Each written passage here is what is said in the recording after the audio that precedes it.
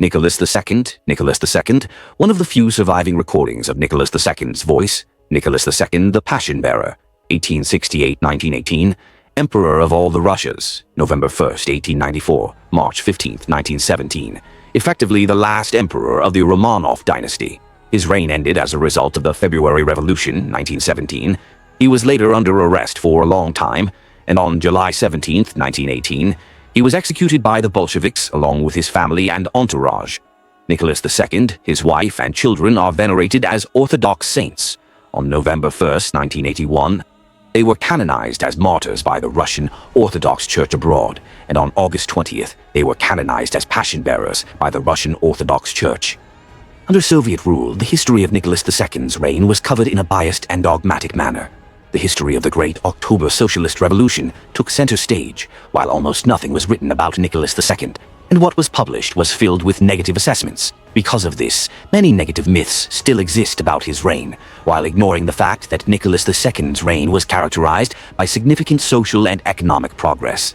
The population grew from 120 to approximately 166 million people, more than under any other ruler of Russia. Industrial production increased fourfold. The Russian engineering school and higher education in general took first place in Europe in terms of the number of students. Mortality from highly contagious diseases decreased by half. Mass education and healthcare reached the majority of the country's population for the first time. The Trans-Siberian Railway, the main backbone of Russia's transportation system, was built, and many other major projects were implemented. However, these very successes of Nicholas II's government contributed to the emergence of a revolutionary situation. A sharp increase in the population meant an increase in the proportion of young people, prone to rebellion, see adolescent opposition, and also led to a shortage of land for growing food in the central regions of the country, agrarian overpopulation of the center. The growth of industry meant an increase in the urban population and the working class, the driving force of the revolution from the socialist perspective. The growth of literacy and education contributed to the successful dissemination of mass revolutionary propaganda. For more details, see causes of the crisis and collapse of the Russian Empire. Internal security proved to be a weak point of Nicholas II's reign.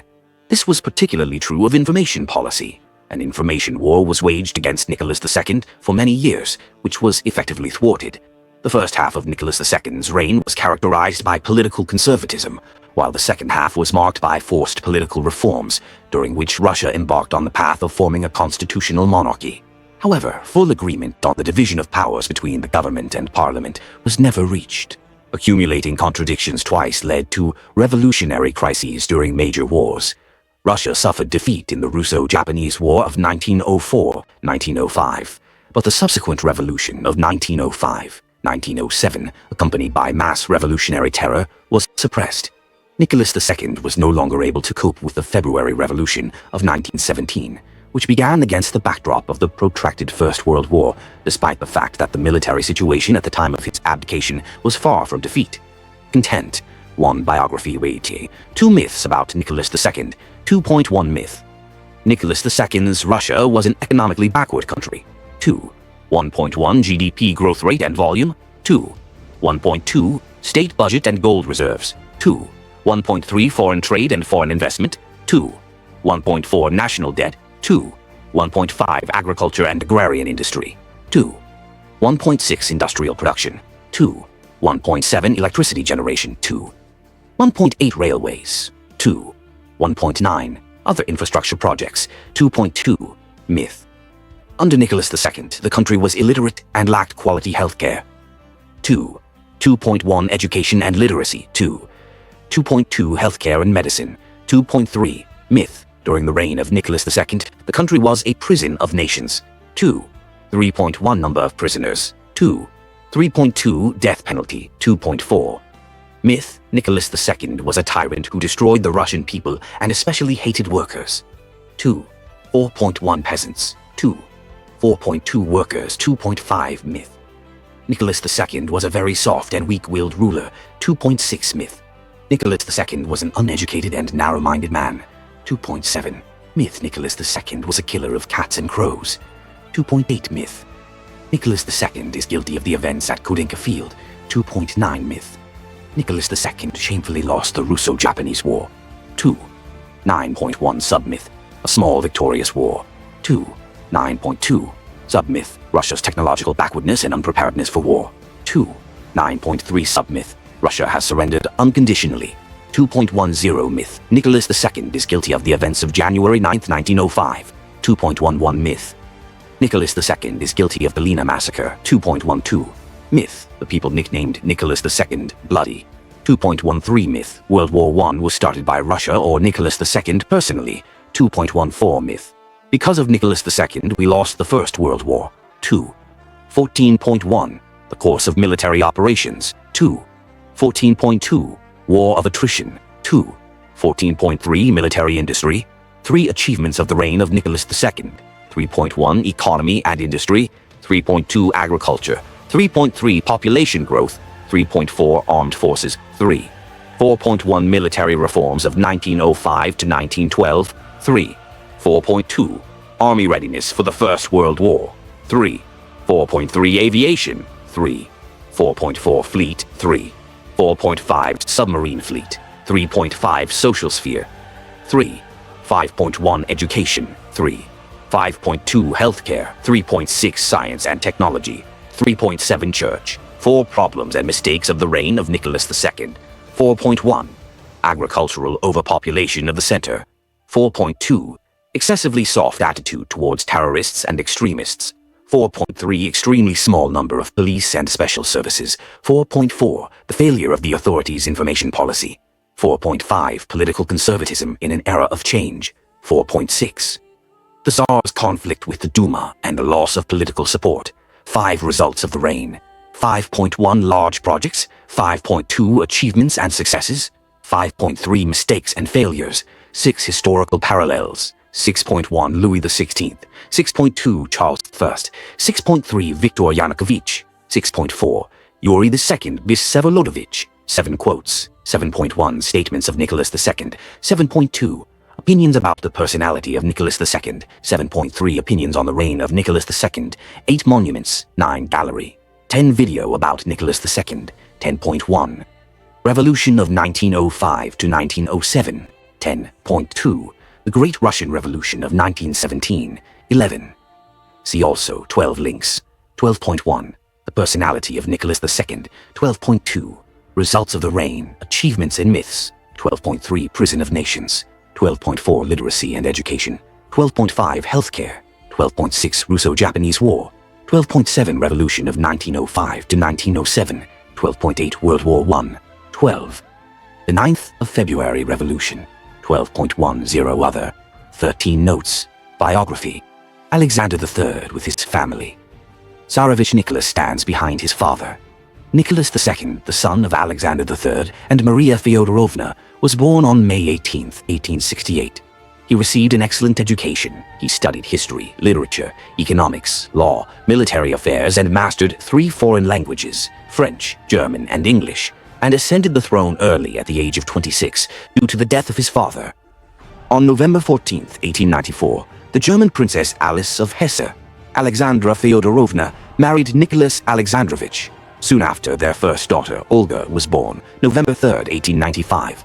In total, the royal family had 5 children. Daughters were born one after another. Tatiana, May 29, 1897.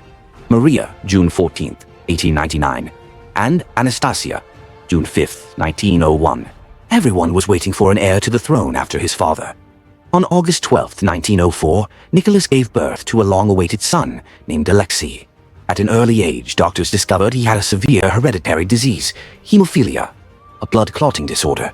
Nevertheless, he was the heir to the throne and was being groomed for the reign. On May 26, 1896, the coronation of Nicholas II and his wife took place.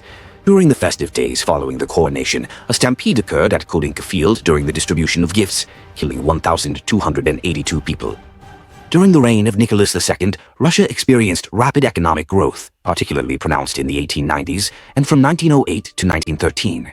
The agricultural sector strengthened, a stable gold-backed currency was introduced, and industry flourished. Cities grew, factories and railroads were built. Nicholas II introduced a standardized workday for workers, provided them with insurance, and carried out reforms of the army and navy. The emperor supported the development of culture and science in Russia, which entered a period of flourishing. This was the era of the Russian avant-garde in art and the silver age of Russian poetry. In the fields of science and technology, there was a tremendous increase in the number of discoveries and inventions of global significance made in Russia. But despite significant improvements, their effects were distributed extremely unevenly across society, and popular unrest erupted across the country. There were many reasons for this. In the central regions of the country, rapid population growth led to increasing poverty. Land was scarce, and agricultural productivity was low. In rapidly growing cities, workers fought for improved working and living conditions. Finally, the intelligentsia and bourgeoisie also rapidly increased in numbers and, desiring to increase their participation in government, incessantly criticized the current government. The unsuccessful Russo-Japanese War of 1904 to 1905 became a serious challenge to the authority of the imperial power, as a result of which Russia suffered defeat, and Nicholas II was forced to curtail his Asian program aimed at expanding and strengthening Russia's position in the Far East. In January 1905, the First Russian Revolution began, spurred by the events of Bloody Sunday on January 9, 1905, when gunfire opened during the dispersal of a workers' march in St. Petersburg, killing more than 130 people. As a result, after prolonged strikes, walkouts, and unrest, the manifesto on the establishment of the State Duma was issued on August 6, 1905.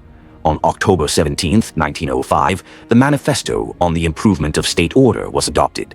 It proclaimed civil rights and freedoms, which were soon incorporated into the fundamental laws of the Russian Empire, in effect, the first Russian constitution.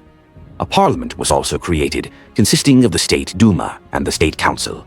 The first two convocations of the Duma were dissolved early, and only in 1907 was a relatively stable parliamentary system established. The room where the royal family was shot. In 1914, the First World War began, leading to a deterioration in the domestic situation. The failures of Grand Duke Nicholas Nikolaevich, then Supreme Commander-in-Chief, undermined the authority of Tsar Nicholas II and the entire country. The emperor then decided to assume command himself. In 1916, the war turned, resulting in a turning point, as a result of which we again went on the offensive and forced the enemy armies to retreat, thus beginning trench warfare. Subsequently, a large-scale, sweeping offensive on all fronts was planned for April-May 1917, during which the armies of the Entente countries were to reach Berlin. An operation to capture Constantinople and the Black Sea Straits was also being prepared, but these plans were not destined to come to fruition. In February 1917, an uprising broke out in Petrograd, reaching massive proportions. On March 2, 1917, most of the Tsar's generals and comrades betrayed him and arrested his family and himself. What actually happened that day in Pskov remains unclear. According to the official version, Nicholas II abdicated first in favor of his son, and then in favor of his brother, Grand Duke Mikhail.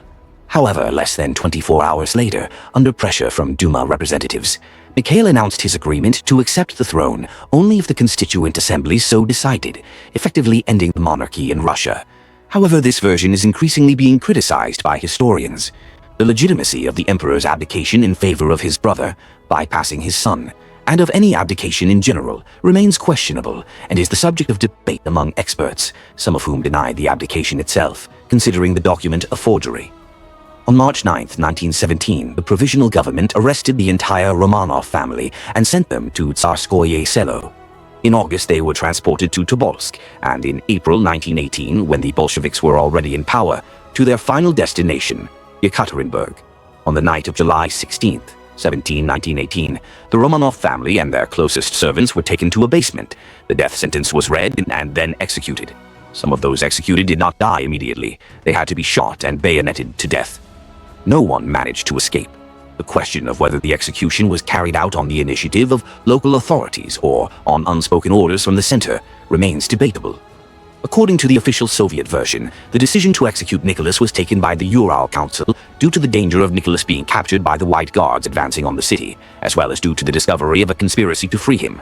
A later investigation showed that in reality there was no conspiracy, but a provocation by the Bolsheviks, who sent Nicholas letters on behalf of a monarchist officer who was allegedly plotting the emperor's escape.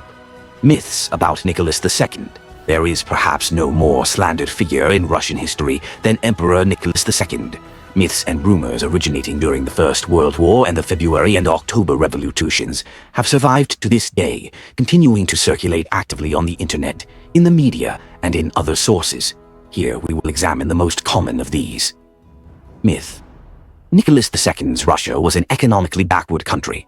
See also the myth of Russia's centuries of backwardness, Russian Empire, Nick, economic.jpg. Contrary to the pseudo-historical myths spread by the revolutionaries of February and October, during the reign of Nicholas II, Russia was a rapidly developing country that made a grand economic, industrial, and demographic breakthrough in 22.5 years. Portrait of Emperor Nicholas II, Valentin Serov, 1900. From the perspective of revolutionaries, Tsarist Russia was backward and hungry. In reality, the Russian Empire developed unevenly. The country had highly developed cities by global standards, St. Petersburg, Moscow, Kiev, Odessa, etc., but also comparatively backward outskirts and rural hinterlands. At the same time, Russia was a rapidly developing power. The quality of healthcare and education was rapidly improving. The literacy rate was growing, and the economy and industry were gradually catching up with those of other leading countries.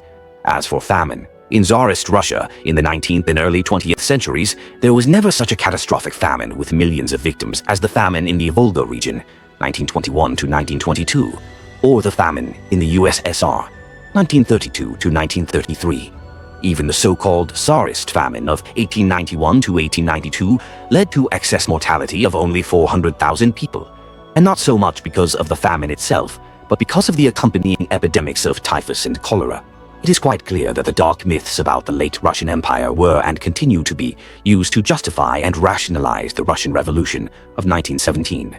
In reality, although the country received a new impetus for development after the revolution, this was accompanied by colossal human losses, civil war, famine, etc. And in many sectors there was a complete setback that took decades to reverse.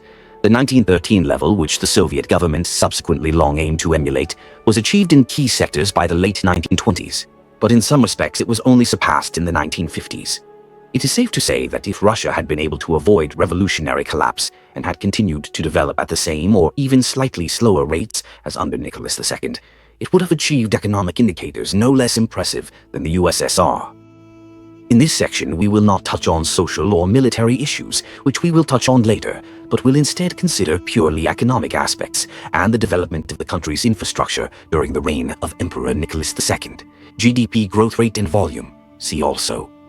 Nicholas II, economy and industry. In 1913, on the eve of the First World War, the economy of the Russian Empire was growing at one of the fastest rates in the world and was ranked 3rd fourth in the world and 2 and 3rd in Europe. The place of the Russian Empire in Europe and the world by GDP, year placed in the world place in Europe, share of global GDP, 1823, 15.42, specify, 1875, 27.52, specify, 1963, 7.81. Specify 1,913 and 3/4, 2/3, 10. As we can see, the Russian Empire looked more than decent compared to its competitors in terms of economic size. Now, let us consider the GDP figures of the Russian Empire in absolute terms, comparing them with the largest European countries by GDP, excluding colonies, as well as with the United States in 1990 dollars. Comparison of the Russian Empire's GDP with the largest economies of Europe and the United States. Billions of US dollars. 18, 2018, 70, 1900, 1913. France, 35,000, 468, 72, 100, 116,000, 747, 144,000, 489. Germany, 26,819, 72. 149, 162,335, 237, 332. United Kingdom, 36,232. 100, 180, 184,000, 861, 224, 618. USA, 12,548, 98,000, 374, 312,000, 499, 517, 383. Russian Empire, 37,000, 678, 83,000, 646, 154,049, 222, 351. For a more detailed look at the global economic situation at the outbreak of World War I, we present another table. This time, all GDP figures are presented using the most widely used estimate by E. Madison. For ease of comparison, all countries' GDPs are presented using purchasing power parity and converted to the same 2012 dollars. National borders are based on the corresponding year, taking into account colonies and other dependent territories, which is especially significant for 1913. Comparison of the Russian Empire's GDP with the world's largest economies. Billion US dollars, 1913. British Empire 986, USA 917, Russian Empire 464, Germany 440, China 428, France 299, Austria-Hungary 177, Japan 163, Italy 162. Thus, we can see that the Russian Empire's GDP was significantly smaller than only that of the United States and the British Empire. However, as noted above, it's important to remember that the figures for Great Britain include all colonies and overseas territories. If they were excluded, Britain's GDP in 1913 would be close to that of the Russian Empire, or even slightly smaller. Therefore, when it is said that the USSR held the second largest economy in the world in the mid-20th century, it's worth remembering that this was essentially a pre-revolutionary achievement. Of course, if we look at GDP per capita, we will see that Russia lags significantly behind the leading powers. Thus, in 1912, the national income per capita in Russia was 110 rubles in gold, in Germany minus 300 rubles, in England minus 500, in the USA minus 720.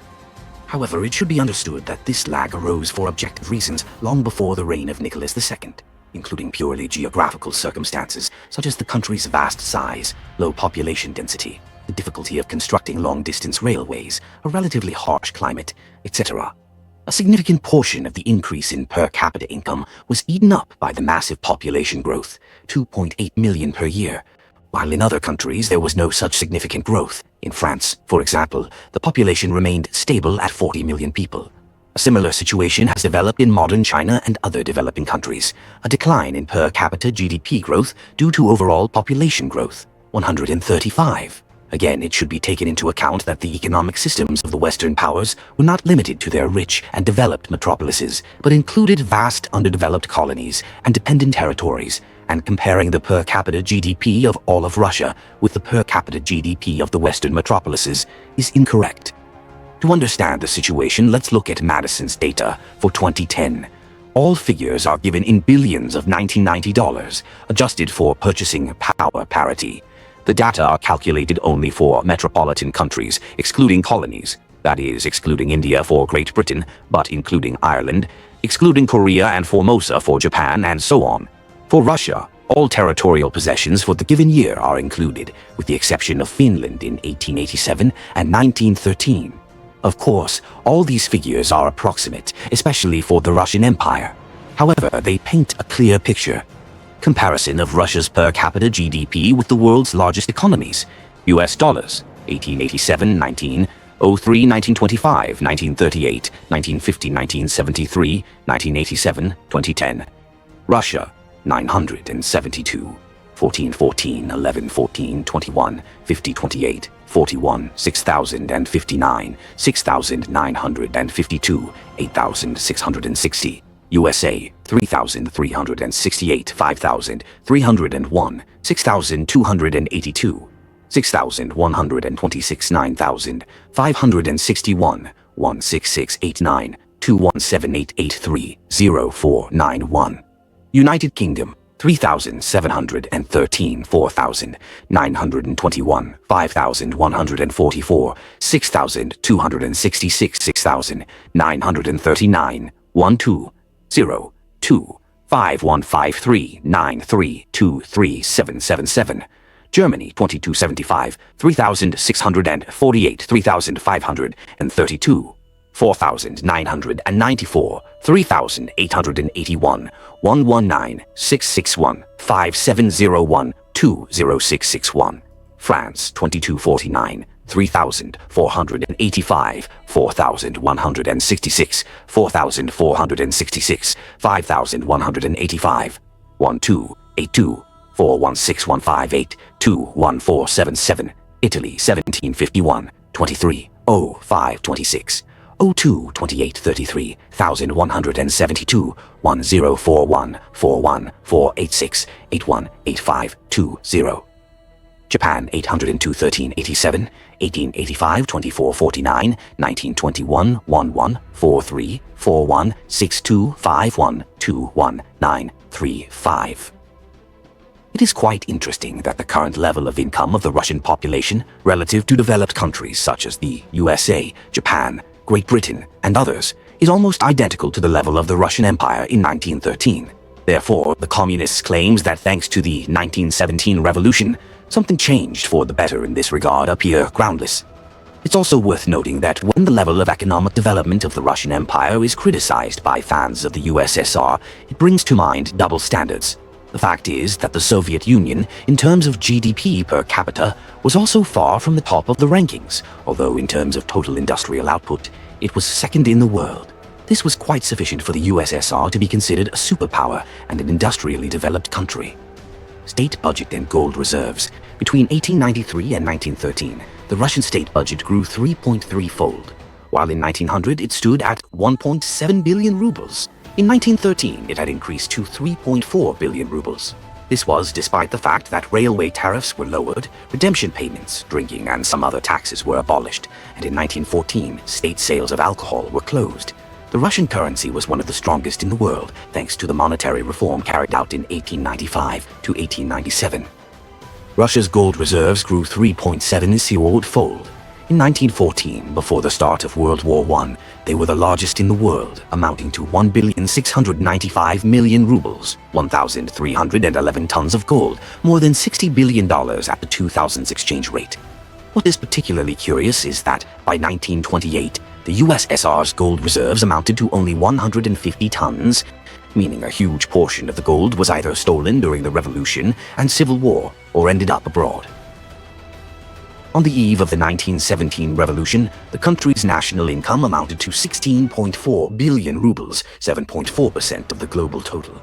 In this indicator, the Russian Empire ranked fourth after the United States, Germany, and the British Empire.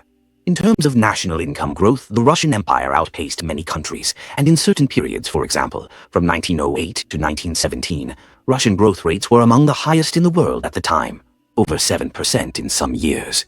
Budget raw.jpg. At the same time, the tax burden in the country was not particularly high. The amount of taxes per person in Russia in 1913 was 2 times less than in France and Germany, and 4 times less than in England. Direct taxes per capita in the Russian Empire amounted to 3 rubles, 11 kopecks, and indirect taxes minus 5 rubles, 98 kopecks, 7.2% of annual income. In France, they amounted to 12.25 and 10 rubles, 6.5%, respectively. In Germany, minus 12.97 and 9.64 rubles, 7.7%. In Great Britain, minus 26.75 and 15.86 rubles, 13.7%. Foreign trade and foreign investment. Between 1886 and 1913, Russia's exports amounted to 23.5 billion rubles and its imports to 17.7 billion rubles. The positive difference, trade balance, amounted to 5.8 billion rubles. Meanwhile, economic theory holds that a positive balance indicates an increase in the country's material wealth and the ability to lend to other countries. It is also worth mentioning that the share of industry in the total output of industry and agriculture in 1913 was 42.1%. This means that the Russian Empire before the war was an agrarian industrial country, and not simply an agrarian power. This is also confirmed by gross exports from Russia. Thus, in 1913, the share of industrial goods in exports was 45%. Interestingly, the level of foreign trade of 1913, import plus export, was not achieved until the late 1940s. National debt. The Russian Empire was one of the largest debtors in Europe, second in terms of national debt after France as of 1910, and third in 1913. Over 10 years, the national debt grew from 6.2 billion rubles to 9 billion rubles in 1910. However, it should not be forgotten that such growth was caused, above all, by the difficult situation at that time. The revolution of 1905 to 1907, expenses for the Russo-Japanese War, 2.3 billion rubles, and the withdrawal of redemption payments in the amount of 1.67 billion rubles. That is, there was a loss of more than 80 million rubles annually according to the budget estimate. However, between 1910 and 1914, the debt was rapidly declining, and only the outbreak of World War I worsened the situation somewhat.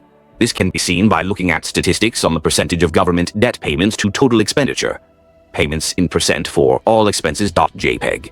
From this, we can conclude that, contrary to popular belief, there was no enormous dependence of the Russian budget on debt during the reign of Nicholas II, even during the First World War. In any case, A much more serious dependence of the budget on debt repayment took place during the reign of Alexander III, but even then it was not too critical and did not hinder the rapid development of the economy. Moreover, other countries of that time generally spent similar amounts in percentage terms on repaying the national debt. To sum it up, we can quote Soviet professor Arkady Sidorov. On the eve of the World War, the government had a balanced budget, large gold reserves in the state bank, gold currency, and a free fund in foreign banks, accumulated over recent years. The issue of gold security increased it from January 1st, 1905 to January 1st, 1914 from 1,029.4 million rubles to 1,695.2 million.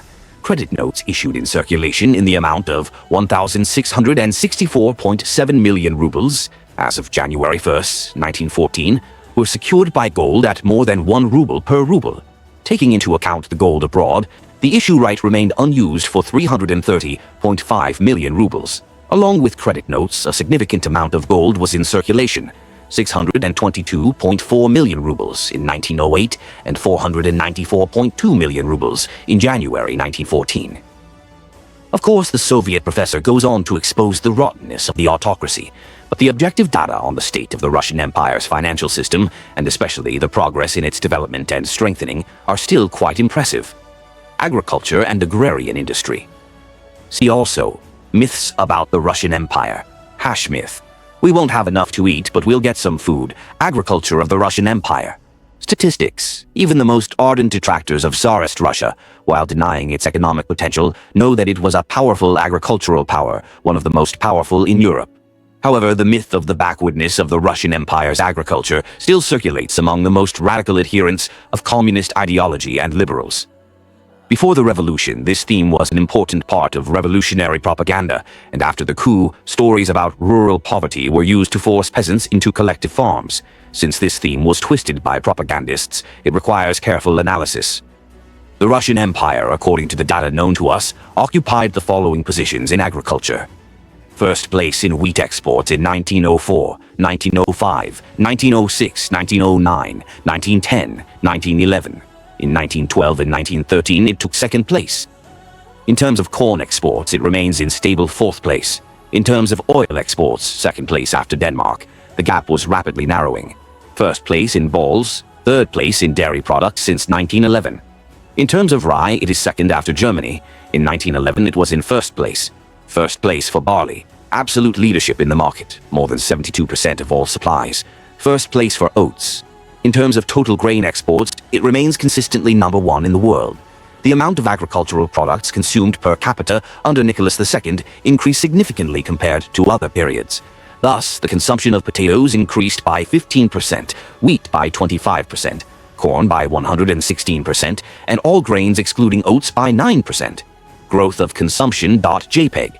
The situation with consumption of meat, milk, eggs, and other products is somewhat more complex. This is due to the fact that pre-revolutionary statistics significantly underreported agricultural data, especially livestock numbers, which were constantly growing and difficult to quantify. Only after the 1916 census was this statistical deficiency corrected. Therefore, it is impossible to determine peasant consumption even at the beginning of Nicholas II's reign. But some data do exist that allow us to estimate an increase in consumption, at least from 1905 onward. Consumption in 1888. 1905 to 1913, 1913, 1940. JPG, based on the table's contents, it can be seen that the arithmetic mean is used as a basis for the period 1905, 1913. In 1913, annual consumption was higher than the arithmetic mean for the years 1905, 1913. This means that at the beginning of the 1905 revolution, the peasants' nutritional situation was significantly worse than in 1913, and during this period their nutrition improved. It is noteworthy that the peasants felt better in this regard in 1913 than in 1940. During the reign of Nicholas II, there was a significant increase in the harvest of virtually all major agricultural products. For example, in the 1880s, the average grain harvest was 2.2 million poods. In the 1890s, it was already 2.9 million poods. And in the 20th century, and until the start of the First World War, it was 3.3 million poods. Simply put, in the first decade of Nicholas II's reign, the harvest increased by 32% compared to the reign of his father, Alexander III. And in the second decade of Nicholas's reign, the harvest was already 50% higher. The harvest of certain crops increased even more. For example, by the 1890s, buckwheat harvests had increased by 27% and by 62% at the beginning of the century. The yield per dessiatine also increased. If at the beginning of Alexander III's reign, 29.7 poods of rye were harvested per dessiatine, then by 1914 it had already reached 42.4 poods. A similar situation was with other crops. For example, 10.5 poods of buckwheat were harvested per dessiatine, and by 1914, 27 poods. If we compare the average wheat yield per dessiatine with that of other countries, then Russia undoubtedly lagged behind the leading countries. In Russia, on average, 70 poods of wheat were harvested per dessiatine. In Austria, 89 poods. In Britain, 147. In Germany, 157. On the other hand, in many countries with a much more favorable climate, the situation was significantly worse. Thus, in Spain, they harvested about 60 poods. In Greece, 52 poods.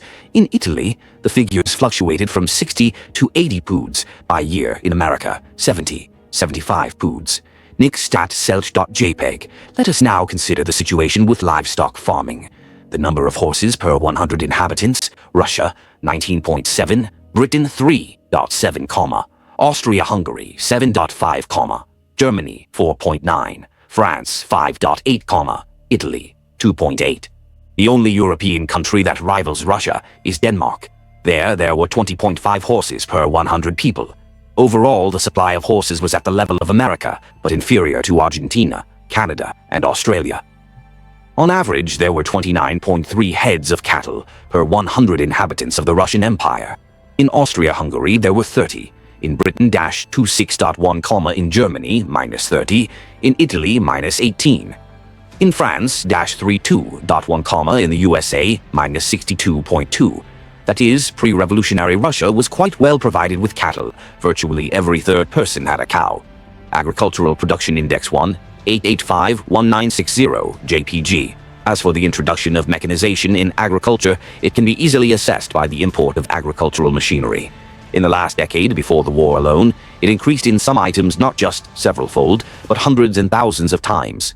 If in 1905 only 97 steam plows were imported, then in 1913 already 42.3 thousand, and the year before more than 73,000. In 1905, 30.5 thousand seeders were imported, and on the eve of the war already more than 500,000 per year. In 1905, 489.6 thousand locomotives were imported, and in 1913, more than 1 million. But domestic industry also increased the production of agricultural tools and machinery. Thus, from 1909 to 1913, the production of plows increased by 1.9 times, seeders by 2.1 times, harvesting machines by 2.4 times, and threshers by 6.6 times. The overall index of agricultural engineering from 1900 to 1913 increased by 5.8 times. Industrial production. See more. Nicholas II, Hash Economy and Industry. The average annual growth of industrial production in the Russian Empire from 1894 to 1916 was 5%. This is a good indicator for those times. It could have been even higher if not for two factors. At the beginning of the 20th century, a production crisis occurred in many Western countries, which also affected Russia. And secondly, industrial growth slowed during the revolution of 1905 to 1907. Subsequently, in the pre-war period of 1910 to 1913, industrial growth was 7.5%.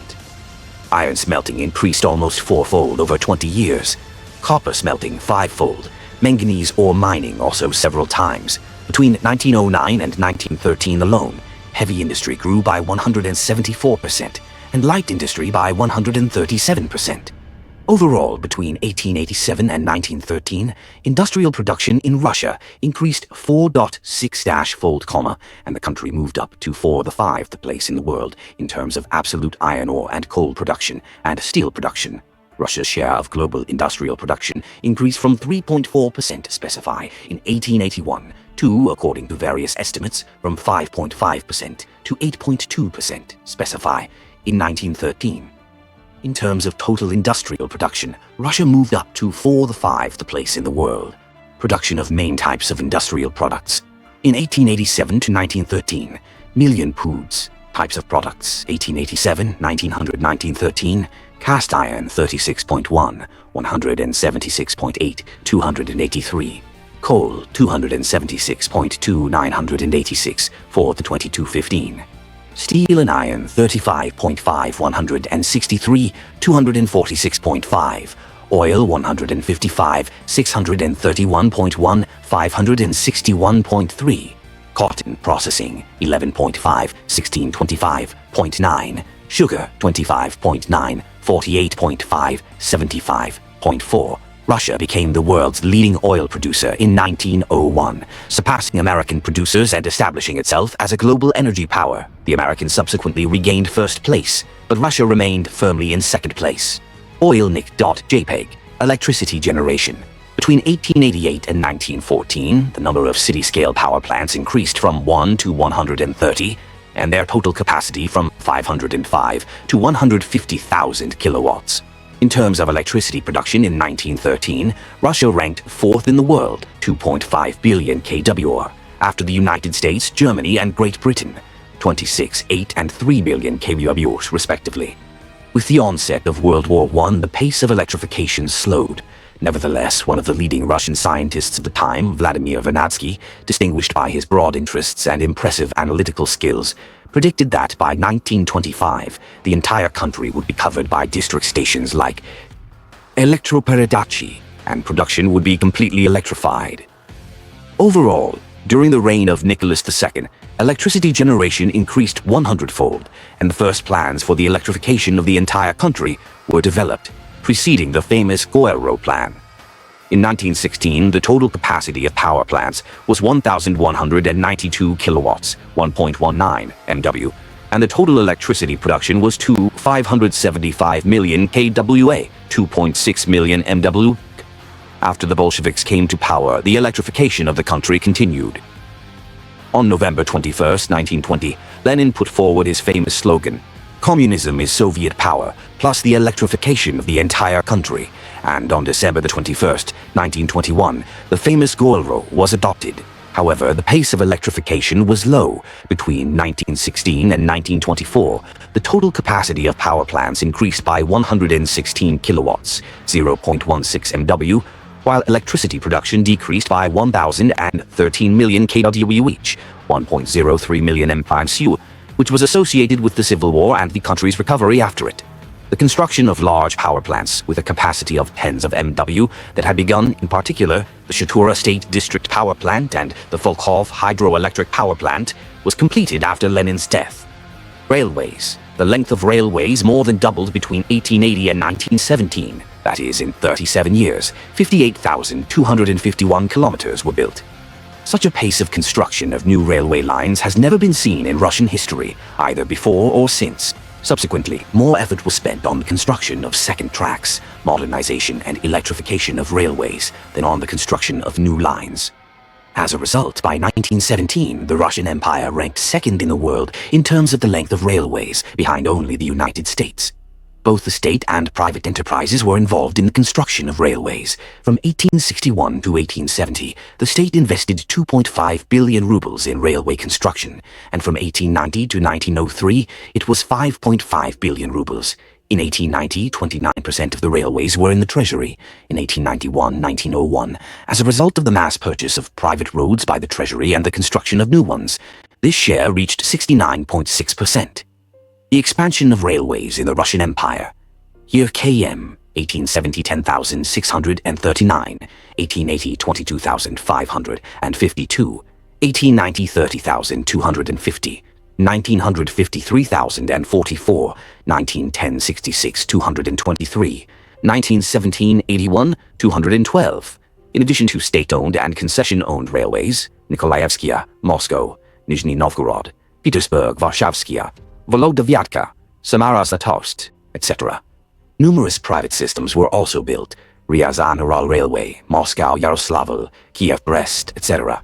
Many of the current railway stations in major cities were also built during this time. At the beginning of the 20th century, the most ambitious railway in Russia and the world was built, the Trans-Siberian Railway, connecting the European part of the country and the Urals with the Far East. Another strategic highway, the Chinese Eastern Railway, CR, was built on the territory of neighboring China. The pace of construction of public railways in the Russian Empire and the USSR public railways of the Republic of Ingushetia, and the USSR.JPEG, other infrastructure projects. You can learn about other grandiose and large-scale construction projects during the reign of Nicholas II in the following articles. Large Russian projects, Nicholas II, 1894 to 1906. Large Russian projects, Nicholas II, 1906 to 1917. It is especially worth noting that in 1916, the city of Romanov-on-Murmansk was founded on the Kola Peninsula beyond the Arctic Circle, with the first ice-free Arctic port in Russia. Emperor Nicholas II, E.K. Lipkart, 1900 to 1913. Also, during the time of Nicholas II, projects were developed for an oil pipeline from Baku to the Persian Gulf, the White Sea-Baltic Canal, large factories in the Urals and the Far East, and even the BAM, Baikal-Amur Main Line, which would later be adopted by the Soviet government. Myth. Under Nicholas II, the country was illiterate and lacked quality healthcare. It's a common myth that the entire population of the Russian Empire was illiterate, healthcare was in decline, and the government did nothing to address this problem. Only the 1917 revolution and the Bolshevik takeover turned the tide. However, this is far from true. During the reign of Emperor Nicholas II, significant changes occurred in the country's social sphere, which will be discussed below. Education and literacy. Before the reign of Nicholas II, throughout the 19th century, literacy rates in Russia gradually increased, largely due to the establishment of parochial schools in Russia, and the number of people with higher education also increased. However, in the 19th century, no policy was pursued to completely eliminate or dramatically reduce illiteracy. The capacity for this simply did not yet exist. First, it was necessary to train a sufficient number of educated people who could become teachers and lecturers. Therefore, for a long time, Russia lagged behind Western European countries in literacy rates, although, due to its large population, the absolute number of literate people in Russia and the leading Western European countries was quite comparable. According to the first complete census of the Russian population in 1897, 22.7% of the country's literacy rate, including Finland, was found, meaning that only 1 in 5 people was literate. The census demonstrated the need to intensify public education efforts, which the government of Nicholas II undertook. The pace of school network construction increased, the number of students increased, and the amount of funding allocated to education grew. Thus, in 1893, the budget of the Ministry of Public Education was 22.4 million rubles, and in 1914 minus 153.5 million rubles. That is, it increased almost 7 times in 20 years. In addition, education was also financed through the Synod, the military, and other ministries. In 1893, a total of 43 million rubles were allocated for education, which constituted 4.1% of all expenses. And in 1914, approximately 270 million rubles, which constituted 8% of all budget expenditures. It's worth noting that these expenses are only from the general budget, while there were also zemstvo expenses. Here's what sociologist P. Sorokin writes on this matter.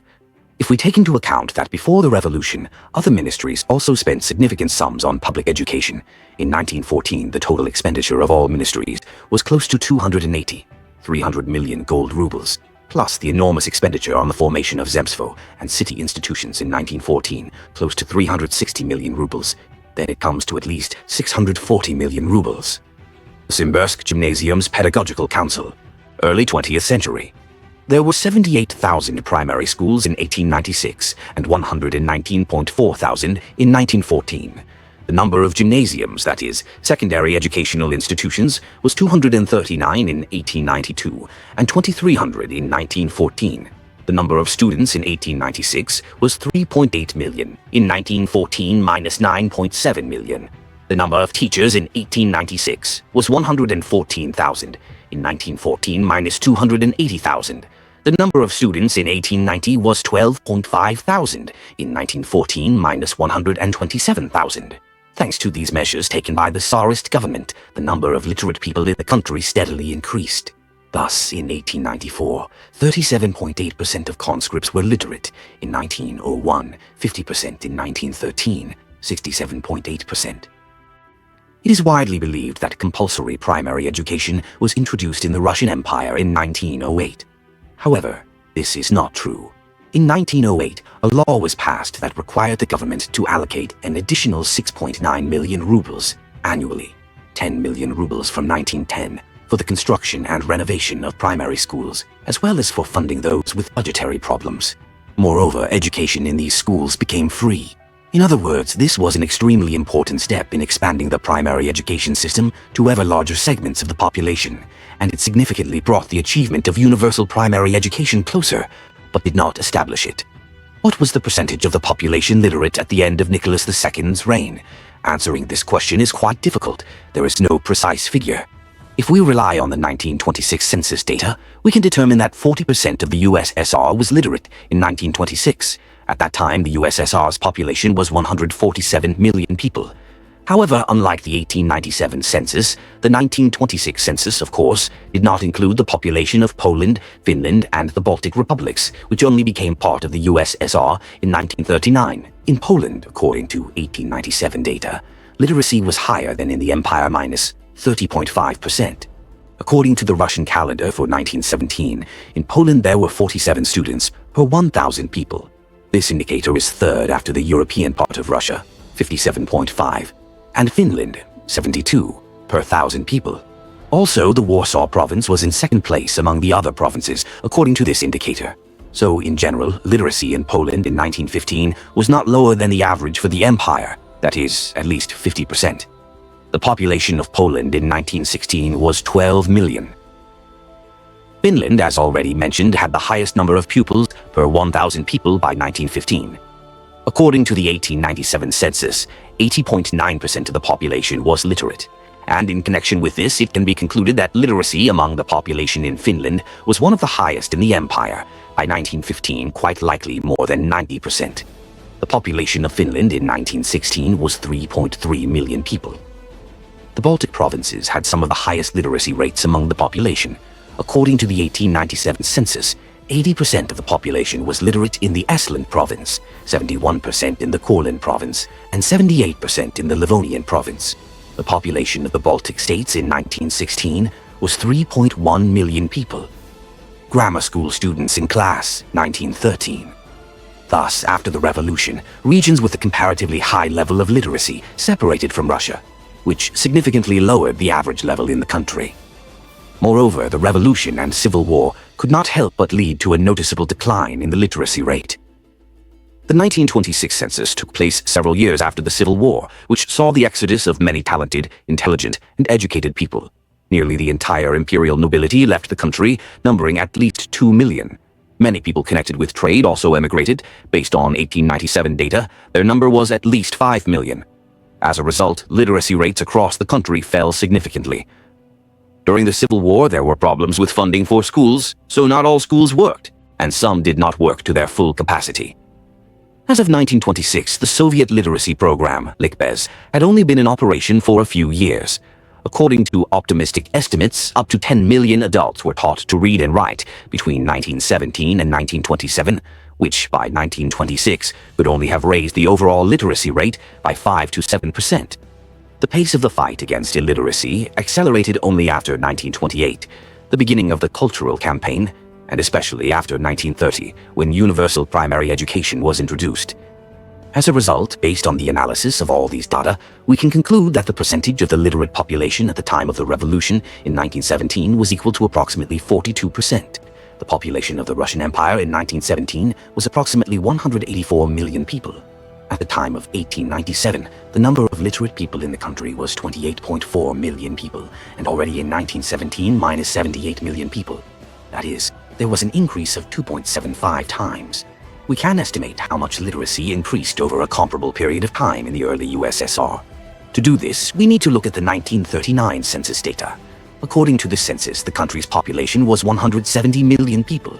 If we rely on data from the Soviet Statistical Digest, the country of Soviets in 50 years, then in 1939 the percentage of the literate population aged 9 to 49 was 87.4%. Accordingly, it was much lower than the total population. But even if we use this obviously inflated figure to determine the overall percentage of the literate population in 1939, we get 148.5 million literate people. And if we compare it with the 1917 data, we find that the number of literate people increased by 1.9 times. This means that the pace of the fight against illiteracy during the Tsarist era in 1897 to 1917 were no worse than the Soviet rates in 1917 to 1939. During the reign of Nicholas II, the Russian higher education system also achieved a remarkable scale for its time. 105 universities with 127,000 students.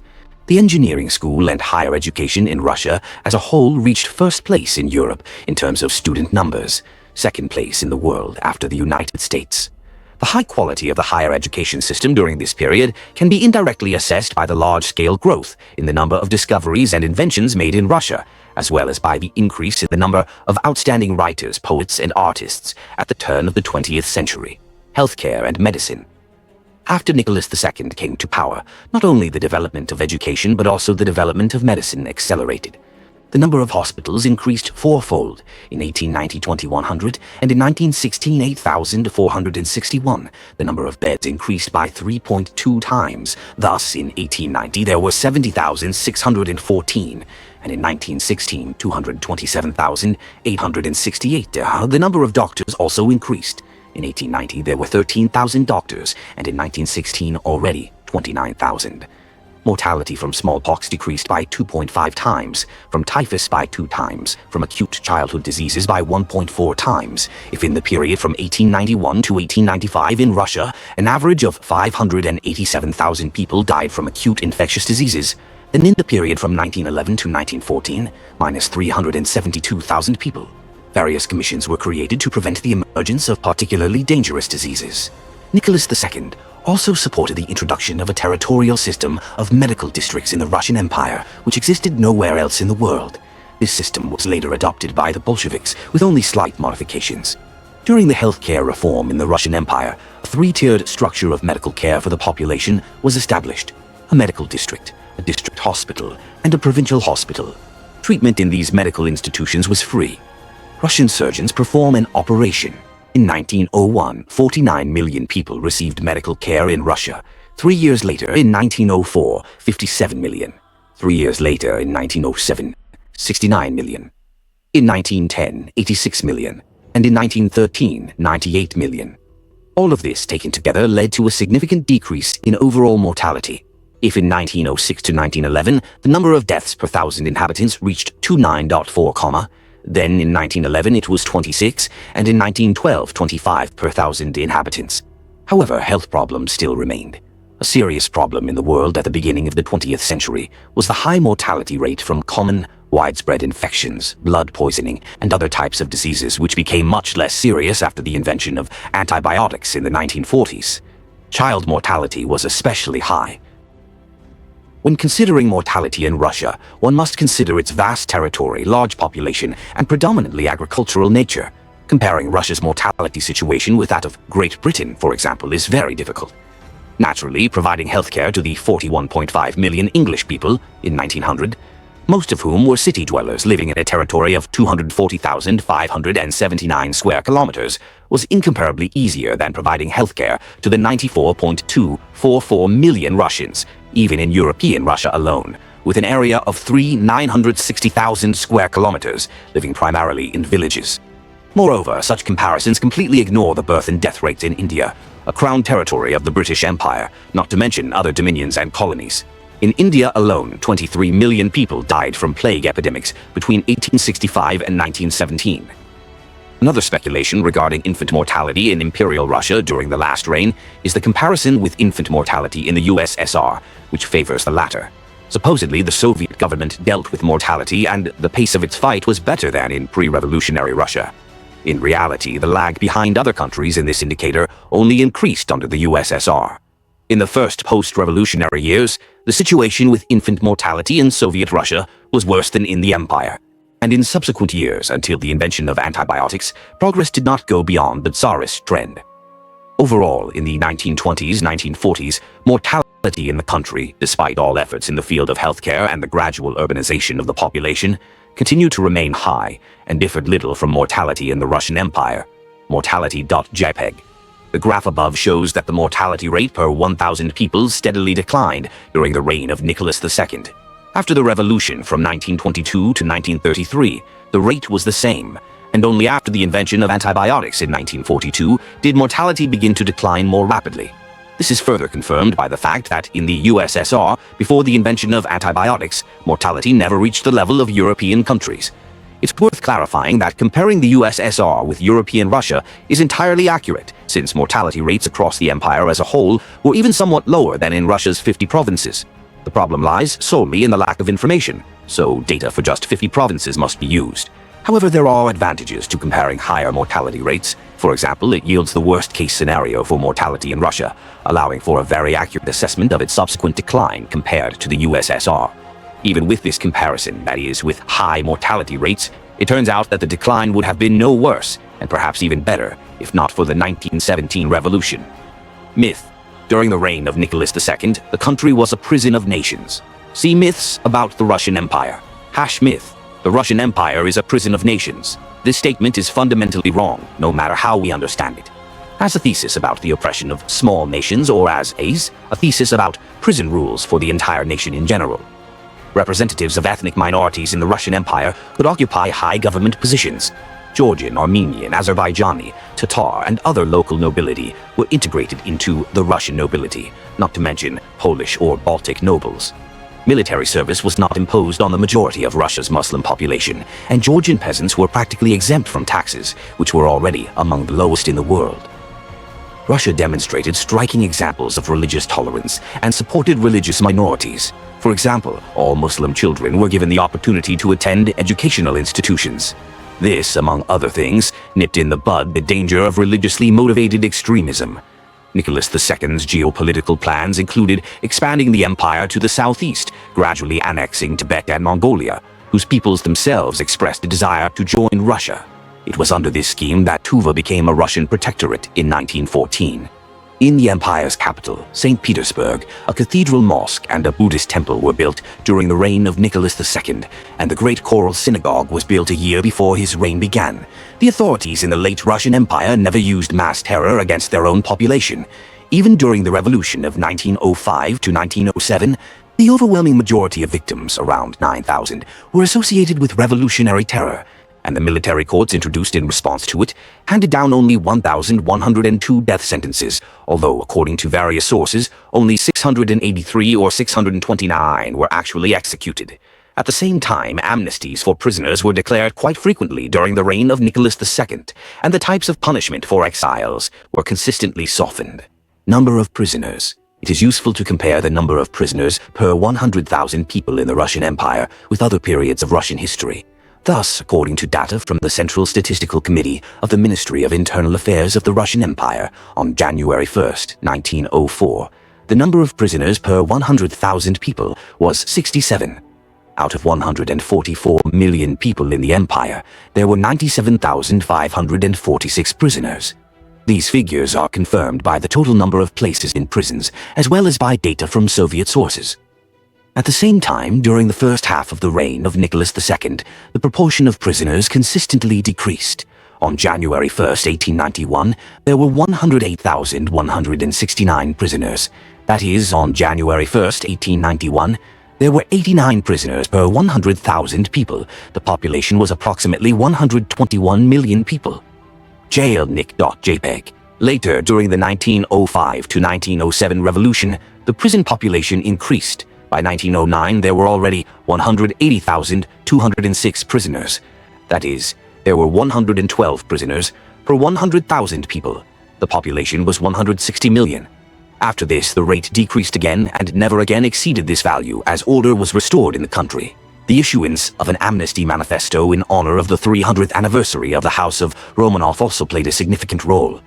The number of prisoners in the Russian Empire was much lower than in the USSR or the Russian Federation. In 1908, there were 101 prisoners per 100,000 people.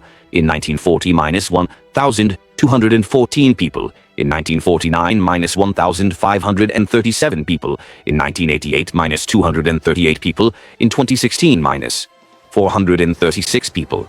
Prisoner Statistics.jpg. Death penalty.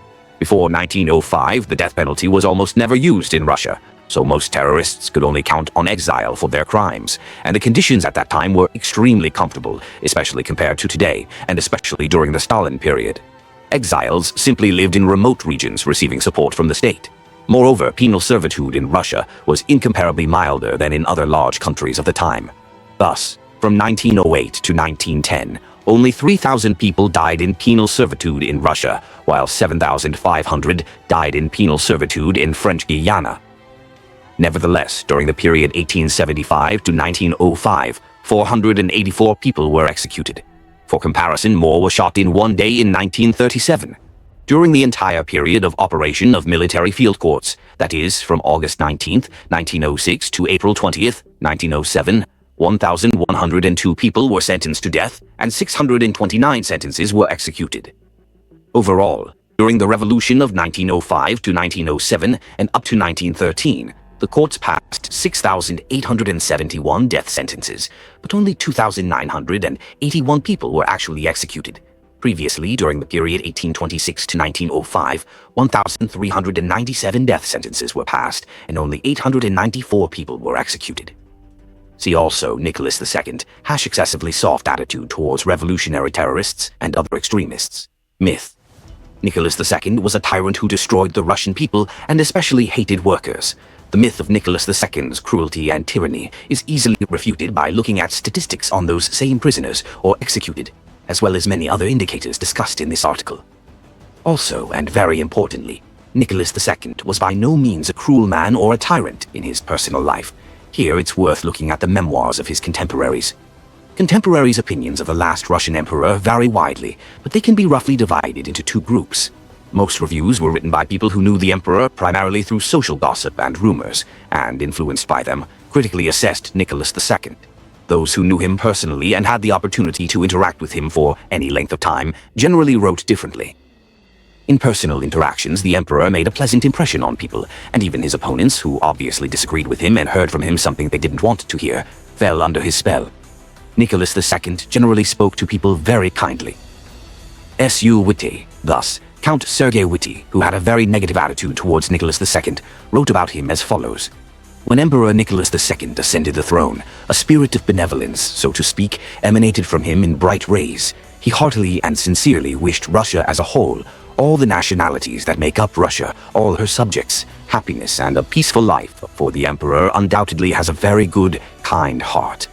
Emperor Nicholas II possesses a special gift of charm. I do not know of any person who, when introduced to the emperor for the first time, would not be charmed by him. He charms both with his cordial manner, his treatment, and especially with his amazing good breeding.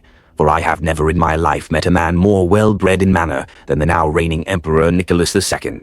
On July 9, 1918, V.N. Kokovtsev, former Minister of Finance, 1904-1914, and Prime Minister, 1911-1914 of the Imperial Government, was interrogated by Monsieur Uritsky, chairman of the Petrograd Cheka. His opinions, as presented below, were expressed to the representative of the new government preparing the trial of Nicholas II. For 10 years I served as the Tsar's reporter. I know his character well, and can honestly say that he knowingly did no harm to anyone. And he desired only one thing for his people and his country: greatness, happiness, peace, and prosperity. Like everyone else, he could have made mistakes in his methods, in the opinion of those who now judge him so harshly. He could have made mistakes in his choice of people around him, but during the 10 years of my service to him, in the most diverse circumstances and during the most difficult period of the last decade, I never knew of a single instance in which he did not respond with the most sincere impulse to everything good and right that came his way. He believed in Russia, believed especially in the Russian people, in their devotion to themselves, and there were no words of this faith that he did not utter with the most fervent conviction. I am certain that there is no sacrifice he would not have made for the benefit of his country, if only he had known it needed it. Perhaps, I repeat, he was not always well surrounded. His choice of people may not always have been successful, but in most of the mistakes, if there were any, it was not he who was to blame, but those around him. I know this from my own experience. There were many cases when I had to say openly what the Tsar did not want to hear from me, but I do not remember a single case when I was not able to direct the matter in the way that seemed to me best for the good of the country and himself. And each time the Tsar not only accepted my objections without any displeasure, but also thanked me for telling him the truth and doing so openly.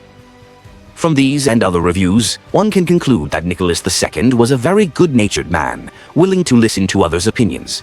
It is also quite clear that he strove with all his might to improve the lives of the Russian people and lead them to prosperity. As for not Nicholas II's communication with his entourage, but how his reign directly affected the standard of living of the Russian people, mostly peasants and workers, this issue is worth examining in more detail. Peasants. One often hears the myth that before the revolution, peasants lived in unbearable misery, and nothing was done to improve the standard of living of ordinary workers, while landlords mercilessly oppressed them and owned most of the country's land. This myth, like most others, is based on revolutionary and subsequent Soviet propaganda. Meanwhile, the famous revolutionary slogan, "Factories for the workers, land for the peasants," had, at least for the second half, very little connection to the real situation.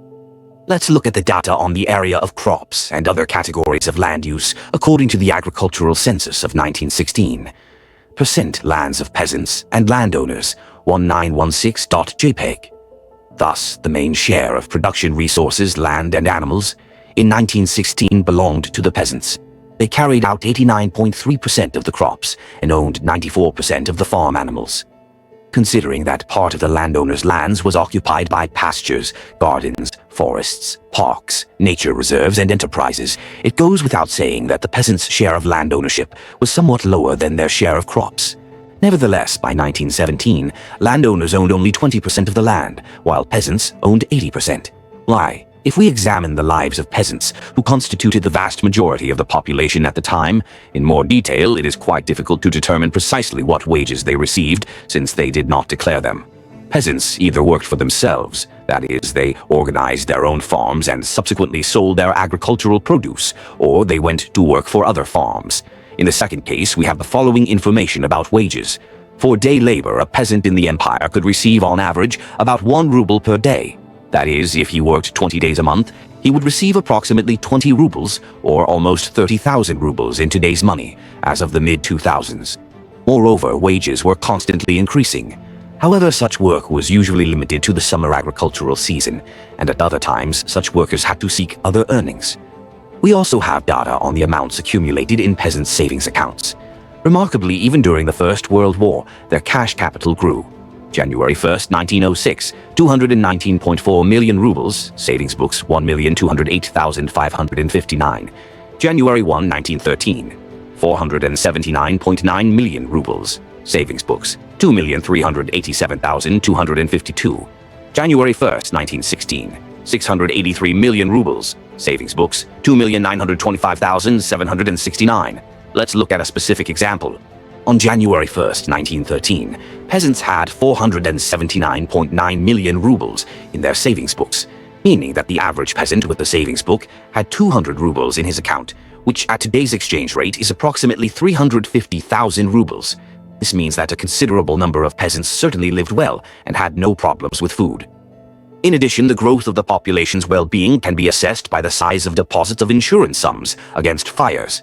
From 1891 to 1910, the amount of deposits increased almost twofold. Of course, savings books were primarily held by relatively wealthy peasants, and they don't reflect the income status of the rural poor. Nevertheless, the 2.5-fold increase in the number of peasant savings books between 1906 and 1916 demonstrates that the stratum of wealthy peasants in Russia was growing rapidly, significantly outpacing overall population growth. Peasants in the hayloft. S.M. Prokudin-Gorsky.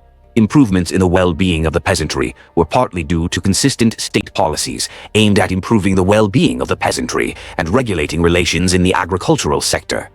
Generally speaking, a policy of gradually expanding the rights and freedoms of the peasantry had been in place since the late 18th century, but particularly noticeable changes began in 1861. Abolition of serfdom, granting freedom to peasants, and also redemption of land for 49.5 years. 1883, write-off of debts from peasants. 1886, law on hiring for rural work and mutual relations between employer and rural worker. 1893, introduction of certain rules restricting the sale and mortgage of communal land. 1894, permission for peasants to defer redemption payments. 1896, permission to issue loans for agricultural needs over the next 3 years at 4% per annum. Provision of installment plans for debt redemption payments. 319, 1902. Establishment of a special conference on the needs of the agricultural industry. 1903. Ban on mutual responsibility in rural communities. 1904. Removal of redemption payments from peasants of allotment lands in the amount of 127 million rubles. 1905. Law on writing off debts of the rural population. A law on writing off debts on redemption payments, The amount from which the peasants were freed was 1.67 billion rubles, and by January 1st, 1906, the peasants had already paid 2 billion rubles into the treasury. In total, in 1904, redemption payments brought 87 million rubles into the treasury, that is, 4% of the entire budget. 1906, establishment of a commission on the agrarian question. The approval of a law according to which all state-owned agricultural lands were subject, upon termination of existing lease agreements, to sale to peasants through the Peasant Bank. The issue of assessing the lands to be sold and the organization of land management work were entrusted to local commissions on agronomic issues. Law on expanding the rights of the rural population. A law on reducing payments to borrowers of the Peasant Bank. The first stage of agrarian reform. Division of land between former communal peasants. Providing loans to peasants secured by allotment lands. 1910. Second stage of agrarian reform. Amendments to the law of November 9, 1906. Consolidation of rights to private property. 1911. Third stage of agrarian reform. Law on land management, clear detailing of the general innovations laid down in the laws of November 9, 1906 and June 14, 1910. 1912. Law on the issuance of loans for land management. Rules for the issuance of loans and benefits for peasants. Establishment of interest-free credit for loan repayment. The government's measures were far from always optimal. The 1861 reform and subsequent agricultural reforms were widely criticized by both contemporaries and historians. Nevertheless, the result of government policy was this. The majority of agricultural land in Russia, even before 1917, was in private hands of peasants. Now, with state support, they became landowners and established their own farms there. It's difficult to call such a policy anti-peasant, but how correct it was remains a major question. The bulk of commercial grain, which fed the cities and was exported, was produced by large landowners and large peasant farms, and from an economic perspective, the foundation of agricultural policy should have been the consolidation of farms, and whether these farms were peasant or landowner-owned was less important. What is noteworthy is that it was the peasants who, in December 1917, sent a petition with many signatures to the organizing committee of the Constituent Assembly, which never met, with a request to return Nicholas II to the throne. Under the father Tsar, there was nothing. But now, under your new government, there are murders and robberies every day, and there's nowhere to complain. But now there's freedom. May all you who dreamed this up die. Please give Father Nicholas my regards. We pray for him that he may ascend to the throne. I and others, many of us, want to vote for Father Tsar Nicholas, under whom no one bothered us, the poor, and everything was accessible and cheap, and there was plenty of bread. Will the Father Tsar really not return to us? Lord, enlighten the people and restore our protector, the Tsar. Workers. Regarding workers' lives under Nicholas II and the late Empire in general, the first question to be addressed is the length of the workday at that time. This topic is the subject of frequent speculation and myths invented to demonstrate the bloodthirsty nature of the Tsarist regime. Supposedly, working conditions were horrific and the workday lasted 15 hours. To understand the true state of affairs, let's look at the development of labor legislation in the Russian Empire, specifically the laws passed by the Tsarist government to improve working conditions for workers. Pre-revolutionary workers, 1882, a ban on work for minors under 12 years of age, limiting working hours to 8 hours for those aged 12 to 15. Minors are prohibited from working at night, on Sundays, and on holidays. Minors are prohibited from working in enterprises that pose a danger to their health. Establishment of a factory inspection service. 1884. Law on school education of minors working in factories. Establishment of schools at factories for minor workers. 1885. Law on temporary for 3 years prohibition of night shift work for minors and women. 1886. Establishment of rules for hiring, a resolution on mutual relations between workers and factory management. Organization of the work of the factory inspection. A resolution on relations between manufacturers and the factory inspection. 1890. A new law which decided not to repeal the law of 1885. 1894. Extension of the 1886 law to new provinces. Adoption of some amendments and additions to it. 1897. Limitation of the working day to 11.5 hours, on Saturdays, and on the eve of holidays to 10 hours. For workers working at night, no more than 10 hours per day. Supplement to the set of holidays, that is, non-working days. Extension of the 1886 law to the rest of the empire. 345. 1903. Law on compensation for injured workers in the mining, quarrying, and factory industries. Employers were required to pay benefits and pensions to the injured worker or his family in the amount of 66% of the injured worker's salary. Establishment of foremen at factories. 1906. Legalization of trade unions and other workers' societies. 1912. Law on compulsory insurance of workers against diseases and accidents. The law consists of 4 parts. Beginning in the mid-1880s, Russia underwent a gradual transition to industrialization. As factories and plants expanded, so did the number of workers. In 1887, their number was 1.3 million, and in 1916, almost 4 million. Consequently, reforms aimed at improving their lives and working conditions were implemented. The aforementioned history of Russian labor legislation bears witness to this. Particularly clear is the comparison of the length of the work week in Russia and the USA. By 1913, they were almost identical, but by 1938, the situation had regressed practically to the level of the 1880s, before the reforms in the labor sphere. Working hours in Russia and the USA. JPEG. It's worth noting that long hours in child labor were not uncommon in the 19th century or even earlier. The bulk of the population, the peasants, often worked from dawn to dusk during the agricultural season, but rested in the winter unless they went out to earn money or engaged in crafts. Children helped their parents with household chores from a very early age, approximately 6-7 years old. In the early stages of industrialization, this attitude toward labor standards was automatically transferred from agriculture to industry, and this was not the result of some conspiracy by capitalists seeking to maximize profits and squeeze every last drop of productivity out of workers. However, over time it became clear that year-round monotonous work, monotonous factory labor, confined spaces and hazardous industries, all of this has a rather negative impact on health and therefore requires a different approach to work and different labor standards. As already noted, in July 1897, a decree was issued limiting the working day of the industrial proletariat throughout the country to the legal norm of 11.5 hours per day. By 1900, the average working day in the manufacturing industry averaged 11.2 hours, and by 1904 it no longer exceeded 63 hours per week, excluding overtime, or 10.5 hours per day. Thus, over the course of 7 years, beginning in 1897, the 11.5-hour decree norm, in fact, turned into 10.5 hours, and from 1900 to 1904, this norm fell annually by approximately 1.5%. For comparison, in 1900, the working day in the USA, Great Britain, France, and Germany averaged 10 hours, meaning the situation in Russia was very close to that in Western countries. As for the assertions that the reduction in the length of the working day in Russia occurred under the influence of the labor movement, strikes, and industrial action, the situation in Western countries was absolutely the same. The 8-hour working day was introduced without prior notice in St. Petersburg at most enterprises shortly after the February Revolution of 1917, that is, even before the October Revolution and the famous Bolshevik decree of November 11, 1917. Thus, in January 1917, the average working day in the Petrograd province was 10.1 hours, and in March it had already dropped to 8.4, that is, by as much as 17% in just 2 months. By that time, the 8-hour day had already existed for a long time. For example, in New Zealand, it was gradually introduced in various industries from 1840, and in 1899 New Zealanders began celebrating Labor Day in memory of the introduction of the 8-hour working day. So the Russian revolutionaries were not pioneers here.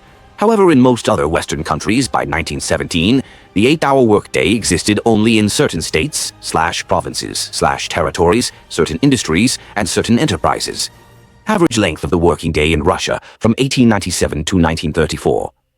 The use of working time is determined not only by the length of the working day, but also by the number of working days in a year. Before 1900 in Russia, in addition to Sundays, there were 14 mandatory non-working holidays for workers of the Orthodox faith, except for New Year. These were church holidays. However, in addition to Sundays, all other great Orthodox holidays were also considered holidays. The 12 great feasts and some other church holidays, the intercession, the beheading of John the Baptist, the icon of Our Lady of Kazan, and some others, Tsar's days, coronation days, birth and name day of the heir, etc., were also holidays. All these days were considered non-working days in government, state institutions. Taking them into account, the number of days off in the Russian Empire, excluding Sundays, could reach approximately 38, with Sundays up to 90, 91. In non-governmental institutions, there could be shortened working hours on these days. After the October Revolution until the late 1920s, the holiday system was reformed almost annually. But overall, the number of mandatory non-working days remained roughly the same as before the revolution, 14. The number of church holidays was reduced, but 6 revolutionary holidays were added. In 1917 to 1918, attempts were made to immediately abolish all church holidays, but this was unsuccessful.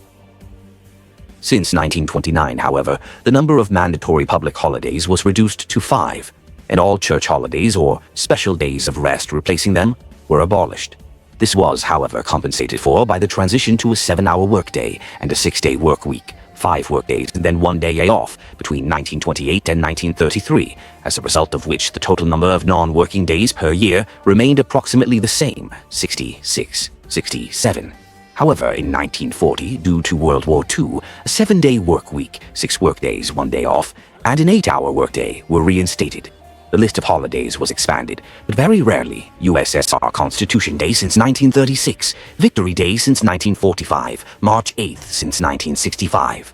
Thus, from 1940 to 1967, the number of mandatory non-working days in the USSR was lower than in the Russian Empire from 1897 to 1917, 58-61 versus 66-67. The situation was dramatically changed by the 52-53 Saturdays that became non-working on March 7, 1967. As for vacations, they of course existed before the revolution, both in Russia and in many other countries, but they were determined mainly by private agreements between the employee and the employer, or in some cases by legislation in individual industries. On a national scale, the right to paid vacations was first introduced by Lenin in 1918, when the duration of vacations was set at 2 weeks. That is, it was the right to 12 additional paid non-working days per year. However, already in 1936, Stalin reduced the minimum vacation duration to 6 days. Thus, even taking vacations into account, the number of non-working days in the USSR in the 1940s and 1950s was somewhat lower than in the Russian Empire in 1897, 1917. Now it's worth mentioning workers' salaries. In 1913, the average worker's salary in the empire was 24 rubles, which, at today's exchange rate, 2016, is equivalent to 36,000 rubles. In this respect, Russia lagged far behind the leading Western powers. Compared to the United States, the average Russian worker's salary was 4.7 times lower compared to England, 2.5 times lower, and compared to France, 1.7 times lower. However, compared to Western countries, Russia had the lowest taxes. The average amount of taxes received by the treasury per person in Russia in 1912 was 6.4 rubles, direct taxes minus 1.43 rubles, and indirect taxes minus 3.8 rubles. While in Germany minus 11.4 rubles, in the USA minus 17.8 rubles, in England minus 32.6 rubles, in France minus 34.7 rubles. Prices 1913.jpg. If we convert these prices into today's money, then on the whole it turns out that they were not low, but they were not inflated either. But it is worth remembering that prices in the Russian Empire were several times lower than in Western countries. According to studies of workers' lives, those who rented a room or apartment at that time spent approximately 20% of their salary. Compared to today, to rent a room, the average Russian will have to fork out at least half of his salary. And if an apartment about one average salary, so only people with high salaries, or those renting together, or families with 2 or more working people, can afford this. Meanwhile, before the revolution, many workers could afford to rent an apartment if their wife did not work. On the other hand, of course, the quality of pre-revolutionary workers' housing in most cases was incomparably lower than modern housing. Soviet economist S. Strumelin provided a very interesting assessment of workers' living standards. Here's what he wrote. In Russia, according to mass data from 1913, the annual earnings of workers in cash and in kind reached 300 rubles for 257.4 workdays, that is, did not exceed 1 ruble 16 kopecks per day, thus not reaching even a third, 32.2%, of the American norm. This has led to hasty conclusions about the standard of living of Russian workers, lagging sharply behind the American standard. However, taking into account the comparative high cost of living in these countries, different conclusions are drawn. As we can see, not only the earnings of Russian workers, but also the prices of the most important means of subsistence in Russia were 3 times lower than in the USA. Of course, our set does not include clothing and other industrial goods, cheaper in the USA, but their share in the budget of Russian workers of that time was still quite small, no more than 20 to 30%. Then the level of real wages in Russia would have to be estimated at no less than 85% of the American one. However, this is a very rough estimate. It does not take into account the lower rent in Russia, the burden of taxation, the level of unemployment, and many other circumstances. To finally dispel this myth, we can cite the percentage of workers who went on strike between 1895 and 1917. Due to repeated participation in strikes, some workers were counted multiple times, so in 1905 the figure rose to 163%. The graph shows that there were no mass strikes before 1905, but afterwards there was a sharp rise in public discontent due to the events of January 9, 1905, as well as the workers' less than ideal living conditions. It's worth noting, as Versi Varzar writes, that 163% of striking workers were recorded, as many of them were repeat strikers. All unrest was quelled within 3 years.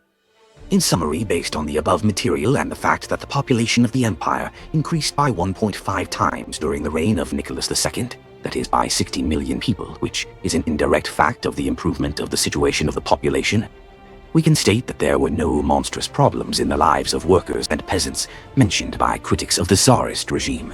Of course, the situation in Russia was not ideal, as in other countries of that time, and in some ways Russia had to catch up with the leading Western countries. However, during the reign of Nicholas II, and especially during the premiership of Pyotr Stolypin, important and relevant reforms were carried out which radically improved the situation. See more: myths about the Russian Empire. Hatch myth. Tsarist Russia was a country of landowners who mercilessly exploited workers and peasants. Myth. Nicholas II was a very soft and weak-willed ruler. There are many well-known statements reflecting the critical opinions of many contemporaries about Nicholas II as an insufficiently capable ruler. Some of these assessments come from Nicholas II's relatives. However, there are also many opinions of a different nature favoring Nicholas II. It's important to remember that individual opinions don't necessarily provide an adequate picture of a person, and judgment must be made first by his actions and then by the entirety of the available evidence. It's also worth remembering that many of the negative assessments come from people who didn't know Nicholas II personally. Numerous testimonies from Nicholas II's contemporaries who knew him personally or who studied his reign in depth and professionally, as well as his diary entries and extensive correspondence, indicate that he was not a soft or weak-willed man. Nicholas II made a lasting impression on those who had the opportunity to interact with him directly. His personal charm was noted by both friends and enemies. Some saw this charm as weakness, while others saw it as the opposite, a manifestation of calm and will. General Vasily Gurko describes the character of Nicholas II as follows. Nicholas II's boundless self-control clearly demonstrated that his weakness of will was only external, and that internally, on the contrary, he was extremely stubborn and unwavering. The extent of Nicholas II's self-control can be judged by the fact that he was never seen either violently angry, or overly joyful, or even in a state of heightened excitement. Nicholas II, at his desk, many noted Nicholas II's tenacity. Until the plan was implemented, the Tsar continually returned to it, seeking his own. Historian S.S. Oldenburg wrote on this subject, "The Tsar wore a velvet glove over his iron fist. His will was not like a thunderclap. It manifested itself not in explosions or violent clashes. It was more like the steady flow of a stream from a mountaintop to the ocean plain. It skirted obstacles, veered to the side, but in the end, with unwavering consistency, it approached its goal." Keats, General A. Mosolov, who knew Nicholas well, wrote the following about Nicholas II. He had no secretaries. The Tsar disliked entrusting his thoughts to outsiders. Moreover, there was another danger. A secretary would grow in importance, become necessary, and influence the monarch. Influence someone who wished to obey only his own conscience. This possibility alone should have alarmed Nicholas II. He desired to be alone before his conscience. S.D. Sazonov, Minister of Foreign Affairs of the Russian Empire, in 1910-1916, later recalled, "Whatever was going on in the Tsar's soul, his attitude toward those around him never changed. I had the opportunity to see him closely in moments of terrible anxiety for the life of his only son, on whom all his tenderness was concentrated, and, except for a certain silence and even greater restraint, the suffering he was experiencing showed no sign in him. According to those who knew the Tsar closely, he possessed exceptional self-control, which was sometimes perceived as indifference to the fate of the country and its people. In fact, Nicholas II thought deeply and extensively about the future of Russia and power, and did much for the motherland." The same General Vasily Gurko writes, "The extent to which the Tsar zealously sought to protect his autocratic rights and considered the initiative in governing the country to be his prerogative is evident, among other things, from his attitude toward the State Council of the previous composition, which, prior to the publication of the manifesto of October 17, 1905, had only an advisory vote. This institution, which included exclusively old, proven servants of the autocracy, did not enjoy the favor of Nicholas II only because the council had occasion to express its opinion on matters of national importance, sometimes going beyond the issues directly submitted for its consideration. This attitude of the Tsar was especially clearly manifested in 1900, when the State Council dared to express a desire to abolish the right of volost courts to sentence members of the peasant class to corporal punishment. On this opinion of the State Council, Nicholas II sharply wrote, "It will be when I want it to be." In his memoirs, the former president of the French Republic, Émile Loubet, wrote the following about Nicholas II. "It is said of the Russian emperor that he is susceptible to various influences. This is profoundly untrue. The Russian emperor himself implements his ideas. He defends them with constancy and great force. He has maturely thought out and carefully developed plans. He works tirelessly to implement them. A gentle manner, a welcoming demeanor, and an absence, or at least a very rare instance, of harshness. This was the outer shell that earned Nicholas II a reputation among broad sections of the country as a benevolent but weak ruler, easily succumbing to all sorts of often contradictory suggestions.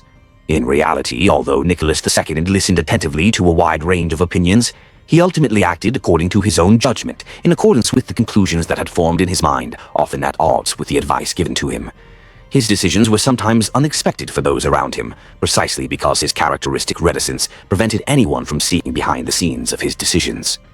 Among the qualities necessary for government work, many noted Nicholas II's enormous capacity for work.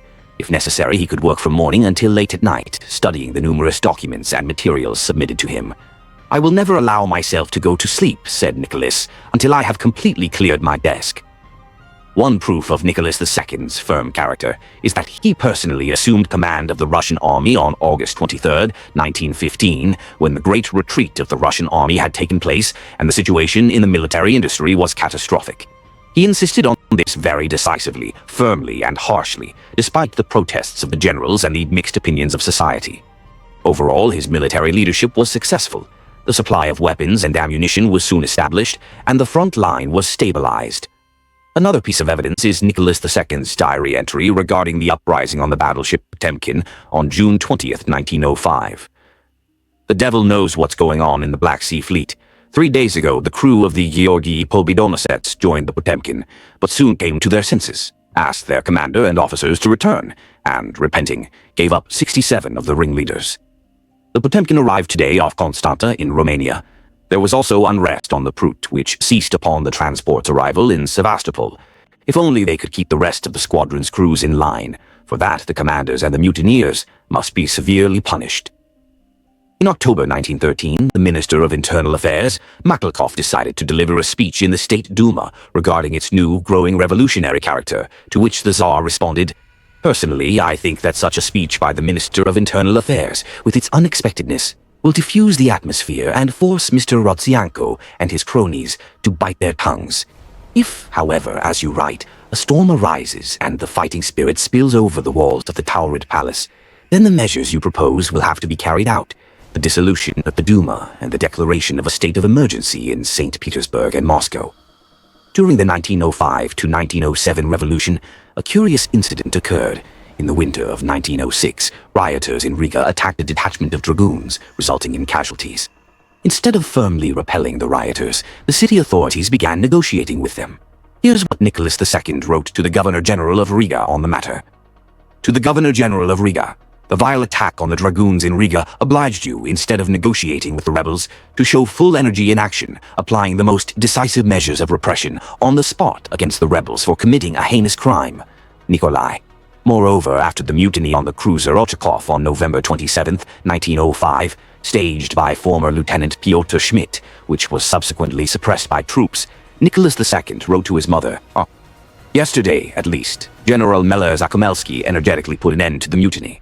The naval barracks were taken by the Brest Regiment, and the cruiser Ochakov surrendered after gunfire from the Rostislav and artillery on the shore. How many were killed and wounded, I don't yet know. It's terrifying to think that these were all our own people. Some officer dismissed from service, former Lieutenant Schmidt, proclaimed himself commander of the Ochakov. But after the battle he escaped, disguised as a sailor, and was caught. He will, of course, have to be shot." Soon, Sergei Witte wrote to Nicholas II about this. I am being told from all sides that Lieutenant Schmidt, sentenced to death, is mentally ill and that his criminal actions are explained solely by his illness. I do not and cannot have any opinion on this matter, since the matter is completely unknown to me. But all statements are made to me with a request to report this to your Imperial Majesty, and therefore, fearing that I will fail to fulfill my duty by remaining silent about the above, I have the honor to most humbly bring this to the attention of your Imperial Majesty. However, Nicholas II wrote in the margins, I have no doubt that if Schmidt had been mentally ill, this would have been established by a forensic examination. Schmidt was eventually sentenced to death by a closed naval court and executed. Who benefited from the February Revolution? There's also a common misconception that Nicholas II did nothing during the February Revolution and was afraid to take any harsh measures. But this is completely untrue. On February 25, 1917, during the unrest that erupted in Petrograd, Nicholas, upon learning of what had happened, unhesitatingly sent a telegram to General Kovalov, the man responsible for the capital's security. I order that tomorrow the unrest in the capital be stopped, as it is unacceptable in the difficult times of the war with Germany and Austria. Nikolai. On February 28th, the Emperor wrote in his diary, I went to bed at 3 o'clock, as I had spoken for a long time with N.I. Ivanov, whom I am sending to Petrograd with troops to restore order. However, this order was not carried out, and as a result, Nicholas II himself had to travel to rebellious Petrograd, where he was intercepted by conspirators at Denunciation. Nicholas II once said about himself, Shinkiye, if you see me so calm, it is because I have an unshakable faith that the fate of Russia, my own and the fate of my family, is in the hands of the Lord. Whatever happens, I bow to his will. Myth. Nicholas II was an uneducated and narrow-minded man. In fact, Nikolai Alexandrovich knew 5 foreign languages. He was fluent in French, English, and German. He had a brilliant education, a university degree in military and law, which he combined with a deep religiosity and a knowledge of spiritual literature. Many who knew Nicholas II personally noted his natural intelligence. Nikolai Alexandrovich playing tennis. Thus, General Alexei Mosolov writes, the Tsar grasped the main essence of the report on the fly, understood, sometimes with half a word, what was deliberately left unsaid, and assessed all the nuances of the presentation. Another general who communicated with the Tsar personally, Vasily Gurko, speaks of him this way. Nicholas II possessed an exceptional memory. Thanks to this memory, his knowledge of a variety of issues was astonishing. Even Sergei Witete, who did not like Nicholas II, admitted that Emperor Nicholas II is undoubtedly a man of very quick wit and quick abilities. In general, he grasps everything quickly and understands everything quickly. As I have already had occasion to say, in this respect, in terms of his abilities, he stands far above his august father. Lawyer Anatoly Kony recalls, my personal conversations with the Tsar convince me that he is undoubtedly an intelligent man. The Russian military leader and one of the leaders of the White Movement, Pyotr Wrangel, wrote, the Tsar had a quick mind. He could grasp the thoughts of his interlocutors at the drop of a hat, and his memory was exceptional. He remembered not only events, but also faces and maps. Once, speaking of the Carpathian battles in which I had fought with my regiment, the Tsar recalled with perfect precision the locations of my division on a given day. Moreover, these battles had taken place about a month and a half before my conversation with the Tsar, and the sector occupied by the division was of entirely secondary importance on the army's general front. Summarizing all this, S. Oldenburg concludes, Patriarch Nicholas II possessed a keen mind that quickly grasped the essence of matters presented to him. Everyone who had business dealings with him unanimously testified to this. He had an exceptional memory, particularly for faces. The Tsar also possessed a tenacious and tireless will to carry out his plans. He never forgot them, constantly returned to them, and often ultimately achieved his goals. Nicholas II served in the army and held the military rank of colonel. At the same time, when generals and field marshals tried to persuade him to grant himself at least the rank of general, he replied, gentlemen, don't worry about my rank, think about your careers.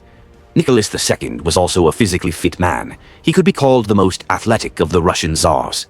From childhood, he regularly exercised, enjoyed canoeing, and trekked dozens of kilometers. He adored horse racing and even competed in such events. In winter, he played Russian hockey and skated. He was an excellent swimmer and an avid billiards player. He enjoyed tennis and hunting. Myth. Nicholas II was a killer of cats and crows. This myth is currently one of the most popular among Nicholas II's opponents, who often tell tales of an incompetent Tsar who spent his days shooting dogs, cats, and crows. They cite outlandish figures, such as the supposed tens of thousands of stray cats killed. This lie is intended to portray Nicholas II as cruel or mentally ill, and it's especially effective today when the internet is overflowing with cutesy pictures of cats and dogs. This manipulation requires a detailed analysis. First, it should be remembered that hunting played a huge role in monarchical society. It was far from merely a pastime for the monarch, or even primarily a pastime. Since ancient times, the ceremonial hunting expedition of the Russian Tsar symbolized the power and grandeur of the state. Hundreds of people participated in the hunt, including the highest nobility, foreign ambassadors, and guests. During the reign of Alexei Mikhailovich, hunting acquired significant political significance, as it facilitated contacts with neighboring countries. Hunting falcons and gerfalcons were sent as gifts to Eastern Khans and European kings, who highly valued the gifts of the Russian Tsars. Secondly, hunting was essentially considered a sport back then, as it still is today. Russian Tsars strictly enforced laws prohibiting hunting during the mating season of animals and birds, and did not kill females with young, etc. Animals were never fed to facilitate killing, as was often done in Soviet times. During the reigns of Emperors Alexander III and Nicholas II, hunting took place primarily in Białowieża and the area around Peterhof. Emperor Nicholas II was a great fan of hunting. A large number of invited guests accompanied him on hunts. For example, in August 1905, he wrote in his diary, "At 4 o'clock the duck hunt began at Babigon. 3 main ponds were taken in droves. Participants were Vladimir, Alexei, Nikolasha, and Petya. We are talking about the great princes, who in turn had accompanying retinues, etc. Nicholas II on the hunt. An invitation to the imperial hunt was considered a sign of great favor from the monarch.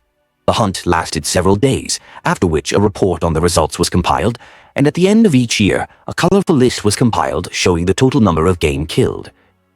However, such lists refer to animals killed not only by the Tsar, but by all participants in the royal hunt, and over the course of a year. As for Nicholas II's personal participation in the hunt, we can draw conclusions about this from his diary entries. September 3rd, a total of 5 hazel grouse, a black grouse, and 4 hares were killed. I didn't shoot. September 25th, the hunt was successful. A total of 32 were killed. 23 black grouse, 7 hares, and 2 wood grouse. I killed 5 black grouse. October 19th, Friday, killed 214. By me, 11.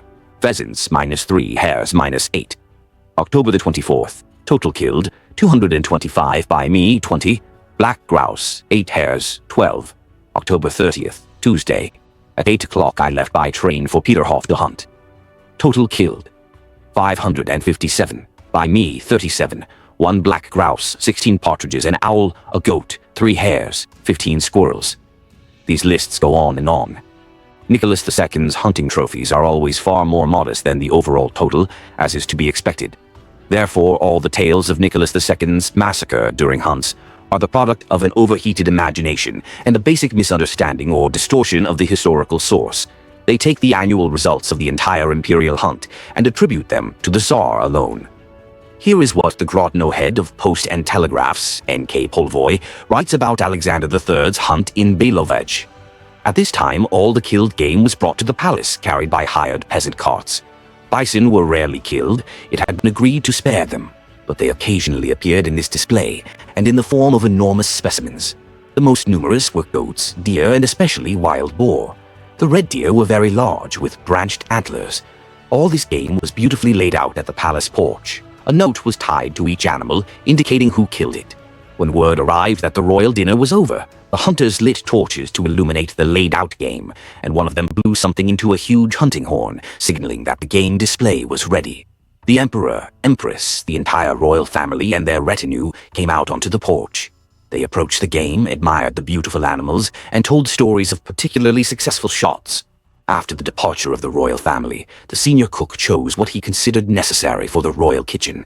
The remaining game was distributed to persons who arrived in Białowieża to serve the Tsar. It turns out that the bison were spared, and the deer were killed not just by the emperor, but by all the participants. That's why in the famous photograph, Nicholas II walks around the deer, killed not only by himself, but by all the participants in the hunt. Now it's time to move on to the main myth about thousands of killed cats, that Nicholas II allegedly shot dogs, cats, and crows by the hundreds and thousands. In fact, in his diary entries on hunting, cats appear extremely rarely as trophies. In the entire year of 1905, he mentions killing a cat only once. "I walked with Dmitri for the last time and killed a cat." In fact, all those thousands of cats and crows cited in the annual reports were killed by the Imperial Hunting Authority, not by Nicholas II personally. Moreover, the Imperial Hunting Authority strictly followed the hunting regulations of the Russian Empire, adopted in February 1892. Article 19 of these regulations stated, "The extermination of predatory animals and birds, their chicks and nests, as well as the killing of stray cats and dogs in fields and forests, is permitted throughout the year by any means, except poison. Governors of provinces and regions are authorized to permit the use of poison for the extermination of predatory animals as a general measure, or to issue permits for this to individuals and hunting societies." In other words, the issue was the shooting of wild and stray animals that posed a danger to humans, risk of rabies, etc. The Imperial Hunting Service was responsible for shooting these stray animals within the Imperial hunting grounds. Elsewhere, this was the responsibility of other agencies, foresters, etc. After all, in modern Russia, no one criticizes the head of state for the existence of a service for capturing stray cats and dogs. It's also worth noting that the word cat didn't always refer to domestic cats. They could also refer to wild cats. It's worth considering where domestic cats could have come from in the forests, and in such numbers, in the first place. Again, Nicholas II hunted in the forests, not only near Peterhof, but also in the wild, virgin forests of Belovezhskaya Pushcha. In the forest, the only animals one could encounter while hunting were wild cats, such as lynxes or European wildcats. Moreover, it's unclear why Nicholas II had truly been obsessed with killing as many cats as possible, and why he would have traveled so far from St. Petersburg. In 1914, 600 domestic cats lived in the basements of the Winter Palace in St. Petersburg alone, and Nicholas II was not involved in their extermination.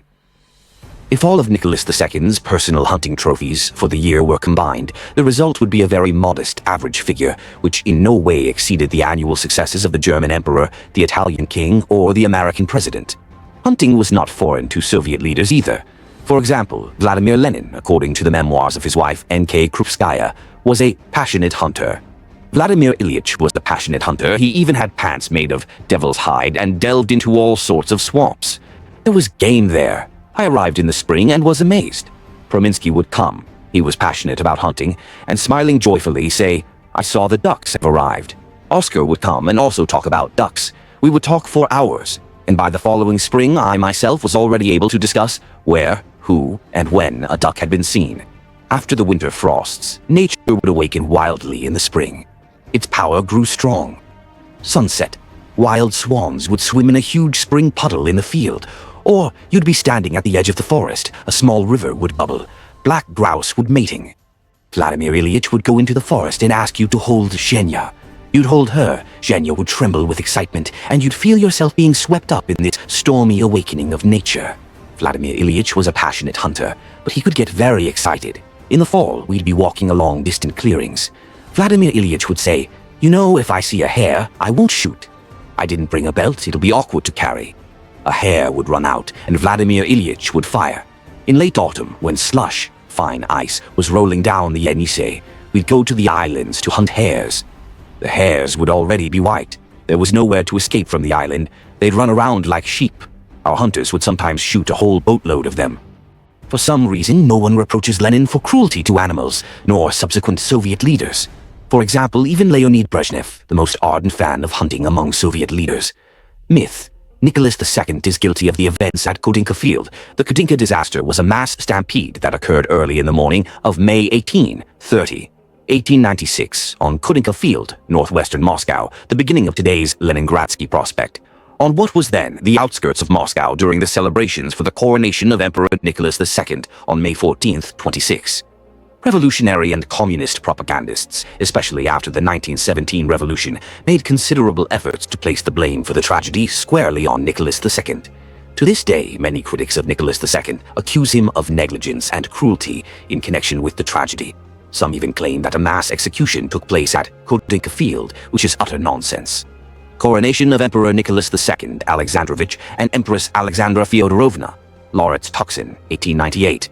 Of course, Nicholas II cannot be held solely responsible for the tragic events at Kodinka. The immediate cause of death was simple human greed. A rumor spread among the crowd that the bartenders were distributing the gifts promised to the people among their own, and therefore there might not be enough for everyone. As a result, the crowd rushed to the vendors' stalls and shops with such force that even the 1,800 police officers specially assigned to maintain order during the festivities were unable to contain the onslaught. The stampede resulted in the deaths of 1,389 people and the injury of approximately 1,300 others. Entry in the diary of Nicholas II from May 18, 1896. Until now, everything had gone swimmingly, thank God. But today a great sin occurred. The crowd, which had spent the night on Quixotica Field waiting for the distribution of dinner and a mug, pressed against the buildings. And then a terrible crush occurred, and terribly, about 1,300 people were trampled. I learned of this at 10:30 a.m. before Vanovsky's report. This news left a disgusting impression. The families of the injured and the dead were paid substantial financial compensation. He himself was deeply distressed by the events. In total, the imperial family donated 90,000 rubles to the victims and also sent 1,000 bottles of wine to the hospitals. The next day and the day after, Nicholas II and his family personally visited the victims. Subsequently, Nicholas II removed from office those responsible for the event: the minister of the imperial court, Vorontsov Dashkov, and the head of the Moscow police, Alexander Vlasovsky, and the latter was brought to trial and found guilty. Of course, despite all the measures taken, tragedies of this kind always leave a painful impression and serve as excellent fodder for smear campaigns. Particularly spurring criticism was Nicholas II's presence at the continuation of the festivities several hours later, as well as at the ball at the French embassy that same evening. According to some accounts, the French, who had spent enormous sums organizing the celebration and were extremely interested in it for foreign policy reasons, persuaded Nicholas II to attend. According to other accounts, Nicholas II himself stated that the misfortune should not interfere with the continuation of the celebration. In any case, Nicholas II only attended the ball briefly and was clearly deeply shaken by the event. From a modern perspective, the actions of the Korinka organizers are, of course, ill-considered and misguided. However, at that time, sufficient experience and technology in crowd control had simply not yet been accumulated. For the Russian authorities at the time, such a tragedy on such a large scale was an unpredictable and shocking event, and there were no clear rules or traditions dictating the best response. Nicholas II's actions on the day of the tragedy were far from ideal from a modern perspective, and although he subsequently took the necessary steps in such cases, compensation, gifts, visiting the victims, the tragedy became, in modern terms, a PR disaster for him. At the same time, it should be understood that even today, when fatalities and even major tragedies occur during major events and holidays, this is far from always a reason to cancel the celebrations or change the program. At particularly large national events, such as New Year's or Victory Day, or at large-scale international events like the Olympics, rescheduling anything is simply impossible, and a complete cancellation of events is extremely damaging to the interests of many people, having a far worse moral impact than continuing a celebration marred by a tragic event. For example, despite the fact that a major terrorist attack occurred at the 1972 Munich Olympics, which killed 11 Israeli athletes, coaches, and referees, as well as a German police officer, the games were decided to go ahead. It should also be added that before his coronation, Nicholas II issued a manifesto declaring an amnesty for those imprisoned for minor offenses, as well as a large write-off of debts and other arrears from the population and tax relief. This demonstrates the true attitude of Nicholas II towards his people. Myth: Nicholas II shamefully lost the Russo-Japanese War. See myths about the Russo-Japanese War. During Russia's unsuccessful war with Japan in 1904-1905, many mistakes were made, and its results revealed numerous shortcomings in the country's navy and armed forces. There is extensive and well-founded criticism of Russia's actions in this war. However, during the Soviet period, apparently to somehow justify the anti-state actions of the revolutionaries in 1905. In addition to objective criticism, numerous myths were carefully cultivated that still circulate today. Before we dispel the myths, let's consider the place of this defeat in Russian history and how Nicholas II's role in these events should be assessed. Of course, we shouldn't absolve the country's ruler of responsibility for the defeat, but neither should we portray this defeat as something exceptional, senseless, and shameful, as Nicholas II's critics like to do. For comparison, let's recall Peter the Great, who suffered a crushing defeat at the hands of the Turks during the Prut campaign of 1711, which resulted in the collapse of Peter's southern program aimed at consolidating Russia's position in the Azov region. 16 years earlier, Peter the Owl had captured Azov, established a Russian navy on the Don in Voronezh, and built a fortress and port in Taganrog. But all of this was undone by a single unsuccessful military campaign, which resulted in Azov being surrendered to the Turks and Taganrog being destroyed. Enormous efforts and expenditures, along with enormous human sacrifices, seem to have been in vain. In fact, they were not. Russia had learned to build a navy and gained vast military experience. This situation is very reminiscent of Nicholas II's failed attempt to consolidate its position in Manchuria and on the shores of the Yellow Sea, Port Arthur. In both cases, defeat occurred primarily due to logistical reasons and an underestimation of the enemy's capabilities. In both cases, relatively lenient and honorable peace treaty terms were achieved. See below. Nicholas II's failed Eastern program was also, in fact, neither pointless nor ineffective. The Russian Empire built massive railways. The Trans-Siberian Railway and the CER fortified its position in Primor, inflicted serious losses on Japan, and effectively stopped the Japanese at the distant approaches to those lands that remain part of Russia to this day. Sub-myth: a small victorious war. A common myth is that Nicholas II allegedly yearned for a small victorious war with Japan and tried every possible way to provoke it into military action. This myth is based on the words spoken in January 1904 by Minister of the Interior and Chief of the Gendarmes, Vyacheslav Pleve. To keep the revolution going, we need a small victorious war. Pleve was probably simply repeating in a slightly modified form the famous statement made by U.S. Secretary of State John Hay regarding the Spanish-American War of 1898. It should be a splendid little war. The myth is very persistent, although it doesn't stand up to scrutiny. Not only did the government of Nicholas II try to hush up the differences through negotiations until the very end, even making concessions in Korea, but the army and navy were also unprepared for the outbreak of hostilities.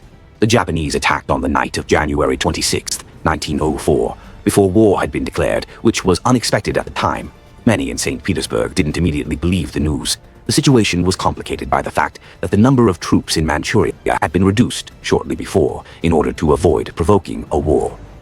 It is absolutely clear that before the completion of the Trans-Siberian Railway and before the commissioning of the Borodino-class battleships, Russia was not ready for war and, consequently, there was no point in provoking a war. Moreover, Nicholas II was against this war from the very beginning. On March 26, 1903, a meeting was held at Nicholas II's residence, attended by Grand Duke Alexei Alexandrovich Witte, Pleve, Lambsdorff, and General Alexei Kuropatkin. Kuropatkin writes that Nicholas II agreed that it is necessary to avoid the possibility of a quarrel with Japan, since war with it is completely undesirable. Nicholas II, as the head of state, is indeed largely responsible for the fact that the war turned out to be neither small nor victorious, although he personally said nothing of the sort about this war. It should be noted, however, that Nicholas II was not personally in direct command at that time, meaning he did not travel to the Far East. Therefore, the major mistakes and failures during the war were primarily due to the stupidity or inexperience of commanders. Just in case, it's worth remembering that other European monarchs or presidents of the time also could not afford to personally lead troops in such remote theaters of war. Secondly, in January 1905, at the height of the war, the revolution of 1905 to 1907 began, which shut down military factories across the country, disrupting the supply of weapons and seriously distracted the authorities from conducting military operations with Japan, for which we can thank the revolutionary terrorists. Sub-myth: Russia's technological backwardness and unpreparedness for war. Many historians and researchers of that period claim that Russia was a technologically backward country with a weak army and no shipbuilding industry, while Japan was ahead of it in all respects. In reality, the bulk of the Japanese fleet and a significant amount of land weapons were imported, purchased with foreign loans. Suffice it to say that Japan did not have a single battleship or armored cruiser of its own production. Russia, on the other hand, had the overwhelming majority of its armaments domestically produced. Among Russian battleships, only two were imported, the Retvizan and the Tsarevich, while the Russian fleet, including obsolete ones, had 25 battleships in total at that time. One Russian armored cruiser, the Bayan, was imported out of 11 ships of the same class. In both cases, these ships were not the most powerful in the Russian fleet. Furthermore, a program to modernize the Russian fleet was underway, scheduled for completion by 1906-1907, but was interrupted by the outbreak of war. Nicholas II knew that a clash with Japan was likely inevitable, and for this reason he prioritized the accelerated construction of new warships. Thus, in October 1901, Nicholas II stated, "A clash is inevitable, but I hope it will not occur before 4 years have passed. Then we will have supremacy at sea. That is our main interest." It cannot be said that domestic naval technology was the very best in the world, but overall it was quite world-class, with individual examples, such as the Zhemchug-class reconnaissance cruisers, being the best in their class. It is also worth noting that Russia had the third largest fleet in the world, and by some estimates, even the second. Another issue is that in naval battles, the Japanese almost always enjoyed an overwhelming numerical advantage, which determined their outcome. Due to the country's geography, the Russian fleet was scattered across various seas and oceans, and it was impossible to assemble it into a single powerful force against the Japanese. Furthermore, the long-distance communications played a significant role. Fighting and coordinating efforts close to one's own shores and borders is always easier and cheaper. In land battles, geography also favored the Japanese. Their army was closer to its main bases and had excellent supplies by sea. Although the overall strength of the Russian army was greater than that of the Japanese, transportation constraints prevented them from achieving an overwhelming superiority in the Far East. The Trans-Siberian Railway, newly operational, had several bottlenecks, and the transfer of troops from Europe took a month. As a result, in almost all major land battles, the forces were roughly equal in numbers. Moreover, the Japanese army, especially its artillery, was much better prepared for war in the mountainous regions of Manchuria. Cannons more easily maneuvered in the mountains, and experience in firing from indirect positions. Imported Japanese ships were faster and had faster-firing artillery with heavier shells. However, the use of a powerful explosive, the so-called shimosa, caused great damage to the Japanese themselves due to the destruction of their own shells exploding in the gun barrels. As a result, this substance soon fell out of use. The Japanese Arisaka rifle had a longer range, better accuracy, lighter and shorter than the Russian Mosinka, but all these advantages were negated by extremely low reliability compared to Russian weapons. As a result, by the way, the Japanese lost 47,387 people killed, 173,425 wounded, while Russia only had 32,904 people killed and 146,032 wounded. It should also not be forgotten that the United States and England practically openly financed and supplied the Japanese, while Russia had no support from anyone. Let us recall that on January 17th, January 30th, 1902, the Anglo-Japanese Treaty was signed, Article 3 of which obliged the other side to provide military assistance in the event of a war between one of the Allies and two or more powers. Thus, Russia, firstly, was actively preparing for war, and secondly, was generally more technologically advanced than Japan. However, Japan had strong de facto allies, advanced imported weaponry, some unreliable and experimental, a favorable logistical position, and better adaptability to local conditions. By forcing the start of the war, the Japanese prevented the Russian Navy's rearmament program from being completed, and then capitalized on their advantages. Submyth: Russia has surrendered unconditionally. It is widely believed that by signing the peace treaty at Portsmouth, Russia ceded everything Japan demanded, and that Japan ultimately emerged the absolute winner. However, a more detailed analysis reveals a different conclusion.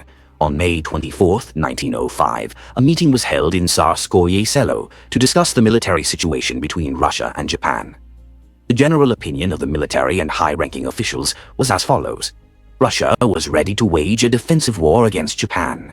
Japan, however, was making its last efforts, but Russia could not continue the war due to the internal turmoil that had begun. It was decided to offer peace to Japan. If Japan put forward conditions unworthy of Russia, Russia would continue the war until victory. On June 29th, Nicholas II appointed Sergei Witte as the chief commissioner for negotiations with Japan. At the same time, Nicholas II said that he sincerely wishes that the negotiations will come to a peaceful solution, but he cannot allow even 1 kopeck of contribution, nor the concession of 1 inch of land. During the negotiations, Japan set forth its terms for peace. Let's look at what conditions Japan proposed and how Russia responded. Show spoiler. Japanese sentence. 1.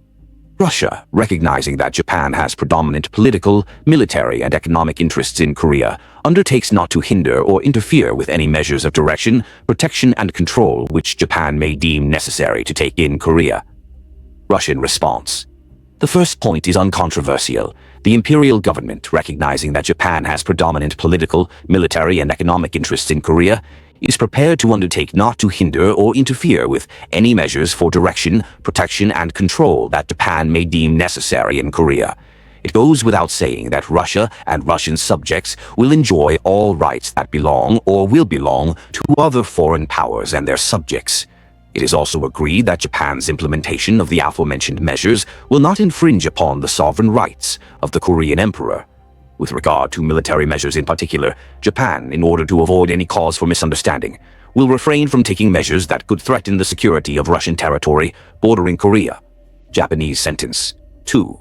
The obligation on the part of Russia to completely evacuate Manchuria within a period to be determined and to renounce all territorial advantages and preferential and exclusive concessions and privileges in this area that violate Chinese sovereignty or are incompatible with the principle of equal opportunity. Russian response. The imperial government is prepared to accept the first part of this clause and agrees to withdraw its troops from Manchuria simultaneously with the evacuation of Japanese troops. The details and timing of the evacuation could be determined subsequently. Regarding the last part of this clause, the imperial government is prepared to declare that it does not claim any territorial privileges, concessions, or exclusive benefits that could threaten the sovereign rights of the Chinese Empire and are incompatible with the principle of equal rights. The imperial government is prepared to provide the necessary guarantees on this matter. Having established this principle, the Russian plenipotentiaries propose that the Japanese plenipotentiaries clarify the wishes of the Japanese government regarding this part of Clause 2, and declare that the imperial government is determined to avoid anything that could harm the interests of Japan or other powers. The only private Russian enterprise in Manchuria of a state nature is the Chinese Eastern Railway. Consideration of issues related to this railway will, however, be the special subject of subsequent clauses. Japanese sentence. 3. Japan undertakes to return to China if a guarantee is given that the administration will be reformed and improved all those parts of Manchuria which it occupies, with the sole exception of the areas covered by the lease of the Liaodong Peninsula. Russian response. The imperial government is prepared to accept this clause, but it goes without saying that Russia and Russian subjects will retain all rights in these parts of Manchuria that belong or will belong to other foreign powers and their subjects. As for the areas covered by the lease of the Liaodong Peninsula, Russia is willing to cede its rights to these areas to Japan. However, given China's sovereign rights to these areas and the treaties concluded with the Chinese government on this matter, such a cession could not be made without an agreement with the latter. Japanese sentence. 4. Japan and Russia mutually undertake not to oppose any general measures concerning all countries that China may take for the development of trade and industry in Manchuria. Russian response. While fully agreeing with the principles set forth in this paragraph, the imperial government declares that if this demand had not been included in the conditions proposed by Japan, Russia would have considered it its duty to propose it itself. Japanese sentence. 5. Sakhalin and all islands belonging to it and all state enterprises and property are ceded to Japan. Russian response. Russia's long-standing rights to Sakhalin Island already existed at a time when Japan did not possess, or at least did not exercise, any property rights to most of the island. On the other hand, Sakhalin is merely a natural extension of Russian possessions in Asia, as it is separated from the mainland by a strait of very shallow depth and 7 miles wide. For these reasons, Russia cannot agree to cede the island, but it is also willing to recognize Japan's right to extensive exploitation of maritime fisheries and other commercial enterprises on the island. The terms of such exploitation could be the subject of a special agreement. Japanese sentence. 6. The lease of Port Arthur, Taiyuan and the territories and territorial waters adjacent thereto, including all rights, privileges, concessions, and benefits acquired by Russia from China in connection with the lease or as part thereof, and all state enterprises and property shall be transferred to Japan. Russian response. The imperial government would not object to this clause, but given China's sovereign rights to the territories listed, Russia cannot cede its rights to Japan without prior agreement with China. It goes without saying that the rights of individuals throughout the entire area covered by the lease agreement concluded between Russia and China must remain inviolable. Japanese sentence. 7. Russia undertakes to transfer to Japan the railway between Harbin and Port Arthur, free from all claims and obligations, as well as all its branches, including all rights, privileges, and property belonging thereto, and all coal mines belonging to the railway or operated by it. Russian response. The imperial government accepts this clause in principle, provided, however, that it may renounce only that portion of the railway currently occupied by Japanese troops. The terminus of the line subject to cession must, under these conditions, be established by mutual agreement. It must be borne in mind, however, that the concession for the construction and operation of the line was granted by China to a private company, that China retains sovereign rights over it, and that military occupation must not in any way prejudice the rights of this company.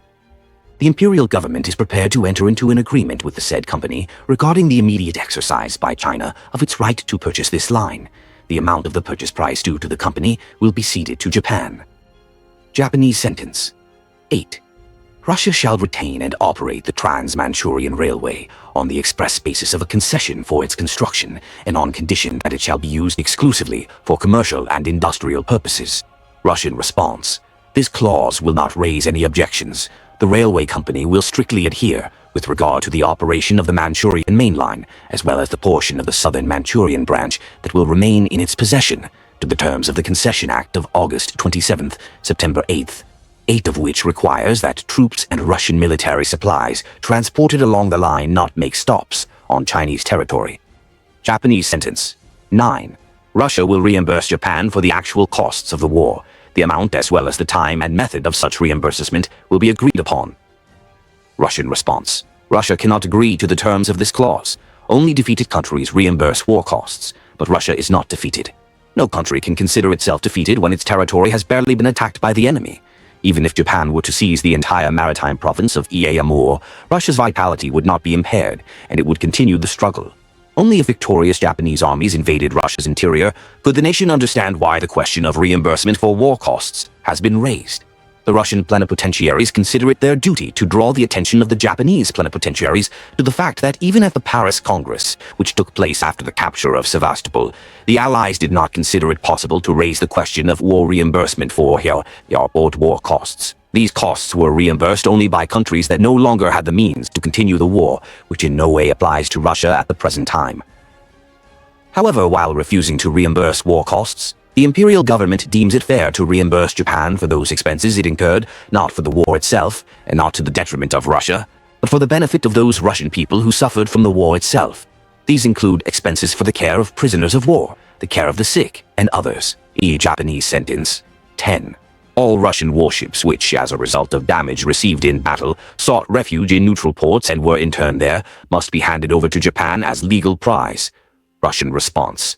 Russia cannot agree to this demand. It seems difficult to find precedents in international relations that could support such a demand. Moreover, this demand is inconsistent with the peaceful intentions that should inspire both parties. The material benefits Japan would gain from the transfer of Russian ships in neutral ports would be comparatively insignificant, but agreeing to such a condition would be incompatible with Russia's dignity. Japanese sentence. 11. Russia undertakes to limit its naval forces in the waters of the Far East. Russian response. Russia cannot agree to such an obligation imposed by a foreign power, as it would be equally incompatible with its dignity. The imperial government, however, considers it possible to declare that it does not intend to maintain significant naval forces in Pacific waters in the near future. Japanese sentence. 12. Russia will grant Japanese subjects full rights to fish along the coast and in bays, harbors, and inlets in the rivers located in its possessions in the Sea of Japan, the Sea of Okhotsk, and the Bering Sea. Russian response. Russia is prepared to enter into an agreement with Japan regarding the granting of fishing rights to Japanese subjects on the shores of the Sea of Japan, the Sea of Okhotsk, and the Bering Sea. These rights, however, may extend only to the seashores themselves, excluding bays and rivers. It goes without saying that the rights already held in this area by both Russian and foreign subjects must remain in force. During the negotiations, Russia agreed to cease its influence in Korea and Manchuria. Russia was required to withdraw its troops from Manchuria, but at Russia's request, Japan was also required to do so. Russia categorically refused to fully cede Sakhalin Island and the adjacent islands, reimburse military expenses, transfer its remaining fleet to Japan, or limit its naval operations in the seas of the Far East. Russia agreed to pay the costs of maintaining Russian prisoners and grant Japanese citizens unlimited fishing rights along the shores of the Sea of Japan, the Sea of Okhotsk, and the Bering Sea, except for river inlets. Russia agreed to transfer the railway between Harbin and Port Arthur to Japan, as well as leasehold rights to Port Arthur, Dalian, and surrounding territories. Russia also agreed to limited use of the Trans-Manchurian Railway. After lengthy and difficult negotiations, Japan finally agreed to many of Russia's demands. The result was as follows. what was previously proposed by Japan and was eventually fully included in the peace treaty. 1. Russia ceases its influence on Korea. 2. Russia leaves Manchuria, ending its influence in this region, but at Russia's demand, Japan also undertakes to withdraw its troops from this region. 3. The lease of Port Arthur, Taiyuan, and the adjacent territories of China shall be transferred to Japan. 4. Russia transfers the railway between Harbin and Port Arthur to Japan. 5. Only the southern part of Sakhalin and the adjacent islands are transferred to Japan. 6. The Trans-Manchurian Railway is used by Russia only for commercial and industrial purposes. 7. Granting rights to Japanese citizens to fish along the coasts of Russian possessions in the Sea of Japan, the Sea of Okhotsk, and the Bering Sea. 8. Reimbursement of expenses for the care of Russian prisoners. What was not included in the contract? 1. Reimbursement of Japan's military costs by Russia. 2. Transfer of the remaining fleet to Japan. 3. Limitation of the Russian fleet in the seas of the Far East. As we can see, the final treaty differs significantly from Japan's initial demands. Russia lost its territorial gains in China, but did not reimburse Japan for its military expenditures, which Japan desperately needed. Being dependent on foreign loans, Japan spent almost 2 billion rubles on the war, while Russia spent 2.3 billion as well as 0.5 billion rubles, which accounts for the value of the railroads, ports, and sunken fleet, both military and merchant, that Japan ceded, for a total of 2.8 billion. But the burden of these expenses was different in these two different countries. While for Japan, whose GDP was then a third of Russia's, these expenses were excessively high, as evidenced by the fourfold increase in their national debt from 600 million yen to 400 million. For Russia, this was not such a huge loss. The number of casualties was approximately the same. Russia lost 400,000 men, of whom 50,000 were killed, while Japanese losses amounted to 689,000 men, of whom 86,000 were killed. But in terms of population, in percentage terms, the figures differ sharply to Japan's disadvantage. In 1913, Japan's population was 55 million, while Russia's population in 1905 was 144 million, excluding Finland. Russia could have easily continued the war if not for the outbreak of the revolution and, most importantly, the railway workers' strike. Regarding the cession of southern Sakhalin, it should be noted that prior to the Russo-Japanese War, Japan already had special economic rights on Sakhalin, similar to Russia's current rights on Spitsbergen. In this regard, a de facto exchange took place. Southern Sakhalin was ceded to Japan, but Russia established full sovereignty over the northern part of the island. The exchange was, of course, in Japan's favor, but it was not, therefore, a direct cession of territory. Following a peace that was rather unfavorable for Japan, unrest began in its cities. S. Oldenburg writes, "This was not the peace that the Japanese masses, intoxicated by news of victory, had expected. When the terms of the treaty were published, violent unrest broke out in Japan. Cities were covered with mourning flags, barricades were erected in the streets, and the building of the official newspaper, Kokumin, was burned. But when it came to ratification in Parliament, the protests died down. It is indeed a characteristic fact," declared Japanese Commander-in-Chief Oyama, defending the treaty, "that after a whole year which ended victoriously for us with Mukden, the Japanese army did not dare to go on the offensive for 5.5 months. The conclusion is clear. Russia lost the war on points, having concluded a peace on rather honorable terms. Meanwhile, Japan, although it acquired leases to the Liaodong Peninsula, southern Sakhalin, and the southern branch of the CER, failed to achieve many of its key wartime goals. These included reimbursement of military expenses, the restriction of the Russian fleet in the Far East, and others. Nevertheless, while the loss was not particularly severe for Russia, the Eastern program was curtailed for many years. The Navy essentially needed to be revived, and the problems identified in the Army resulted in the military reforms of 1905-1912. Myth: Nicholas II is guilty of the events of January 9, 1905. The events of January 9, 1905, the so-called Bloody Sunday, were presented in revolutionary and Soviet journalism solely as the shooting of a peaceful workers' march by a bloody Tsarist regime unwilling to meet their needs. Workers indeed had a difficult life. There were problems with wages, the length of the workday, and the lack of social insurance. But these problems were gradually resolved.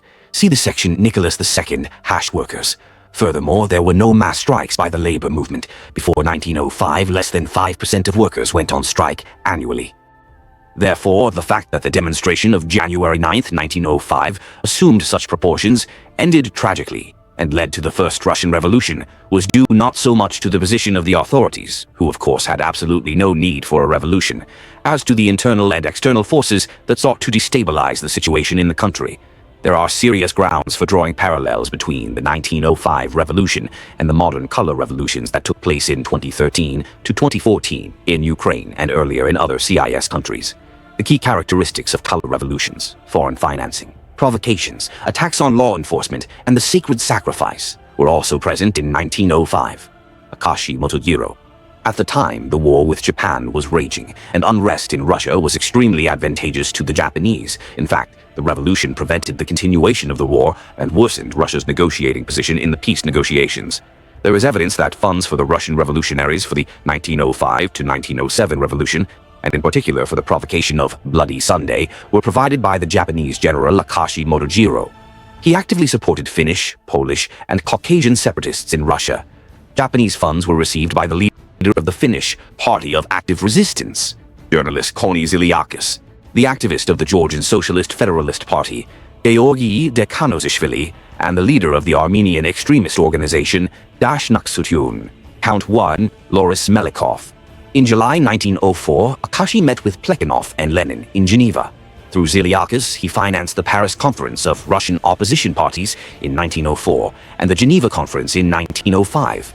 In total, about 1 million yen, about $65 million in 2017 prices, allocated by the Japanese General Staff, were spent through Akashi on subversive activities in Russia.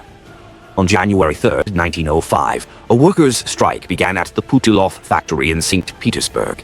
It was called by the city's largest legal workers' organization, the Assembly of Russian Factory and Plant Workers, to which a significant portion of the factory's employees belonged.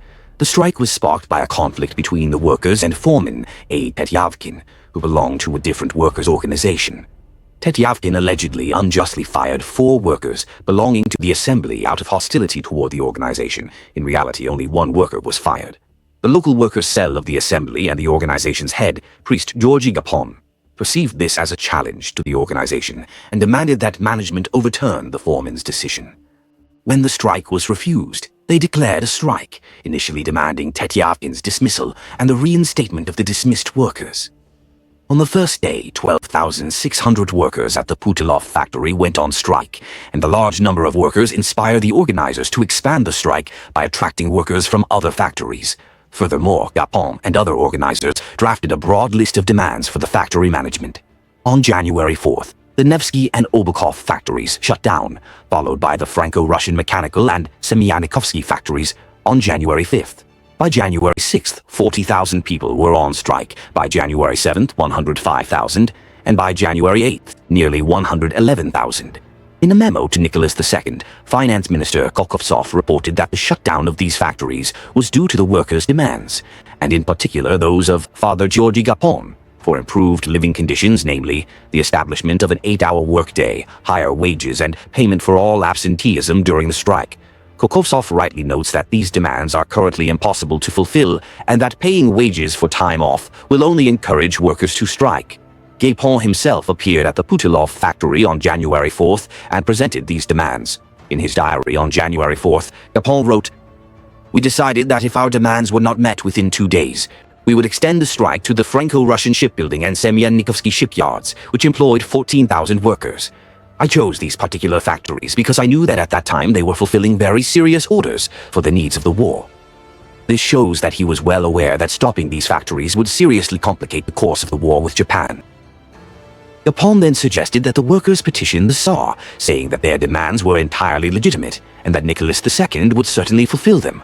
The workers were presented with purely economic and, one might say, reasonable demands. In reality, however, the petition put forward the most unthinkable and impossible demands, such as an end to the war with Japan, the immediate establishment of an 8-hour workday, the separation of church and state, the abolition of all taxes, the declaration of freedom of speech, press, and assembly, the convocation of a constituent assembly, that is, the de facto abolition of the monarchy, and all this during a war. Meanwhile, while preparing to meet the Tsar, some provocateurs even spread the rumor that he himself wanted to meet with his people. Revolutionary agitators, allegedly in the name of Nicholas II, went around distributing leaflets to workers with the following words: I, the Tsar, by the grace of God, am powerless to deal with the officials and the gentry. I want to help the people, but the nobles won't let me. Rise up, Orthodox Christians. Help me, the Tsar, overcome my enemies and yours." As a result, the marchers prepared for this day as if it were a holiday. They ironed their best clothes, and many planned to bring their children. In short, for most of the workers, this day seemed like a grand religious procession, especially since it was promised to be led by a priest, a spiritual figure traditionally revered. January 9th, 1905, on Vasilyevsky Island, by Vladimir Makovsky. However, Nicholas II was absent from St. Petersburg from the evening of January 6th. He had left with his family for Tsarskoye Selo. An unpleasant incident had occurred before this. During a gun salute for the Epiphany Blessing of the Waters, one of the guns was found to be loaded with a live shell, which exploded near Nicholas II's tent. An investigation later revealed it to be an accident, but initially suspicions arose of an assassination attempt on the emperor, which could have influenced Nicholas II's decision to leave the city. In fact, after the imperial family's departure, the organization of the petition to the emperor in St. Petersburg became a provocation based on disinformation. Meanwhile, on January 6th, 7 the revolutionary parties, the Bolsheviks, Mensheviks, and Socialist revolutionaries joined in organizing the march. What's particularly curious is that all of this occurred against a backdrop of astonishing government inaction. On January 7th, the prosecutor of the Judicial Chamber reported to Justice Minister N.V. Muravyov. At some of the above-mentioned striking factories and plants, workers wanted to return to work this morning, but groups of workers from neighboring factories that had already gone on strike arrived and persuaded them to stop, after which the strike began. 6 people were arrested at the 4th precinct of the Spassky district for inciting workers to strike. The workers at the striking factories and plants are remaining completely quiet and calm. In some places, leaflets were dropped, including those with the slogan, "Down with the war." On the same day, Gapon came to Muravyov and said, "The country is experiencing a serious political and economic crisis. Each class is making its demands, complaining about its needs, expressing them in its petitions to the Tsar. The moment has come when the workers, whose life is very hard, also wish to present their needs to the Tsar." Gapon handed him a copy of the petition. However, Muravyov claimed he already had a copy. Regarding this, Gapon wrote, "Taking mine, he looked at it carefully, then stretched out his hands in a gesture of despair and exclaimed, 'But you want to limit autocracy?' Generally speaking, the Minister of Justice could well have arrested Georgy Gapon as a conspirator. However, it was only the following day that the decision was made to arrest Gapon and 19 of his associates, but this was never carried out. That same evening, January 7th, after a conversation with the minister, Gapon declared at a meeting with representatives of the revolutionary parties, Mensheviks and Socialist revolutionaries, "I have 150,000 people behind me. On the 9th, we are going to submit a petition. If it is not accepted, we will put everything on the line and raise an uprising. Do you agree?" When asked what would happen if they refused, Gapon replied, "Then we'll tell the people everything and we'll make a revolution." Gapon urged the revolutionaries to take up arms and join the march, maintaining its peaceful nature until the moment of clashes with the troops, after which the revolutionaries would be free to do so. Gapon suggested they break down telephone poles, build barricades, smash prisons and gun stores, and seize the telephone and telegraph offices. From all of the above, it follows that the authorities knew about the planned march no later than January 7th. On January 8th, Nicholas II wrote, "A clear, frosty day. There was much to do and reports to be made. Fredericks had breakfast. He took a long walk. Since yesterday, all the factories and plants in St. Petersburg have been on strike. Troops have been called in from the surrounding areas to reinforce the garrison. The workers have behaved calmly so far. Their number is estimated at 120,000. At the head of the workers' union is some priest, the socialist Gapon. Mirsky arrived in the evening to report on the measures taken." Here, Nicholas II provides far from complete information about the situation, which Minister of the Interior Sviatopolk Mirsky should have informed him of. He doesn't even know that this priest plans to come to him tomorrow to deliver a petition radical in its demands, or that a march to Palace Square is planned. Why didn't the Minister of Justice contact Nicholas II and share such important news? It can be assumed that there was misinformation on the part of the minister and other officials, and most likely this is why Nicholas II subsequently dismissed some of them. Georgy Gapon. Meanwhile, preparations for January 9th were in full swing. Georgy Gapon writes in his diary, "On the evening of January 8th, many representatives of the Social Democratic and Social Revolutionary parties gathered in one of the buildings of the Workers' Club. Despite my terrible fatigue, I couldn't help but talk to them about our cause. "It's decided that we'll march tomorrow," I told them, "but don't display your red flags lest our demonstration become revolutionary. If you wish, you can march at the front of the procession. When I go to the Winter Palace, I'll take 2 flags with me, one white, one red. If the Tsar receives the delegation, I'll announce it with a white flag, and if not, with a red one. Then you can display your red flags and do as you see fit." In conclusion, I asked if they had any weapons, to which the Social Democrats replied that they did not, while the Social Revolutionaries replied that they had several revolvers, with which, as I understood, they were prepared to shoot at the troops if they fired at the people. I thanked everyone for the assistance they had given me in our cause. "A great moment has come for us," I said. "Do not grieve if there are casualties. Not on the fields of Manchuria, but here on the streets of St. Petersburg will the bloodshed create the renewal of Russia. Do not remember me ill. Prove that the workers know how not only to organize the people, but also to die for them." Furthermore, the presence of weapons among some marchers is confirmed by correspondence between members of revolutionary parties. For example, Bolshevik S. Gusev wrote to Lenin, "Gapon has scheduled a march to the Winter Palace for Sunday. Gapon intends to stock up on weapons." Accordingly, Gapon, by organizing this march, had planned for the possibility of revolution in advance and knew there would be casualties, thus deliberately sending the workers to their deaths. Meanwhile, Nicholas II himself was no longer in the city, a fact the march's organizers were surely well aware of. Yet they led the workers to a supposed meeting with him anyway. Already on the morning of January 9th, Gapon writes in his diary, "It would have been nice to give the entire demonstration a religious character, so I immediately sent several workers to the nearest church for banners and icons, but they refused to give them to us. So I sent 100 men to take them by force, and within minutes they brought them. Then I ordered a portrait of the Tsar from our department to be brought, thereby emphasizing the peaceful and decorous nature of our procession." Thus, Gapon ordered the looting of the temple in order to disguise the true plans of the so-called peaceful procession. Furthermore, the head of the St. Petersburg secret police, Avi Gerasimov, describes in his memoirs that Gapon told him of a plan to assassinate the emperor when he appeared before the people. He responded, "Yes, that's true. It would have been terrible if this plan had come to fruition. I learned about it much later. It wasn't my plan, but Rutenberg's. The Lord saved him." The St. Petersburg authorities, who had gathered for a meeting on the evening of January 8th, realizing that it was no longer possible to stop the workers, decided not to allow them into the very center of the city. The main task was not even to protect the emperor. He was not in the city, he was in Tsarskoye Selo, but to prevent unrest, the inevitable crush and death of people as a result of the huge crowds flowing from 4 sides into the narrow space of Nevsky Prospect and Palace Square among the embankments and canals.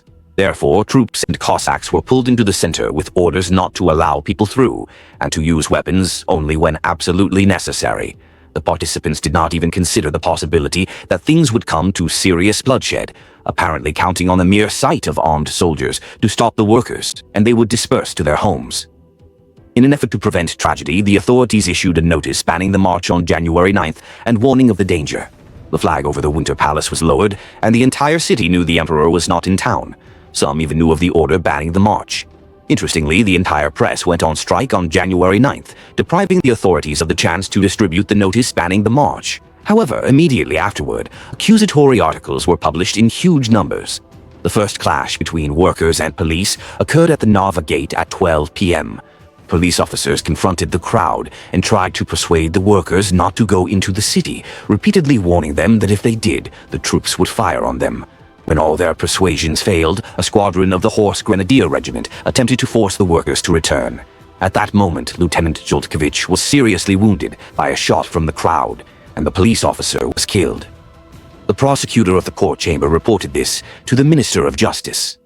When the crowd, carrying banners, icons, and 2 oleograph portraits of the emperor in the middle, approached the police detachment, then police officer Znakovsky demanded that the leader of the workers come out to him, but shouts were heard inviting the crowd to move on. In view of this, Znakovsky warned, in the presence of military forces, that he would have to resort to their assistance to stop the disorder and then turn to the commander of the Horse Grenadier Squadron. The latter, heading into the crowd, divided it into 2 parts, whereby one of the workers struck the sergeant on the head with an icon, and a revolver shot was fired at another private. From this report, one can conclude that it was the instigators of the peaceful march, and not the Tsarist troops who opened fire first. The first casualties were members of the police. However, according to the revolutionaries themselves, the shooting began after the squadron rode toward them in a mounted group with sabers, but without opening fire, and allegedly there were wounded. Further testimony agrees. After the squadron's attack, the crowd followed Gapon's call, "Forward, comrades, freedom or death," and headed toward the soldiers, who opened fire. Many provocateurs were spotted among the workers' gatherings. Massive outrages occurred, ranging from shooting at troops and throwing stones at them to the looting of stores. From Colonel Skupinski's testimony about the clash on Vasilyevsky Island. Having passed Sredny Prospect, after the stationary cavalry had cleared the street, I saw a barricade about 1.5 fathoms high, behind which a large crowd of people was making noise, and in the center a red flag was placed on a pole. Several rows of barbed wire entanglements extended about 150 paces before the barricade. Having dismantled several rows and approached the barricade to within 75 paces, I ordered the companies to stop and loudly warned them repeatedly that everyone should leave. Otherwise, upon giving the signal, I would give the order to fire. In response to this, insolent curses and various admonitions addressed to the lower ranks were heard. Then I gave the signal. That's it. Shouts, curses, and outrageous appeals were heard at the corner of the 13th line, and shots were fired in response to my warning that everyone should leave. Having given the signal fire 3 times, I ordered half a company of the 89th Infantry. The White Sea Regiment fired a volley, after which several shots were heard from the barricade. Then a second volley was fired. According to police and military reports, the shooting was in all cases caused by the crowd's refusal to comply with orders to stop or disperse. The military acted in accordance with regulations that allowed shooting to be opened if the crowd did not listen to warnings and approached within a certain distance. In most cases, the military issued warnings to shoot, but they were either not heard, did not understand their meaning, or were ignored. The crowds of workers were in an excited state, electrified by the agitation, did not listen to warnings, and continued to advance on the infantry ranks even after cavalry charges. PD Svyatopolk Mirsky. As for the number of victims, various opposition media outlets and revolutionaries openly lied about thousands of victims tortured by the bloody regime, and that Nicholas II allegedly personally gave the order for the execution. Thus, Lenin, for example, writes, "Regarding the number of killed and wounded, the reports differ. It goes without saying that an exact count is out of the question, and judging by eye is very difficult. The government report of 96 killed and 330 wounded is obviously false, and no one believes it." According to the latest newspaper reports, journalists on January 13th submitted to the Minister of the Interior a list of 4,600 killed and wounded, a list compiled by reporters. Of course, this figure cannot be complete because, even during the day, let alone at night, it would be impossible to count all the killed and wounded in all the skirmishes. The victory of the autocracy over the unarmed people cost no fewer victims than the great battles in Manchuria. It is not for nothing that, as all foreign correspondents report, the workers of St. Petersburg shouted to the officers that they were fighting the Russian people more successfully than the Japanese. In fact, as the Bolshevik Nevsky wrote, there were no more than 1,000 victims on January 9th, 10 and 11, and between 150 and 200 killed. Nicholas II himself was in Tsarskoye Selo at the time due to Tsarevich Alexei's worsening illness and had no idea what was happening in St. Petersburg, much less the ability to give the order to open fire on the procession. An entry in his diary for January 9th reads, "A difficult day. Serious unrest broke out in St. Petersburg as a result of the workers' desire to reach the Winter Palace. Troops had to fire in various places throughout the city and many were killed and wounded. Lord, how painful and difficult it was." To restore order in the capital, on January 11th, Nicholas II established the post of Governor-General of St. Petersburg, to which he appointed General Trepov. Resignations began immediately. Nicholas II dismissed the Minister of Justice, Muravyov, the Minister of Internal Affairs, Svyatopolk Mirsky, and the St. Petersburg Mayor Fulon. In the following days, a series of arrests were made, and the government issued numerous explanatory proclamations, claiming that the workers had been deceived by malicious agitators. As a result, within a few days, the workers returned to their duties at the factories. Nicholas II then ordered a workers' delegation convened to address the entire workforce. The workers' reception took place on January 19th. The Tsar read a short speech he had prepared in advance, in which he expressed a number of very kind thoughts about the workers, asked them to trust in his destiny, to work peacefully for the common good, and added that he had already ordered who should appoint a special commission to investigate the situation of the workers in the northern region. The Tsar spoke very kindly with almost every one of them. All the delegates were treated to tea and sandwiches, and everyone went home. Nicholas II also ordered the allocation of 50,000 rubles in benefits for the families of those who suffered on January 9th. Let's sum it up. The organizers of the action, represented by Capone, other leaders of the labor movement, and representatives of the revolutionary parties, took on a very dangerous adventure, recognizing in advance the possibility that blood would be shed and a revolution would begin. In fact, the procession was a provocation based on misinformation of the workers about the whereabouts of Nicholas II. A broad list of overly radical and therefore impossible demands, including political ones, was put forward. A radical decision was made to seek a meeting with the Tsar, who was not in the city, at any cost. The organizers' naive hope that the authorities would not use weapons or that an uprising would immediately begin did not come true. The authorities, of course, suppressed the provocative demonstration, the organizers of which were ready to resort to an uprising, which was unacceptable, especially during a war. The troops and police acted in accordance with the regulations in force at the time, opening fire as the crowd approached. The cavalry's actions without the use of firearms had no effect on the crowd and drew fire from the demonstrators. Modern technologies for countering police attacks on crowds, frames, shields, water cannons, etc., simply did not exist back then, which resulted in casualties. Subsequently, the government took relatively effective and bloodless measures to end the unrest in St. Petersburg, and the victims received compensation. On the other side, authorities underestimated the scale of the threat in previous days and allowed the situation to escalate. Nicholas II was either misinformed by the Minister of the Interior or also underestimated the situation. The authorities were naive and did not even seriously consider the possibility that demonstrators would turn en masse against the troops. The authorities proved technically and organizationally unprepared to disperse the illegal demonstration bloodlessly or with minimal bloodshed. According to Deputy Minister of Internal Affairs P.N. Durnovo, infantry units should not have been called into the city, as the crowd was unarmed and in many cases could have been dispersed with whips. In fact, there were some armed demonstrators in the crowd. The liberal press launched a campaign to denounce the Tsarist regime, and socialist organizations in the national outskirts, Poland, the Baltics, and Georgia, also took advantage of the situation, sparking major strikes that escalated into the First Russian Revolution. The authorities were no longer able to provide a swift and convincing response to these challenges. Thus, the Russian authorities of the time can be accused of passivity and improvidence, but certainly not of malice. The organizers of this provocation can confidently be accused of recklessness, adventurism, spreading disinformation, violating the charter of workers' organizations, bringing weapons to a demonstration, preparing an uprising, and undermining the economy during wartime. Myth. Nicholas II is guilty of the Lena Massacre, the so-called Lena Massacre, which took place on April 4, 1912, at the Lena Gold Mining Company mines in what is now the Irkutsk region, is often cited as an example of Nicholas II's bloody regime. The military execution of striking workers resulted in the deaths of 150, 270 people, and the injuries of up to 500. These were truly tragic events, and state officials performed poorly in them. But it's still worth examining whether Nicholas II personally had any involvement, and whether such events were unthinkable in those days. Baron Alfred Günzburg. Firstly, the enterprise was not state-owned, but privately owned, with the participation of foreign capital. 66% of the shares of the Lena Gold Mining Partnership, Lenzelotto, belonged to the Lena Goldfields Company, 70% of which, 46% of Lenzelotto shares, were in the hands of Russian industrialists, and 20% of Lenzelotto shares were in the hands of British businessmen. Approximately 30% of Lenzelotto shares were owned by the Jewish bankers, the Ginsburgs, and their associates.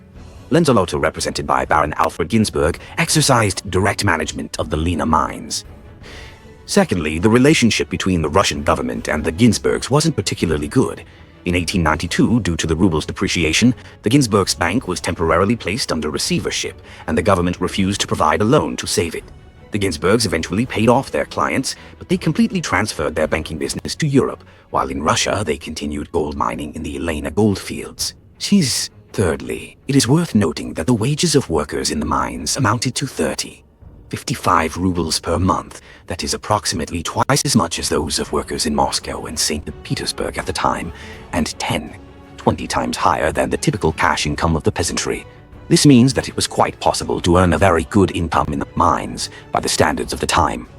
The problem was that women and children of the workers in the mines were sometimes forced to work for free in various menial jobs, and the workers were also forced to pay very high prices for food and other goods brought to the mines, often of poor quality. The unrest directly began due to the sale of poor quality meat to someone.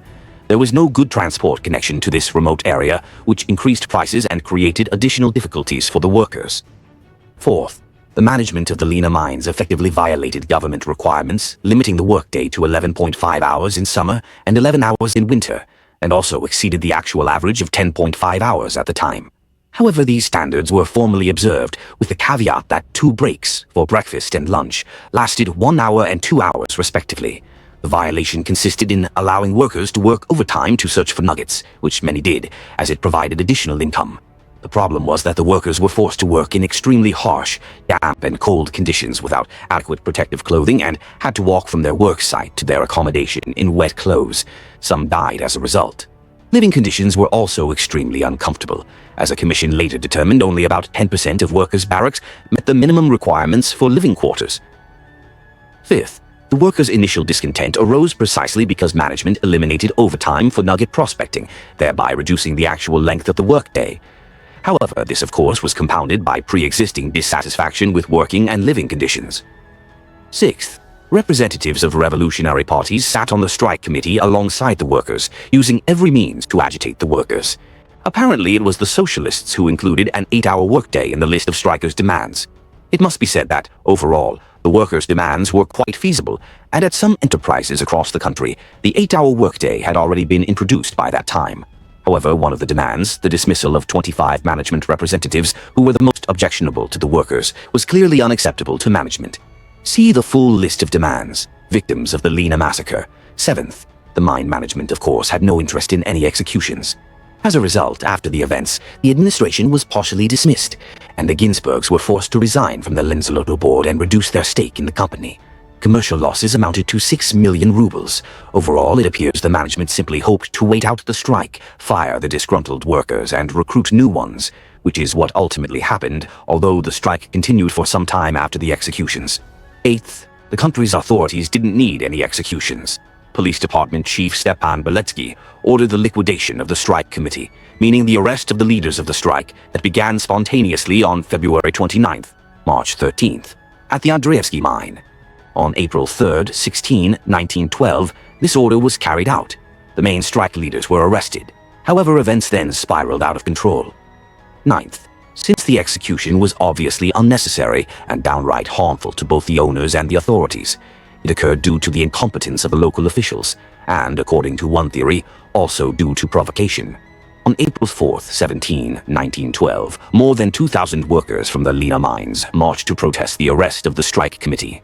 It was at this moment, on the orders of Gendarme Captain Treshchenkov, that soldiers opened fire on the workers. 10th, the authorities took measures to punish the perpetrators. Captain Treshchenkov, who ordered the execution, was dismissed and subsequently convicted. Demoted to the rank of private, he died during World War I while leading a battalion into an attack. Interior Minister Alexander Makarov and Police Department Director Stepan Beletsky were also dismissed.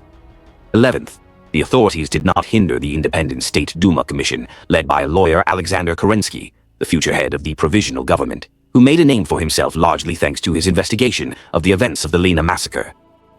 12th, the key reason for the tragedy, as well as other bloody suppressions of demonstrations in Russia and other countries at that time, for example the shooting of workers in Chicago in the USA in 1886, was the inability of the police and internal troops to interact with the crowd.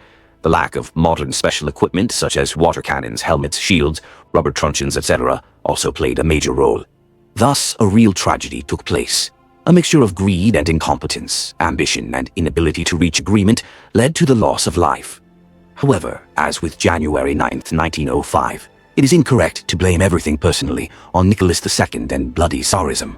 As noted earlier, although the Soviet government accused the Tsarist government of shooting at a peaceful workers' demonstration and of appalling working conditions, in reality, gold mines during the Tsarist era were in private hands, not under state control, and the Soviet government itself, finding itself in similar situations, behaved no better than the Tsarist government, and in some respects demonstrated far more glaring cruelty and incompetence. What's particularly interesting is that, in the 1920s, as part of the new economic policy, NEP, the Lena goldfields were handed over by the Bolsheviks to their pre-revolutionary owners, meaning they once again became private enterprises. In 1925, using the Soviet decree on concessions, Lena goldfields again received the right to operate gold deposits in Siberia, including the Lena mines, for a period of 30 years. The company was also given control of the Revda, Vysersky, and Seversky metallurgical plants, as well as the Dedyarskoye, Juzelskoye, and Yegorshinsky coal mines. While the Soviet government's shareholding was only 7%, Lena goldfields' was 93%. There is a theory which requires verification that the so-called Second Lena Massacre occurred at the Lena goldfields during the Soviet era, during the repressions of 1937 to 1938. Workers from the Vitim goldfields began complaining about appalling working conditions and organizing strikes, which ended with arrests, executions, and imprisonment by decision of troikas in the city of Bodaibo. But the case was hushed up, unlike the first Lena massacre, which received widespread notoriety. A much more well-known and well-documented event of the same kind is the Novocherkassk massacre of 1962, when the Soviet government found no better way to respond to a workers' strike than to suppress it by force, shooting the crowd, 26 dead, convicting them of instigating the unrest. 7 people were executed, 105 were sentenced to terms ranging from 10 to 15 years, and concealing information from the general public. Moreover, if not for General Matvei Shaposhnikov's refusal to attack the protesters with tanks, the death toll could have been many times higher. Myth. The people nicknamed Nicholas II Bloody. It is widely believed that Nicholas II was nicknamed Bloody. According to one theory, this nickname supposedly stuck to him immediately after the tragedy at Korinka Field, when more than 1,300 people died in a stampede during the coronation celebrations. Another theory claims that the nickname Bloody arose immediately after the events of January 9, 1905, the so-called Bloody Sunday, when more than 130 people died during a shooting at demonstrators. These theories have become widespread in journalism and even in some historical works. Debates about the existence of such a nickname typically quickly shift to the question of whether it was deserved. However, first, the facts must be established. Did such a nickname exist at all? When did it first appear? Who used it? And in what context? Contemporaneous historical sources are needed that contain or describe instances of this nickname being used by a significant number of representatives of various social classes. Very few authors cite such sources. The claim that Nicholas II was popularly known as the Bloody One before the Revolution lacks convincing documentary evidence. However, there is evidence to refute it. In his book, Tragic Erotica, The Image of the Imperial Family During the First World War, historian Boris Kolonitsky analyzed 1,462 instances of insults against members of the imperial family between 1914 and 1916, which constitutes at least a third of all criminal cases on this charge during that period. Insulting the monarch was considered a criminal offense in the Russian Empire. Of these, 1,258 were insults directed at Nicholas II himself. The most common insult, fool, appears 156 times, accounting for 16% of the total. According to Kolonitsky, fool, one of the most common, simple, and universal Russian curse words, was primarily used by people cursing the Tsar under the influence of unexpected news. It's worth noting that the very presence of a large number of people who, for one reason or another, criticize the government in a country of millions is a normal phenomenon. The next most popular word, bloodsucker, is used only 9 times, less than 1% of cases, but this word has a different meaning than bloody. The other insults, accordingly, were used even less frequently. The word bloodsucker, like fool, was also one of the most popular negative epithets of the time. These terms are now less commonly used as insults, considered too soft and old-fashioned. The word bloodsucker was and is much more often used not to mean bloodthirsty person, cruel person, but rather in its derivative meaning, greedy person, cruel exploiter who takes too much. It is in this sense that the word is used in the 2 examples cited by the historian Kolonitsky. In one case, a peasant in Tomsk province drunkenly arrived at the Volost office asking for an allowance, as his 2 sons had been called up for military service. When his allowance was refused, the peasant began cursing, and when he was told that swearing was prohibited in the office because a portrait of the Tsar hung on the wall, he called the Tsar a bloodsucker. In another instance, a cock-off shop assistant, upon learning that a formal imperial portrait was planned for a store window in connection with Nicholas II's visit to the city, remarked, "A bloodsucker is coming and you're making a fuss." Judging by the context of the statement, it was an expression of dissatisfaction with the high costs of the gala reception. Many considered it excessive and untimely during the war. In a similar sense, bloodsuckers could be used to describe village elders, tax inspectors, officials, landowners, stingy buyers of peasant grain, and so on. The majority of defendants in less majestic cases were peasants, 80% of cases in 1911, 64% of cases in 1914, that is, true representatives of the people. But where did the epithet bloody come from in relation to Nicholas II, if the people did not use it? Apparently, Nicholas II was first called bloody in the press by ultra-left and liberal publicists, and this happened quite late after the suppression of the revolution of 1905 to 1907. And this epithet received noticeable distribution in the press only around 1910. One of the earliest uses of this epithet with an attempt to explain its history can be found in the book The Last Autocrat, written by a member of the Cadet Party, Viktor Obninsky. The book was published abroad in 1912. Obninsky connects the emergence of the nickname bloody with the actions of the Tsar's satraps governors general, who headed the military field courts that sentenced to death in 1906 to 1907 a large number of participants in revolutionary uprisings. In fact, only 683 people were executed. Obninsky further writes that this nickname was helpfully assigned to Nicholas II by mistake by the odious monarchist deputy Vladimir Purushkevich. Indeed, on December 3, 1910, Purushkevich said the following in his speech in the State Duma. And didn't Comrade Boris say that it's time to put an end to the satraps of the bloody Nicholas II? This is the greatest evil and the outrage that must be exposed. He was referring to the words of a certain unknown Comrade Boris, who appeared from the street about a protest gathering of students from St. Petersburg University that was dispersed by the police. The gathering was dedicated to the memory of the revolutionary Yegor Sozonov, the murderer of the head of the Ministry of Internal Affairs, Vyacheslav Plevy. Sozonov committed suicide to draw attention to the fact that in the prison where he was serving time, the new warden had ordered the flogging of 2 prisoners. State Duma Chairman Alexander Gudkov, the leader of the future conspiracy against Nicholas II, failed to stop Purushkevich, who violated the rules. Insults to the emperor were prohibited in the Duma, resulting in the words by the satraps of the bloody Nicholas II appearing in the transcript of the session and in the newspapers. Subsequently, the newspapers that published Purushkevich's words were confiscated, but many copies had already been sold. Obviously, many remembered this incident, especially in the left and liberal camps. The frequent use of the epithet bloody in print and, consequently, in diary entries and other private sources began only after the February Revolution of 1917.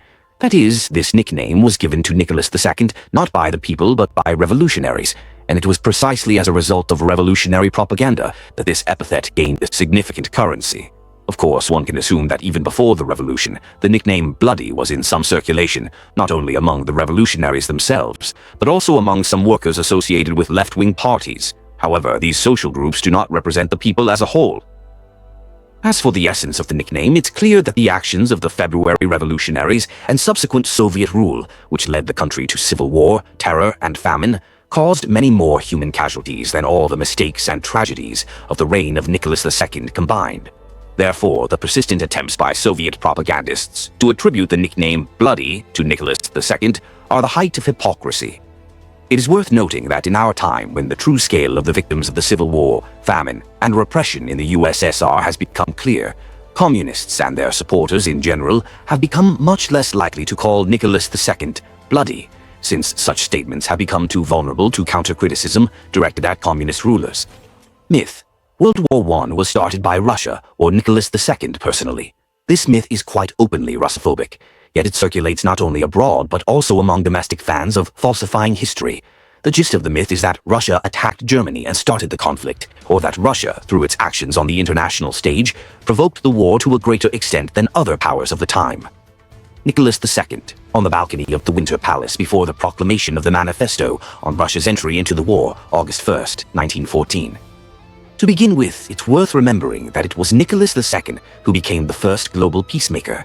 In 1898, at his instigation, a note on the general limitation of armaments was published, and a program for an international peace conference was developed. It was held the following May in The Hague. 20 European states, 4 Asian states, and 2 American states participated. The following projects put forward by Russia were proposed for discussion. 1. Suspension of the growth of armaments. 2. Prohibition of cruel combat techniques. This included, among other things, the use of new, particularly powerful explosives, asphyxiating gases, explosive bullets, the throwing of destructive projectiles from aircraft, and the use of submarine destroyers.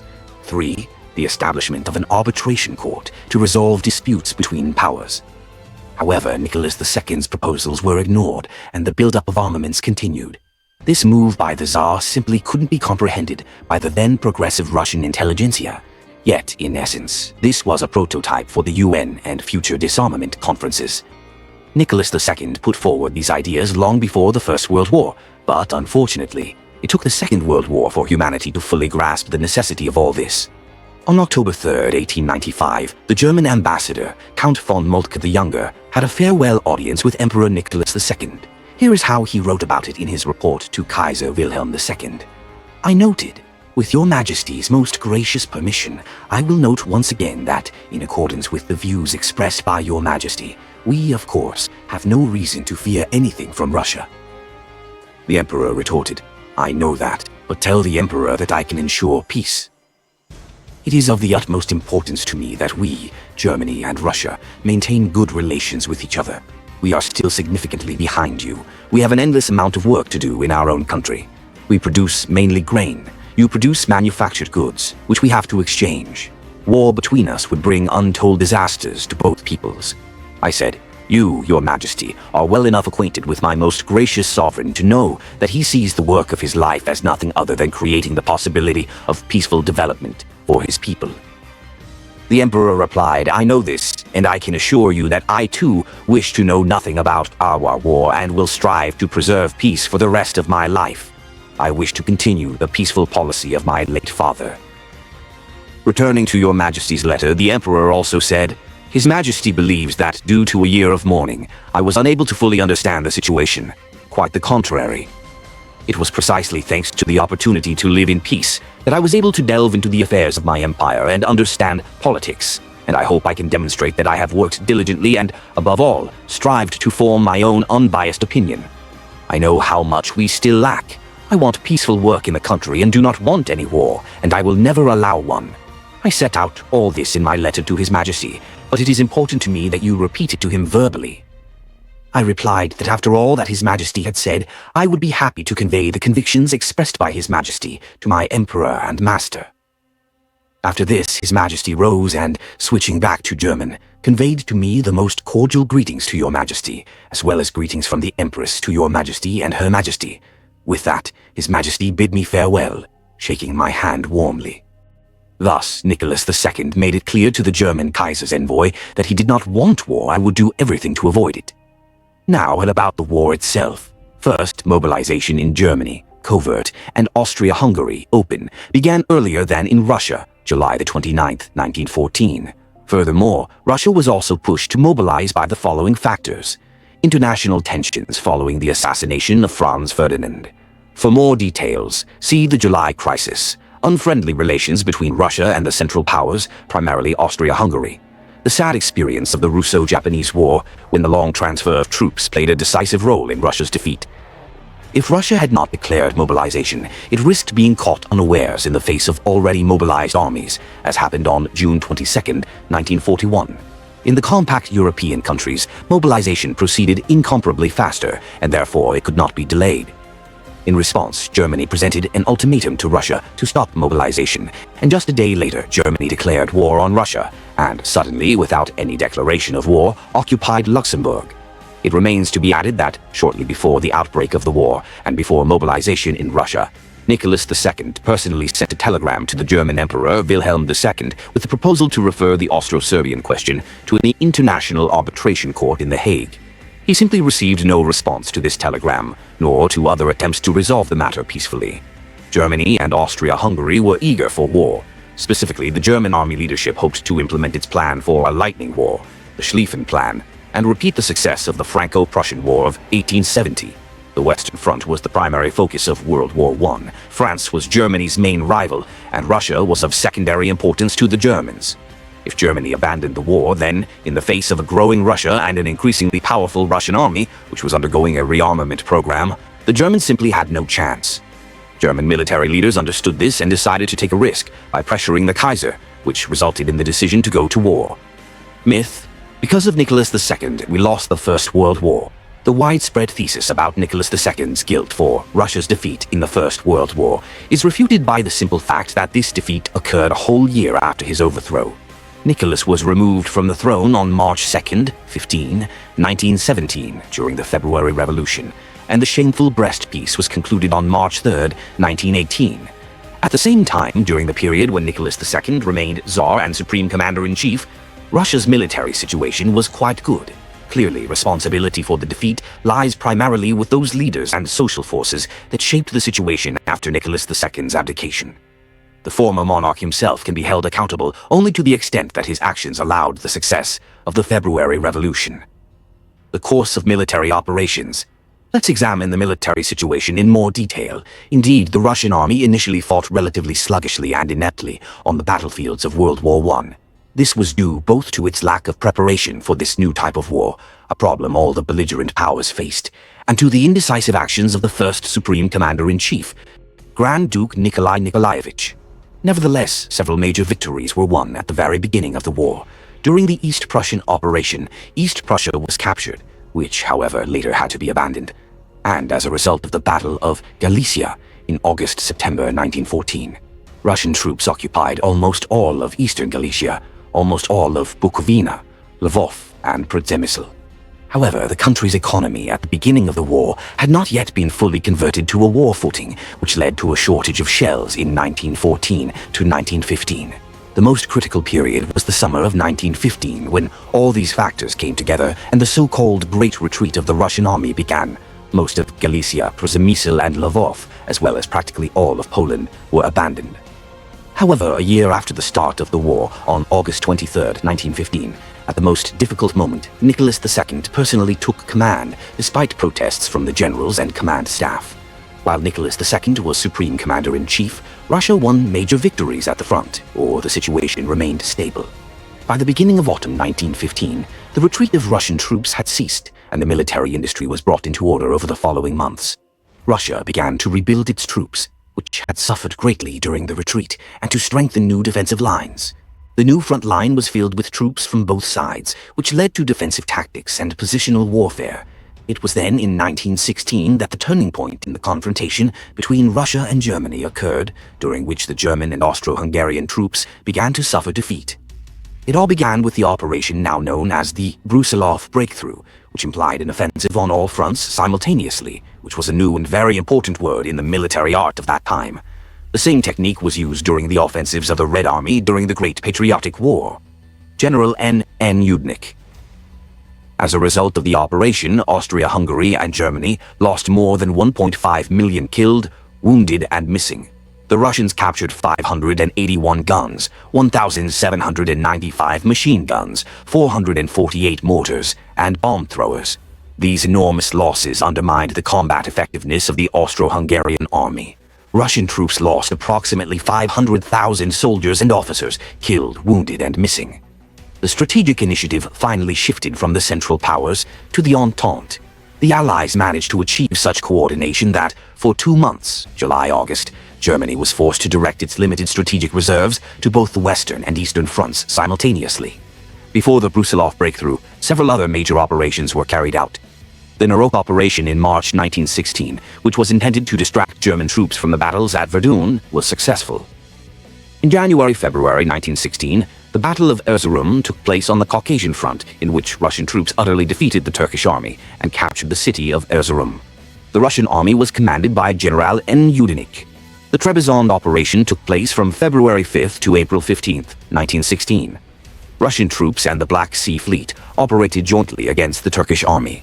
A Russian naval landing took place at Rise. The operation ended with a victory for the Russian troops and the capture of the Turkish Black Sea port of Trebizond. Later, in July, Erzincan was captured and then Mush. The Russian army advanced deep into Turkish Armenia. The operation was commanded by N. Udinich. The only major defeat in 1916 was the Romanian campaign.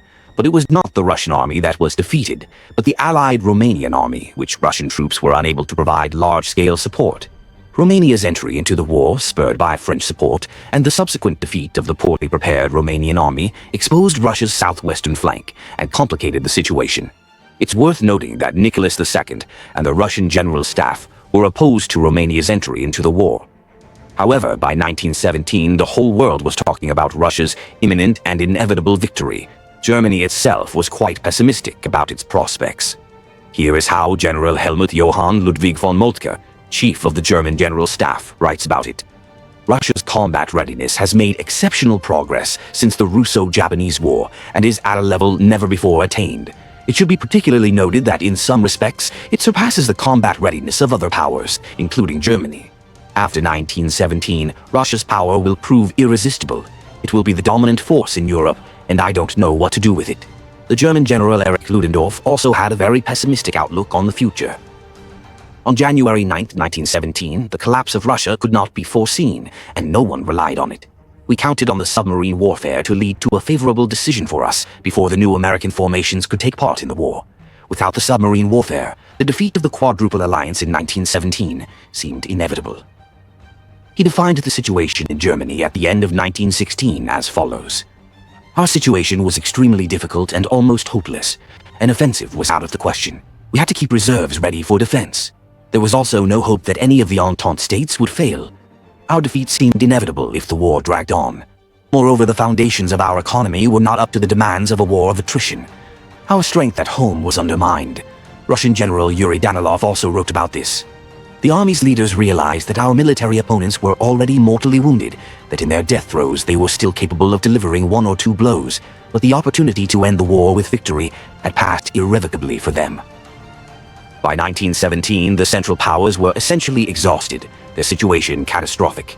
They lacked reserves for their armies, and famine, fuel crises, and devastation engulfed their countries.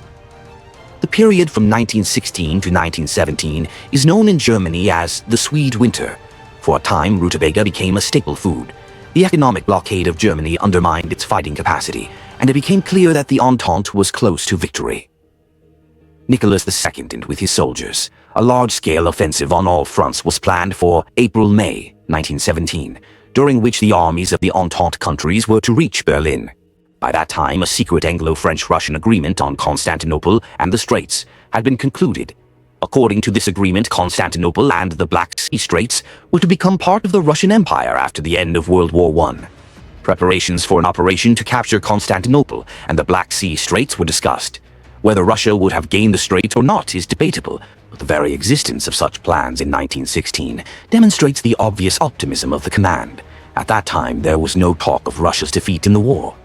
All these plans were not destined to come true with the removal of Nicholas II from power in February 1917 and the advent of the provisional government. The army began to disintegrate en masse, quickly leading to defeats on all fronts.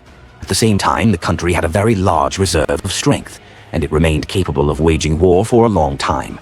But after the October Revolution and the conclusion of the Treaty of Brest-Litovsk, which Lenin himself called shameful, Russia pledged to withdraw from the war while ceding a large number of territories to Germany, Austria-Hungary, and the Ottoman Empire, including Poland, the Baltic states, Ukraine, Belarus, and virtually the entire Caucasus. The Bolsheviks, in concluding peace, partly reaped the fruits of the army's disintegration after February, and partly worsened the situation themselves through inept negotiations. War of attrition. Nicholas II, among military representatives of the Allied powers. Russia had every reason to expect victory in a war of attrition, since Germany was suffering from a colossal resource deficit and lacked the capacity to address it, unlike the Entente countries. An obvious fact indicating a virtually 100% probability of Russia's victory in a war of attrition is that by 1918, Germany was so exhausted, largely due to Russia's actions, that it could no longer continue the war and surrendered under Allied pressure. By signing the Treaty of Brest-Litovsk, the Bolsheviks acknowledged Russia's defeat in the face of a doomed Germany. The very fact that Germany made peace rather than launching a further offensive demonstrates the limitations of the Germans' capabilities.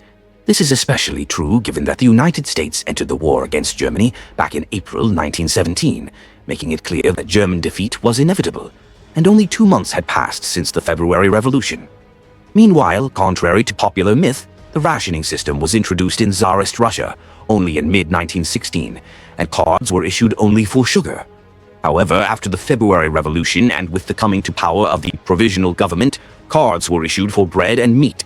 Prior to these events, the country as a whole had not experienced problems with food. This indicates that Russia is fundamentally well off with its most important resources. This is not surprising, given the country's vast size and the impossibility of imposing a transport blockade. At the same time, an acute food crisis arose in Germany at the very beginning of the war, causing a rapid rise in food prices. On August 17, 1915, a food rationing system was introduced in Germany. Initially, it was intended to ration bread consumption, but then it was extended to all the most important foodstuffs: potatoes, meat, milk, fats, and sugar. Also, contrary to a number of myths that are still widely spread, the empire's industry did not collapse during the war. In fact, it grew rapidly. In other countries, however, there was a serious decline. In Germany, for example, by 1916, industry had fallen to 64% of its 1913 level, in France to 76.6%, and in England to 89%, while Russia's industry grew to 121.5% of its 1913 level. Of course, this is primarily due to the growth of military production, but France, Germany, and England also produced munitions. Industry in the First World War in different countries. JPEG, Industry 1914-1916 JPG. Thus, the Russian Empire was doing no worse than other warring states, and in many ways even better. The chemical industry in Russia, according to L. Kaffengaus, grew by 1.65 times, and according to A. Sedorov, by 2.5 times. There was an increase in the production of domestic equipment and a parallel decrease in imports. What is today called import substitution. Import substitution 1913-1916. JPEG, military industry. See also myth. The weakness and backwardness of the Russian army in World War I. It is often claimed that Russia suffered defeat and collapsed in World War I due to problems with supplying its army, in particular due to a shell famine. True, in the first years of the war, shell consumption was low compared to the armies of other major belligerent countries. However, firstly, despite this problem, the Russian army held the front quite successfully until the abdication of Nicholas II in 1917. And the prospect of victory was linked to a war of attrition, not to the expenditure of shells. Secondly, the situation with military production and supply of the army quickly improved during the course of the war, especially after Nicholas II assumed the post of Supreme Commander-in-Chief in the summer of 1915. In 1916 alone, the production of ammunition and guns increased many times over. Industrial mobilization. JPEG. If we compare the state of the Russian Empire's military industry with that of other countries, we see that in this regard it occupied an average position in arms production, and not the lowest, while arms production grew rapidly right up until the revolution. Rifles.jpg, shells.jpg, airplanes.jpg, machine guns.jpg, guns.jpg, rifles and cartridges.jpg. Here is what Dmitry Shuviev reported on this matter to the State Duma in November 1916. I will take three figures. The first for January 1915 as a unit, then how many times it increased on January 1st, 1916, and at the present time. 3-inch guns. On January 1st, 1915, 1. On January 1st, 1916, 3.8 times, and in August 1916, 8 times.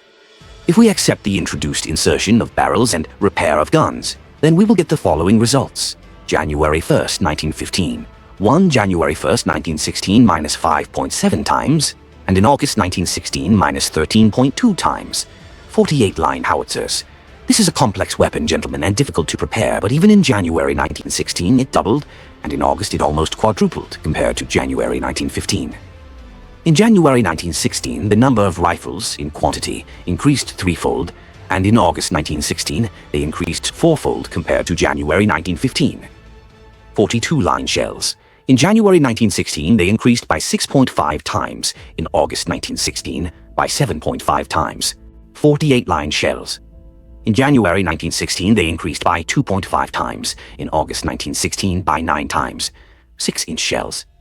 In January 1916, 2 times, in August, 5 times. 3-inch shells increased by 12.5 times in January 1916, and by 19.7 times in August 1916. Fuses. An important element for shells increased by 6 times in January and by 19 times in August. 48-line and 6-inch high explosive bombs, minus 4 times and 16 times. Ice explosives. I will not list them all for you, gentlemen, but in some cases the increase was even 40 times. Choking agents. Gentlemen, I must bow to our artillerymen. It's a pity I can't see them. I would bow deeply to them if I were here. Choking agents increased 33-fold in January 1916 and 69-fold in August. I've drawn your attention, gentlemen, to artillery supplies without touching on the quartermaster supply. I'll say it loud and clear that there are flaws and shortcomings, but overall things are manageable. For example, in engineering and military technical supplies in general, we encounter difficulties with vehicles, and even then, for reasons beyond our control. Aviation is in a similar situation.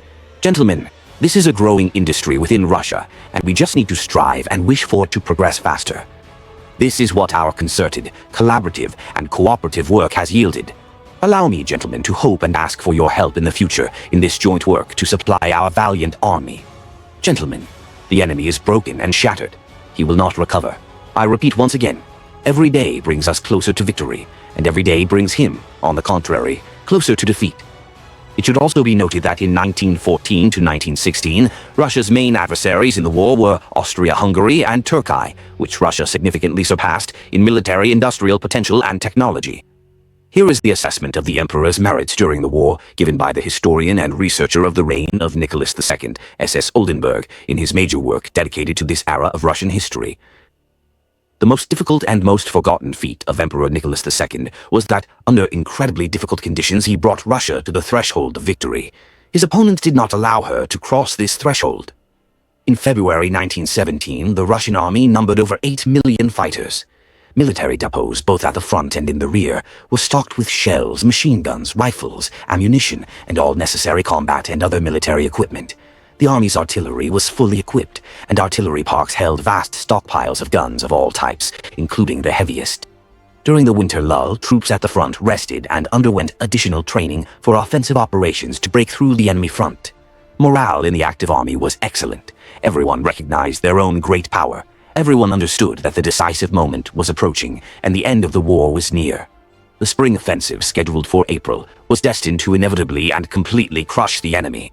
Russia truly stood on the threshold of a victory that would bring it glory, unprecedented prosperity, and global power, and for the Russian people, peace and prosperity for many years to come.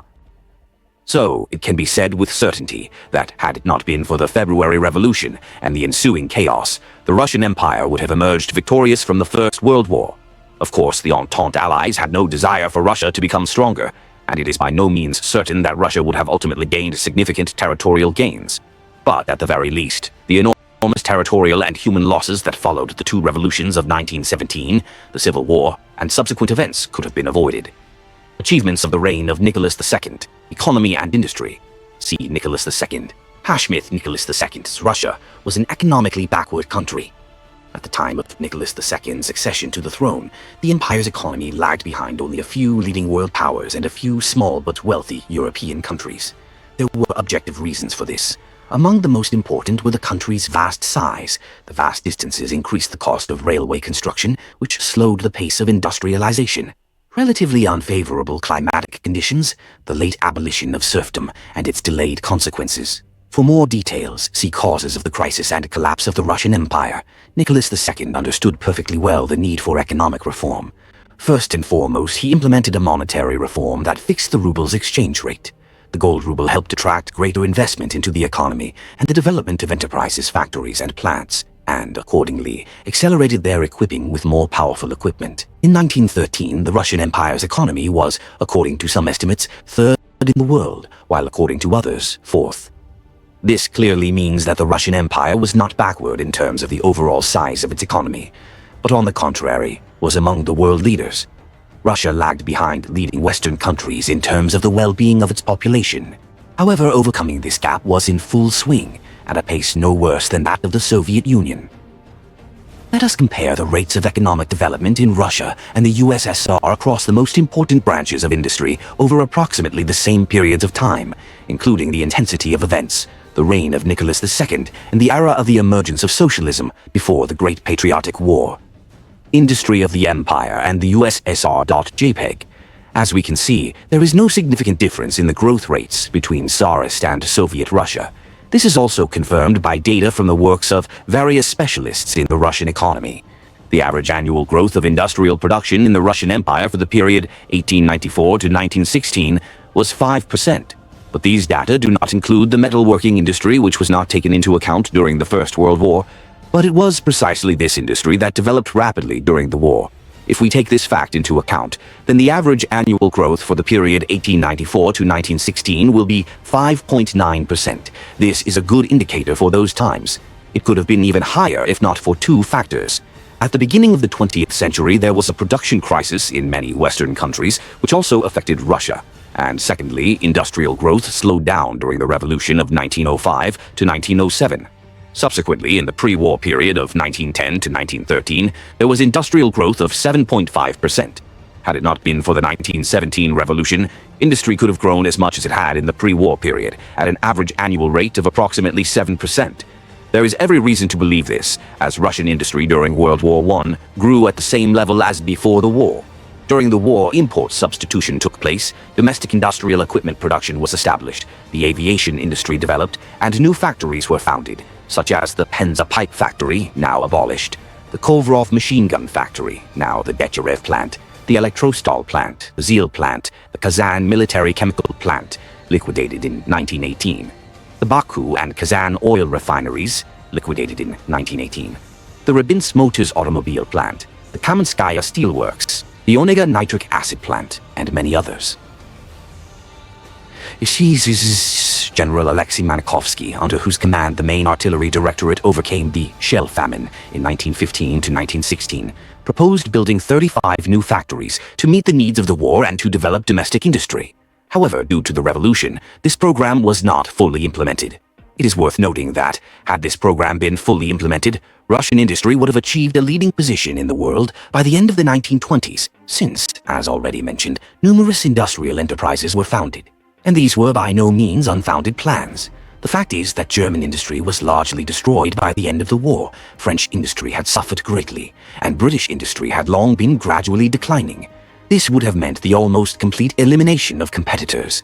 That is, in the near future, Russian industry would have become the most powerful in Europe and would have been able to compete with the American one. Subsequently, between 1917 and 1940, the average annual growth rate was 6.5%. As a result, around 1950, the USSR became the second largest industrial power in the world, after the United States. It turns out that Soviet growth differed little from pre-revolutionary growth. It was slightly higher than the average under Nicholas II, but lower than in 1910-1913. That is, Russia could have achieved the same heights but without the civil war, famine, repression, and forced collectivization. It is also worth adding that the share of industry in the total output of industry and agriculture in 1913 was 42.1%. This means that the Russian Empire before the war was an agrarian industrial country, and not just an agrarian power. This is also confirmed by the gross exports from Russia in 1913. The share of industrial goods in exports was 45%. Overall, industrial production under Nicholas II increased almost fourfold. However, in certain regions and sectors, industry was created virtually from scratch. Eastern Siberia coal production increased by 139 times. Western Siberia coal production increased by 63 times. North Caucasus oil production increased by 14 times. Turkestan region. Oil production increased by 328 times. Donetsk coke production increased by 11 times. Steel production increased by 8.3 times. Zinc production across the empire increased by 800 times. Thus, there was a significant increase in production in all sectors. This is especially noticeable in coal mining and electricity generation, excluding oil production. The growth of oil production stopped during the 1905 to 1907 revolution due to unrest that began at the Baku oil wells. However, the demand for oil increased with each passing year, so it can be said with certainty that, regardless of the 1917 revolution, more oil would have been produced in the following decades. Agriculture. See Nicholas II, agriculture and agricultural industry. Population growth. During the 23 years of Nicholas II's reign, the population of the Russian Empire increased by 1.5 times.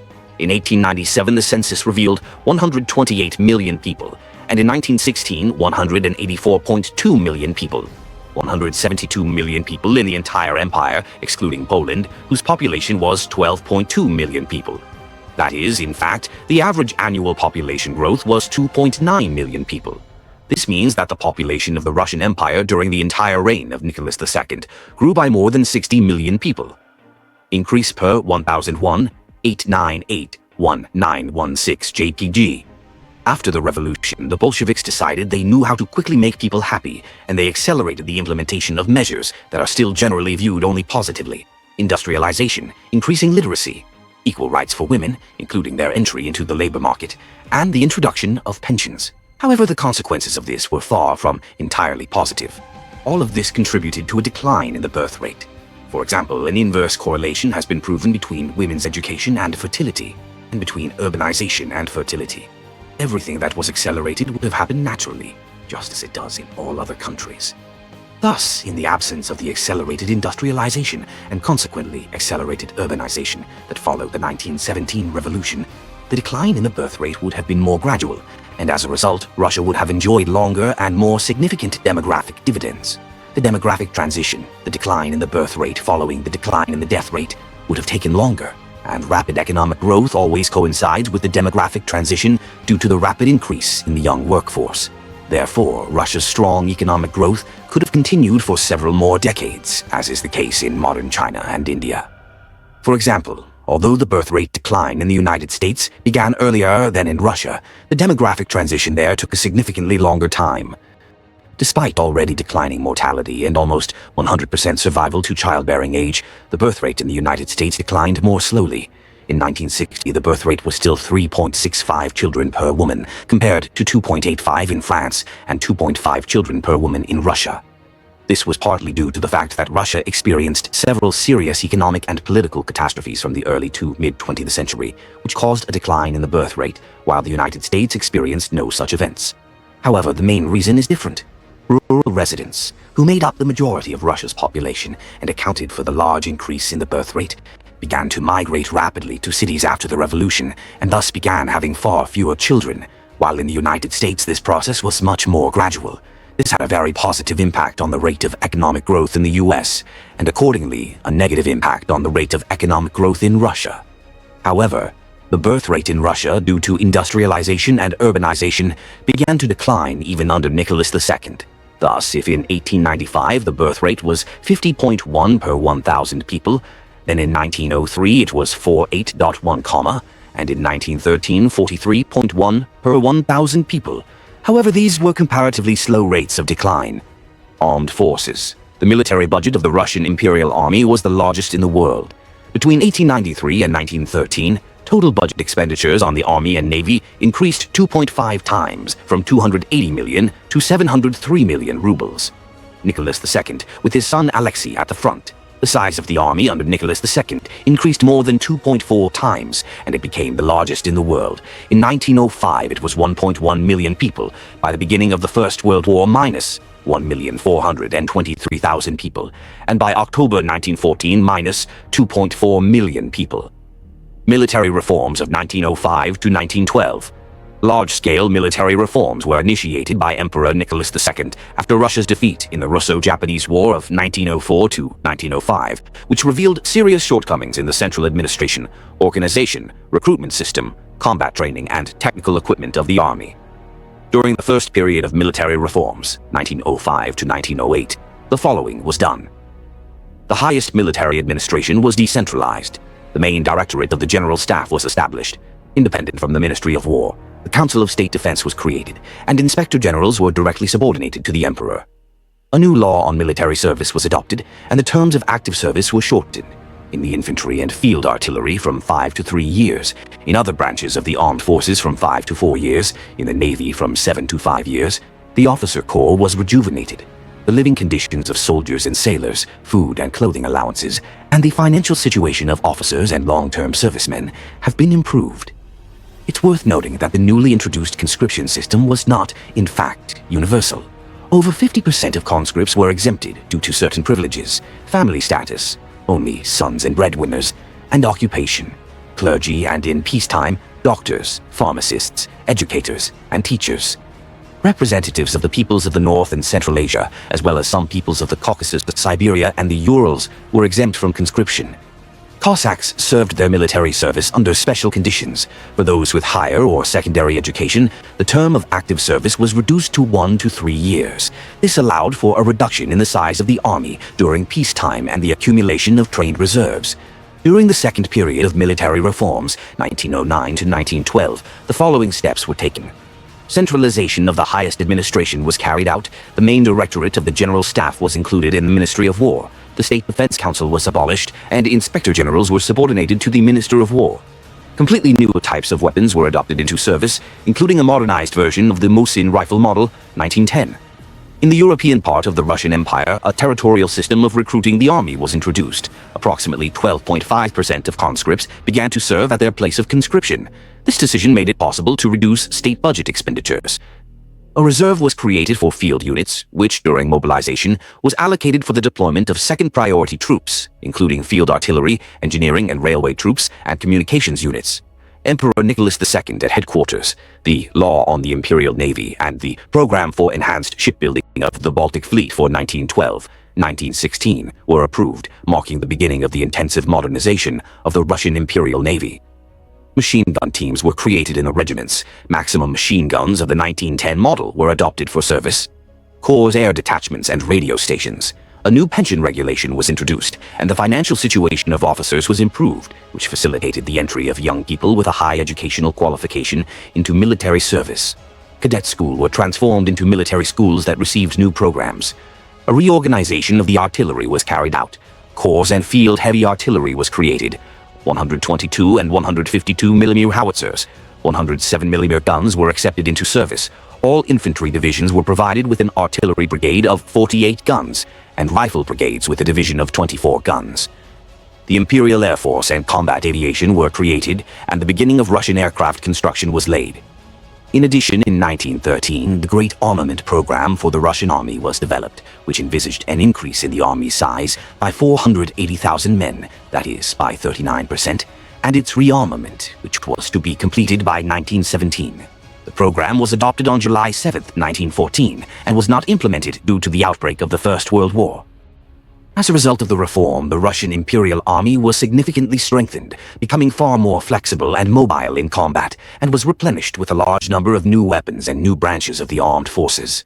For the first time in Russian history, construction of battleships and submarines for the Russian Imperial Navy began, significantly increasing its power. The Imperial Air Force was created, aircraft manufacturing and the creation of airplanes and airships began, and infantry troops received air support. Army readiness for the First World War. See more. Nicholas II, myth. Because of Nicholas II, we suffered defeat in the First World War. During the mobilization, the army was expanded to 5,338,000 people.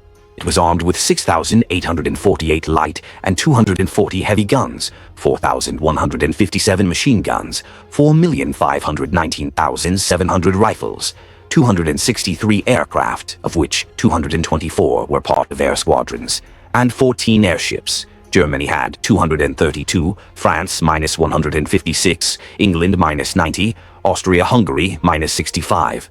The peacetime army also numbered 711 cars, 101 motorcycles, and 2 tractors, but the number of equipment was increased during mobilization. After the completion of mobilization, the army received over 4,000 cars, 475 trucks, and 3,562 cars. The ammunition supply amounted to 1,000 to 1,200 shells per artillery piece. Armed forces of countries before WWE.jpg. In total, by the beginning of the war, the Russian Imperial Army consisted of 70 infantry divisions and 17 rifle brigades, 24 cavalry divisions and 8 cavalry brigades, as well as engineer, pontoon, railway, automobile, armored, and aviation units and formations.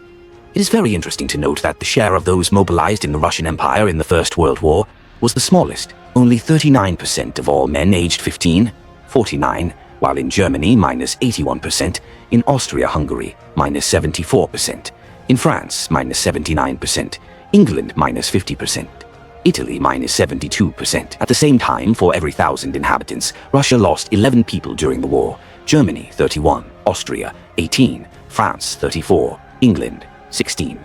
1-mir.jpg, losses in the First World War.jpg. After the war began, new types of weapons and equipment began to enter service with the army. In 1914, the 76 mm anti-aircraft gun model, 1914 for firing at aerial targets. In 1915, the Zelensky gas mask. In mid-1916, the French Adrian helmets, Fedorov machine guns, and others. In addition, new tactical techniques were developed based on the experience of combat operations. Thus, at the end of 1915, the creation of grenadier platoons began in infantry units designed to break through barbed wire barriers, fight in enemy trenches and support the actions of sappers. Platoon personnel were armed with carbines, revolvers, cleavers, shortened pikes, and hand grenades, and in addition to shovels for self-entrenching, soldiers received scissors for cutting barbed wire. In the winter of 1916-1917, General Vasily Gurko, who temporarily replaced M.V. Alexeyev as Chief of Staff of the Supreme Commander-in-Chief, reorganized the armed forces along the same lines as Germany, and then France had done the year before. The Germans and French divisions now had 3 regiments each, while the Russians retained 4. However, the regiments themselves were converted from 4 to 3 battalions, and the cavalry squadrons from 6 to 4. This reduced the accumulation of fighters on the front lines and their losses. The striking power of the divisions was maintained, since they retained the same amount of artillery, while the number of machine gun companies and their complement increased, tripling the number of machine guns in the formations. Aviation. During the reign of Nicholas II, much attention was paid to domestic aircraft manufacturing. As part of the military reform, 1905 to 1912, the Imperial Air Force was created in 1910, and already in 1911, the first experiment in creating an armed aircraft was carried out in Russia. By the beginning of the First World War, 1914, the Imperial Air Force was the largest in the world and consisted of 263 aircraft, 224 of which were part of 39 air detachments and 14 airships. If before the First World War the productivity of domestic aircraft factories was about 480 aircraft per year, then in 1916, 1,384 heavier-than-air aircraft were produced. In the Soviet Union, this quantitative indicator would be reached only after 15 years, and 1,398 aircraft engines were assembled. The Ilya Muromets aircraft, the Ilya Muromets, which appeared in 1913, became the world's first mass-produced multi-engine bomber, and simultaneously the first passenger aircraft. This aircraft set world records for payload, number of passengers, flight time, and maximum altitude. The Ilya Muromets' chief designer, Igor Ivanovich Sikorsky, is also famous for creating the 4-engine bomber, the Russian Knight. The Imperial Air Force was renowned for its ace pilots. During World War I, numerous instances of Russian pilots demonstrating their skill are well known. Captain Ian Krutin, Lieutenant Colonel A.A. Kazakov, and Captain P.V. Argiev distinguished themselves particularly, each shooting down approximately 20 enemy aircraft. It was the Russian aviation of Nicholas II that laid the foundation for aerobatics. In 1913, the first loop-the-loop maneuver in aviation history was performed. The maneuver was performed over Suritz Field, near Kiev, by Staff Captain Nestorov. This brilliant pilot became a combat ace during World War I, and became the first in history to perform an aerial ramming attack, shooting down a heavy German fighter. He died at the age of 27, defending his homeland in aerial combat. As of October 1917, the Russian Air Force had a complement of 35,000 soldiers and officers, and its fleet consisted of approximately 1,500 aircraft. At that time, 34 aviation enterprises were in operation, employing up to 12,000 workers. The history of the Imperial Air Fleet ended in 1917, when the February and October revolutions led to the collapse of the Russian Empire, its armed forces and aviation industry. Fleet, see also Russian Navy, Nicholas II in the Navy. With the accession of Nicholas II in 1894, the Russian Navy began to expand particularly rapidly, especially with the onset of the arms race in the Far East, where Japan decided to purchase a large number of large ships. Although Russian industry developed rapidly, it could not fully meet the rapidly growing needs of the Navy, and some warships were ordered from France, Germany, the United States, and Denmark. French naval engineers had the greatest influence on the design of Russian ships. But between 1894 and 1904, the Baltic Fleet alone commissioned 14 EQ squadron battleships. Their modern equivalents would be aircraft carriers, 12 of which were of domestic manufacture. Navarre and Sisoj Veliki, 3 ships of the Poltava type, Retbizan, Cesarevich, 3 Parasvit type, and 4 Borodino type. The cruiser forces of the Ocean Fleet received 3 large armored cruisers of domestic construction, Rurik, Rossiya, and Gromoboy, which formed the core of the Vladivostok cruiser detachment, a more modest imported armored cruiser, Bayan, and 8 armored deck cruisers of the first rank. The second-rank cruiser, Novik, which had no analogues in the world, was built. It performed brilliantly in the future war with Japan and became the global forerunner of the Scout cruiser class. 3 similar cruisers built to different designs, Boyarin, Yemchug, and Izumrad, were also built. As a result, taking into account older ships, as well as the battleships Sviatolitalia and Rostislav, built in the Black Sea, the Russian Navy confidently took third place in the world in terms of power, by some estimates second place. Clarify. On the night of February 8, 1904, the Russo-Japanese War began without a declaration of war. However, by the start of the war, Russian repair capacity in the Far East was still insufficient, and the naval forces were divided between three distant theaters of war. As a result, a significant portion of those intended for the Far East met the war in the Baltic, undergoing repairs or en route to the Far East. Because of this, as well as the indecisiveness and inexperience of the naval commanders, Russia suffered defeat at sea. Following the fiasco of the Russo-Japanese War, the Russian Imperial Navy fell from 3rd to 6th place in the world. Nicholas II was well aware that the clouds of a major war were gathering over Europe, and the Russian Navy must be prepared to repel any threat. To quickly remedy the situation, a military reform was initiated, 1905-1912, and as part of it, the fleet was restructured. The construction of battleships, destroyers, and submarines began at a rapid pace. Between 1909 and 1914, the first 4 domestic dreadnought battleships of the Sevastopol type were built in St. Petersburg, for which the shipbuilding industry had to be thoroughly reconstructed. On April 25, 1911, Nicholas II approved the law on the Imperial Navy. On June 6, 1912, the State Duma voted on a new bill which was adopted under the title Program for Enhanced Shipbuilding of the Baltic Fleet for 1912 to 1916. In addition to the above-mentioned programs, on June 17, 1912, Nicholas II finally approved the plan of operations for the naval forces of the Baltic Sea in the event of a European war, according to the Program for Enhanced Shipbuilding of the Baltic Fleet for 1912-1916. It was planned to design and build 4 Ismail-class battlecruisers by July 16, 1915. The cruiser Borodino was launched on July 18, 1915, and the Navaran on October 27, 1915. By early 1917, numerous new battleships, cruisers, destroyers, and submarines had been built, making the Russian Imperial Navy one of the most powerful in the world. Nicholas II personally oversaw the construction of these ships. By 1914, 4 more major shipbuilding programs had been adopted, with a total of 820 million rubles earmarked for their implementation. However, their completion was largely scheduled for 1917-1919, but was thwarted by the outbreak of World War I. The Russian Empire spent $519 million on its naval budget from 1906 to 1913, the 5th largest after Great Britain, Germany, the United States, and France. The revolution and subsequent civil war in Russia proved disastrous for the Russian Navy. In the spring of 1918, under the terms of the Treaty of Brest-Litovsk, the Black Sea Fleet was partially captured by the Germans in Sevastopol, and others were withdrawn to Novorossiysk, where they were scuttled on Lenin's orders.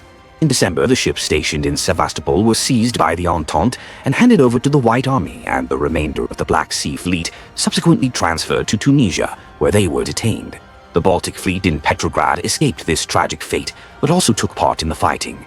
In 1921, sailors from the battleships Sevastopol and Petropavlovsk and the garrison of some of the Kronstadt forts revolted against the Soviet government in Kronstadt. The few ships remaining in the hands of the Soviet authorities formed the core of the USSR Navy, minus 100% of the battleships, 40% of the cruisers, 30% of the destroyers, were part of the fleet that in 1941 stood up to defend the country at the beginning of the Great Patriotic War.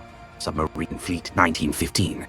Project Bar submarines. Although Russia was a leader in submarine development throughout the 19th century, a fully fledged combat submarine fleet was not created in Russia until the reign of Nicholas II, with his direct participation.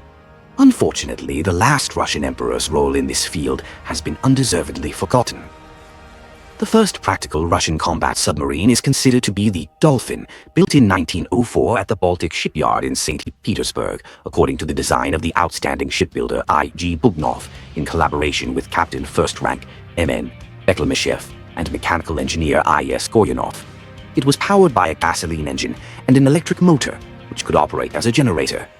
The Dolphin was superior in its tactical and technical characteristics to the submarine built at the same time in the USA by the Fulton Company under the supervision of Engineer Holland. On August 29, 1903, Emperor Nicholas II visited the first submarine, the Dolphin, which was almost completely finished and lying at the shipyard's outfitting yard. He listened to I.E.G. Bubnov's report and wished her success in future construction. This marked the beginning of funding for the serial construction of domestic submarines. On October 27, 1903, the Dolphin submarine was accepted into service, and on June 18, 1904, it joined the Baltic Fleet. On March 19, 1906, by decree of Nicholas II, a new branch of the Russian Navy, submarines, was created, and 10 submarines previously classified as destroyers were commissioned. Since then, March 19th has been celebrated in Russia as a professional holiday, Submariners' Day. Submarine Akula. There is a widespread myth that the Imperial submarine fleet consisted mainly of Western boats of the Holland AG 1126 type and others, but in fact they constituted no more than 35%. From 1903 to 1917, 73 submarines were commissioned into the Russian Navy, with 4 more remaining unfinished. 23 submarines were acquired abroad. 16 submarines were built at Russian shipyards using designs by the firms of Holland and Lack. 34 submarines were built using domestic designs during this period. 32 based on designs by I. G. Bubnov. 1 according to the design of M. N. Nalatov, Crab. 1 according to the design of S. K. Chevetsky, Postal. Thus, 65.5% of the submarine fleet consisted of domestic developments. A significant portion of the Imperial submarines took part in both the First World War and the Great Patriotic War. The last submarine from the time of Nicholas II was decommissioned only in 1955, the Panther submarine of the Bars Project. Social sphere, education, see Nicholas II #education and literacy. Healthcare, see Nicholas II #healthcare and medicine. Science and technology. See also Russian inventions #1890 SS, famous inventors and engineers of Russia, famous scientists and philosophers of Russia. The reign of Nicholas II saw perhaps the greatest flourishing of science and technology in Russian history, in terms of the emergence of new scientific ideas, discoveries, and inventions. Here are just a few. The theory of cosmonautics and the idea of a multi-stage rocket by Konstantin Tsiolkovsky. Nikolai Zhukovsky's theory of aerodynamics. The world's first strategic bomber and airliner Ilya Muromets, designed by Igor Sikorsky. The world's first polar-class icebreaker, Ermak, built by Stepan Makarov. The world's first motor ship and diesel-electric ship, Vandal, radio receiver of Alexander Popov. The world's first backpack parachute by Gleb Kotelnikov. The first universal gas mask by Nikolai Zelinsky. Foam fire extinguisher by Alexander Laurent. Mortar by Leonid Gobyato and Sergei Vlashev. The first electronic method of recording and reproducing television images by Boris Rosing. Thermal cracking of oil by Vladimir Shukov and Sergei Gavrilov. Hyperboloid structures and shell floors by Vladimir Shukov. The first commercially successful synthetic rubber by Sergei Lebedev. The first synthetic detergent by Grigory Petrov. Chromatography by Mikhail Tsvet. Discovery of light pressure by Peter Lebedev. Discovery of conditioned reflexes by Ivan Pavlov.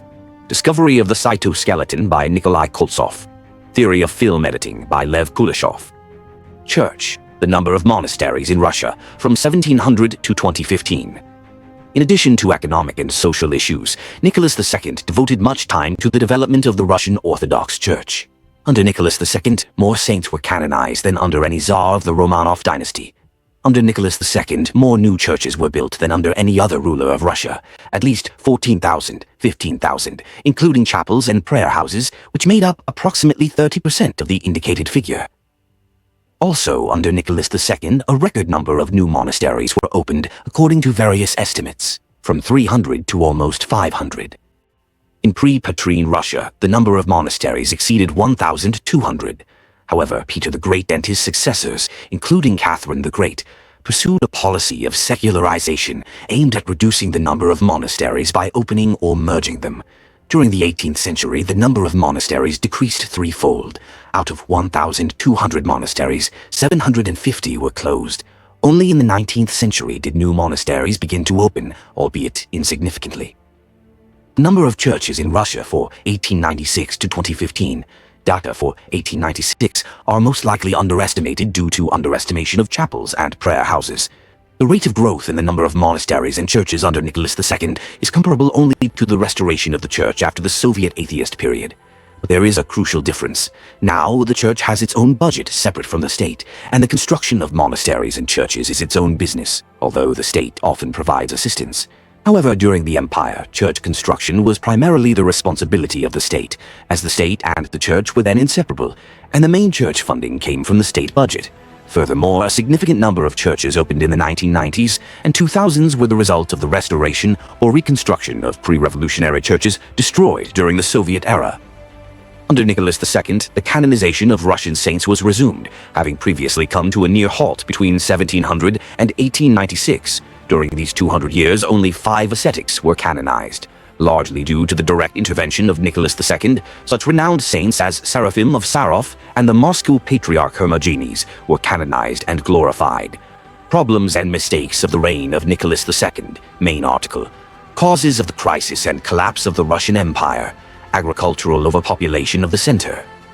The greatest economic and social problem at the turn of the 19th and 20th centuries was agrarian overpopulation in Russia's central provinces. The non-Black Earth region, the Volga region, and Little Russia. This problem is also known as the peasant question/agrarian question. As a result of the more than tripling of the population between 1815 and 1914, a shortage of agricultural land arose in the central regions of European Russia.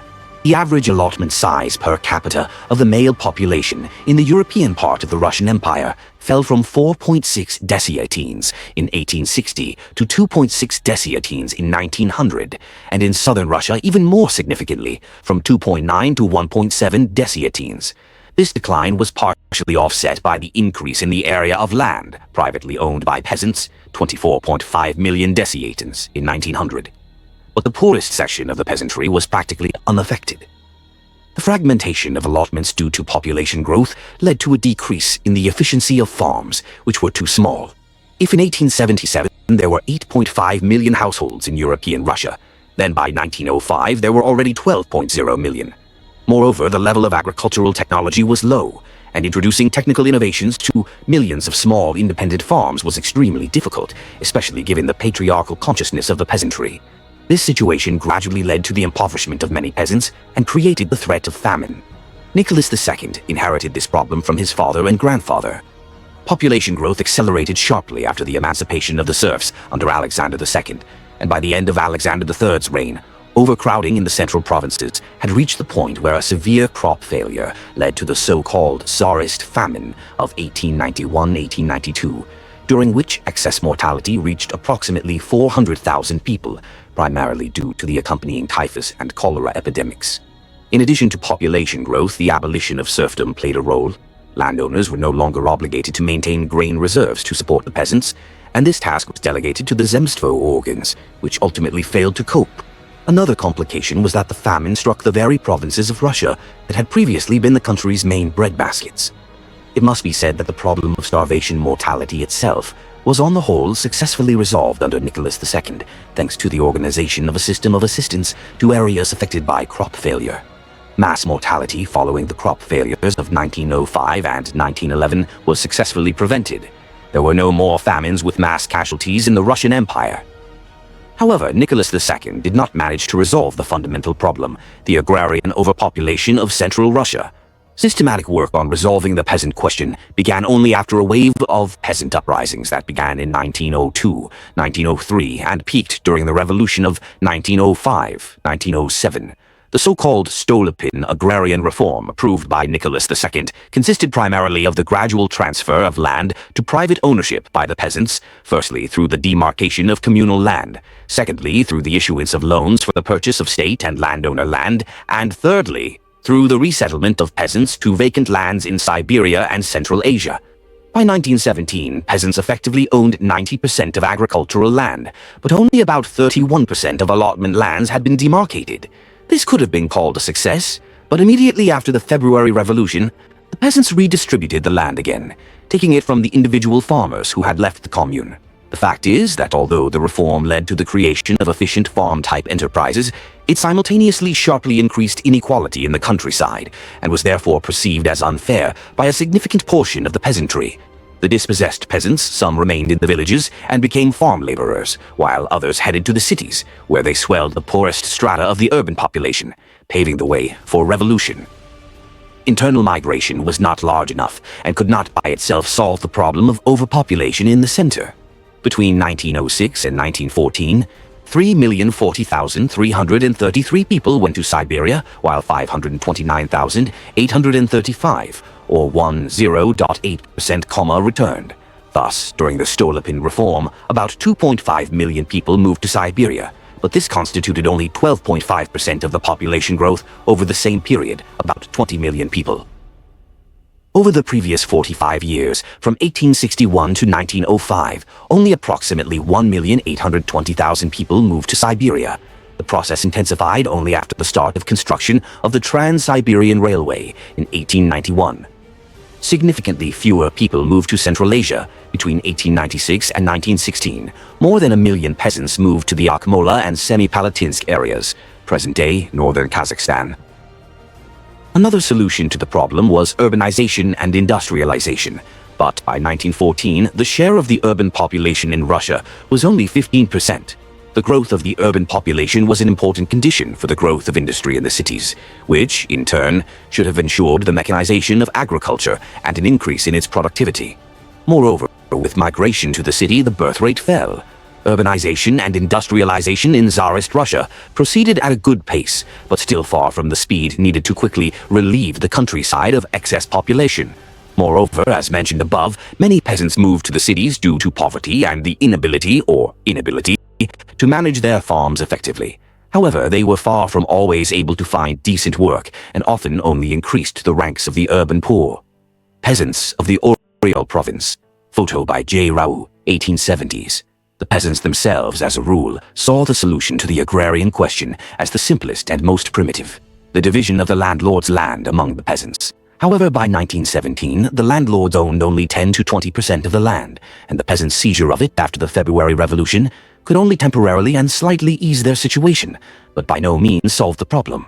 In fact, the division of the landlord's lands rather worsened the food and economic situation in the country as a whole, since a significant share of the commercial grain supplied to the cities and for export was produced precisely on large landlord farms.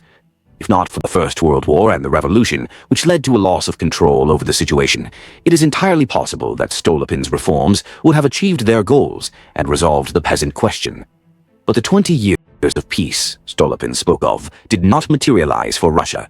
During the 7 years in which the reform was carried out according to plan, 1908-1914, it failed to stop the accumulation of excess population in central Russia, but it significantly slowed this trend, which theoretically provided time for industry to begin to assist the countryside, ensuring the industrialization of agriculture. It's worth emphasizing again that grain harvests and per capita consumption of staple foodstuffs increased under Nicholas II, indicating that the development of new lands and the intensification of agriculture were bearing fruit. However, this growth was extremely uneven. The main increase in crop yields was associated with large, efficient, and technologically advanced farms belonging to landowners and rich peasants. Poor and middle peasants participated in this to a lesser extent, although a number of pre-revolutionary publicists nevertheless noted a general improvement in the well-being of the peasantry before the First World War, linking this growth with the formation of peasant cooperatives. The main increase in new agricultural land occurred on the outskirts, primarily in Siberia and Central Asia. In the central provinces, however, there was virtually no available land, and the tense situation there continued. Periodic crop failures led to a sharp decline in living standards in regions where peasants had little land and kept the population in fear of a new famine, similar to the famine of 1891 to 1892.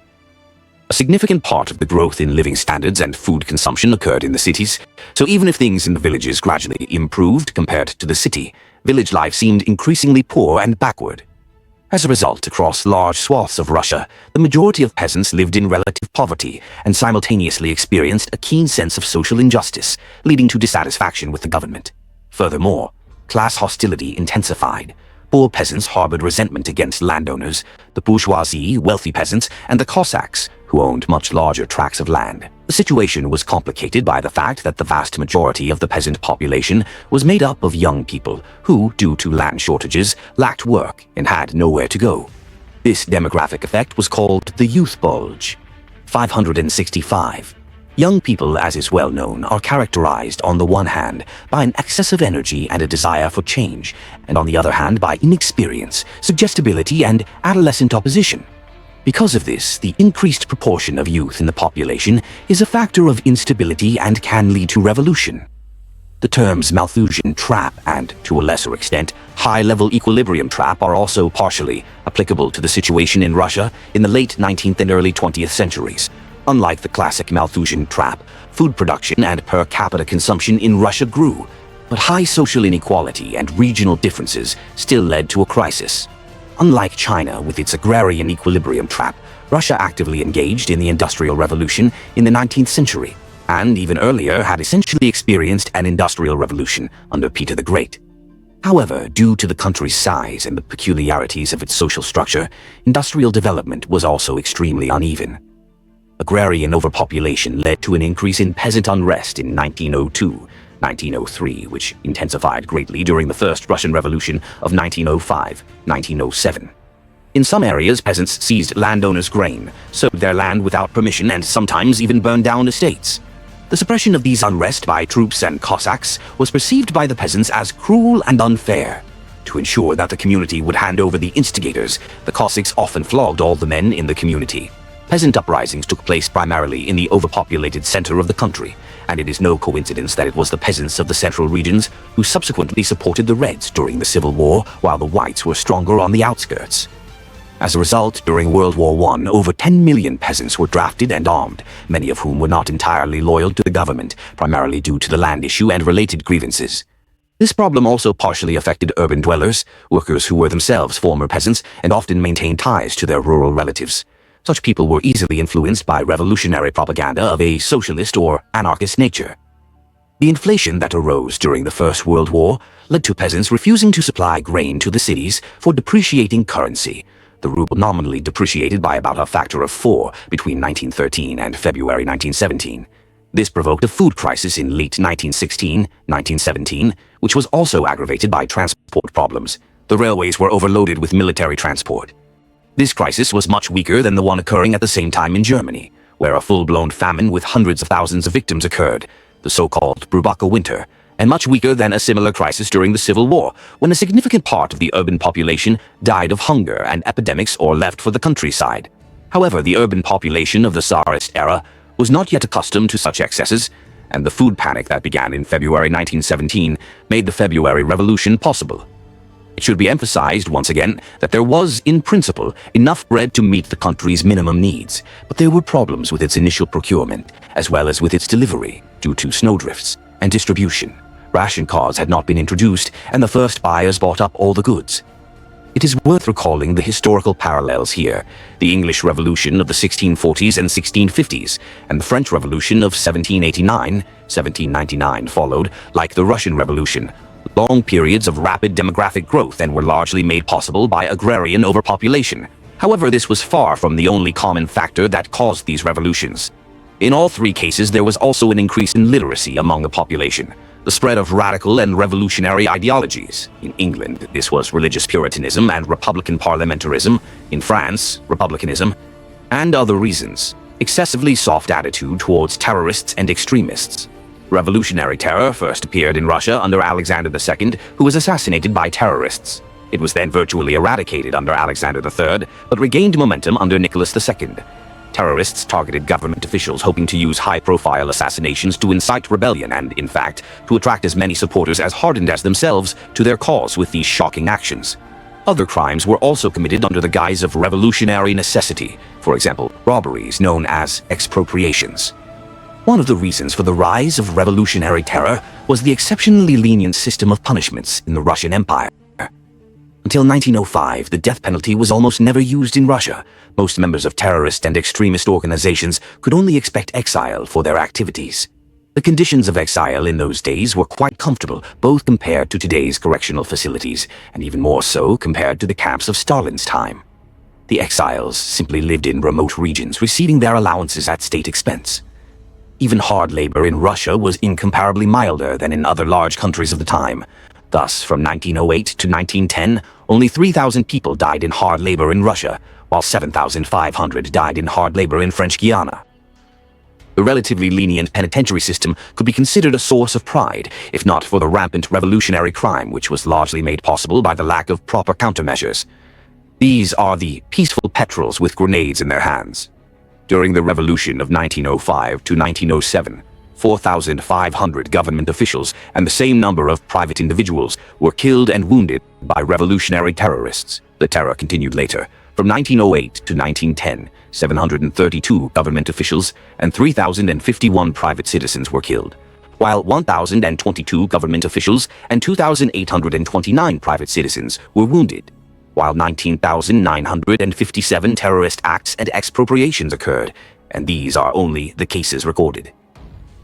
In the 1900s and 1910s, a series of terrorist assassinations of major government figures rocked the country, including the assassination of the head of the Ministry of Internal Affairs, Vyacheslav Pleva, 1904, the assassination of the Moscow Governor-General Grand Duke Sergei Alexandrovich, 1905, Bloody Wednesday in Poland, 1906, and the assassination of Prime Minister Pyotr Stolypin, 1911. Meanwhile, in response to revolutionary violence, Russian courts in 1905-1913 handed down only 6,871 death sentences, and only 2,981 people were actually executed. Previously, in the period 1826-1905, only 1,397 death sentences were handed down, and only 894 people were executed. By comparison, in modern Russia, adjusted for the moratorium on the death penalty, in the United States and in other countries, terrorists are generally treated incomparably more harshly. The result of the revolutionary terror was that many prominent statesmen, like Stolypin, were simply killed, while others felt a justified fear of the revolutionaries. This was one of the reasons why, in 1917, many deputies, officials, and even some Grand Dukes were afraid to oppose the uprisings in Petrograd and actually sided with the rebels, which greatly contributed to the success of the revolution. It should also be noted that, in addition to left-wing revolutionary extremism, the authorities were insufficiently effective in suppressing manifestations of right-wing extremism. For example, a number of individuals involved in inciting the Kishinev pogrom of 1903, including the main author of anti-Semitic publications, P.A. Khrushchevan, went unpunished. Those involved in the murder of Rasputin did not receive the punishment required by law. The so-called Black Hundreds, an extreme right-wing organization, developed a bad reputation. Many of their slogans combined monarchism, chauvinism, and anti-Semitism, ultimately discrediting the monarchy. During the First Russian Revolution, a wave of Jewish pogroms swept the country, and subsequently, during the First World War, there were also pogroms against Germans in St. Petersburg, hastily renamed Petrograd in the Russian style, and Moscow. Poorly contained by the government, Germanophobia had a significant impact on the reputation of Nicholas II, himself, his family, and the entire Romanov line, which had a lot of German blood. Extremely small number of police and special services, revolutionaries and the Soviet regime created the myth of pre-revolutionary Russia as a police state, in which dissent was brutally dealt with by the Tsarist secret police. In reality, the Russian Empire had extremely small and therefore rather weak intelligence agencies and police. During the Soviet era, the size of the police and state security agencies was several times and tens of times greater than in the Russian Empire. And in modern Russia, it is approximately twice as large as in the USSR. And this despite the fact that the average population size during the reign of Nicholas II was approximately equal to the current population of the Russian Federation. Police in the late Russian Empire. At the end of the 19th century, in the average Russian city, there was one police officer for every 660 citizens, while in modern Russia the ratio is approximately 1 per 100, as of the 2010 S. In rural areas, there were even fewer police officers. In settlements with a population of no more than 2,000 people, according to the law of April 14, 1887, there was supposed to be a maximum of 5 police officers. By 1917, the total number of police officers had increased to 145,000, while in 2016, the full-time staff of internal affairs agencies amounted to 757,000 people, 5 times more. Due to a shortage of professional police, military and Cossack units had to be deployed to suppress unrest, which often resulted in bloodshed and increased hostility. The extreme lack of personnel also hindered the development of technical support and professional training for the police.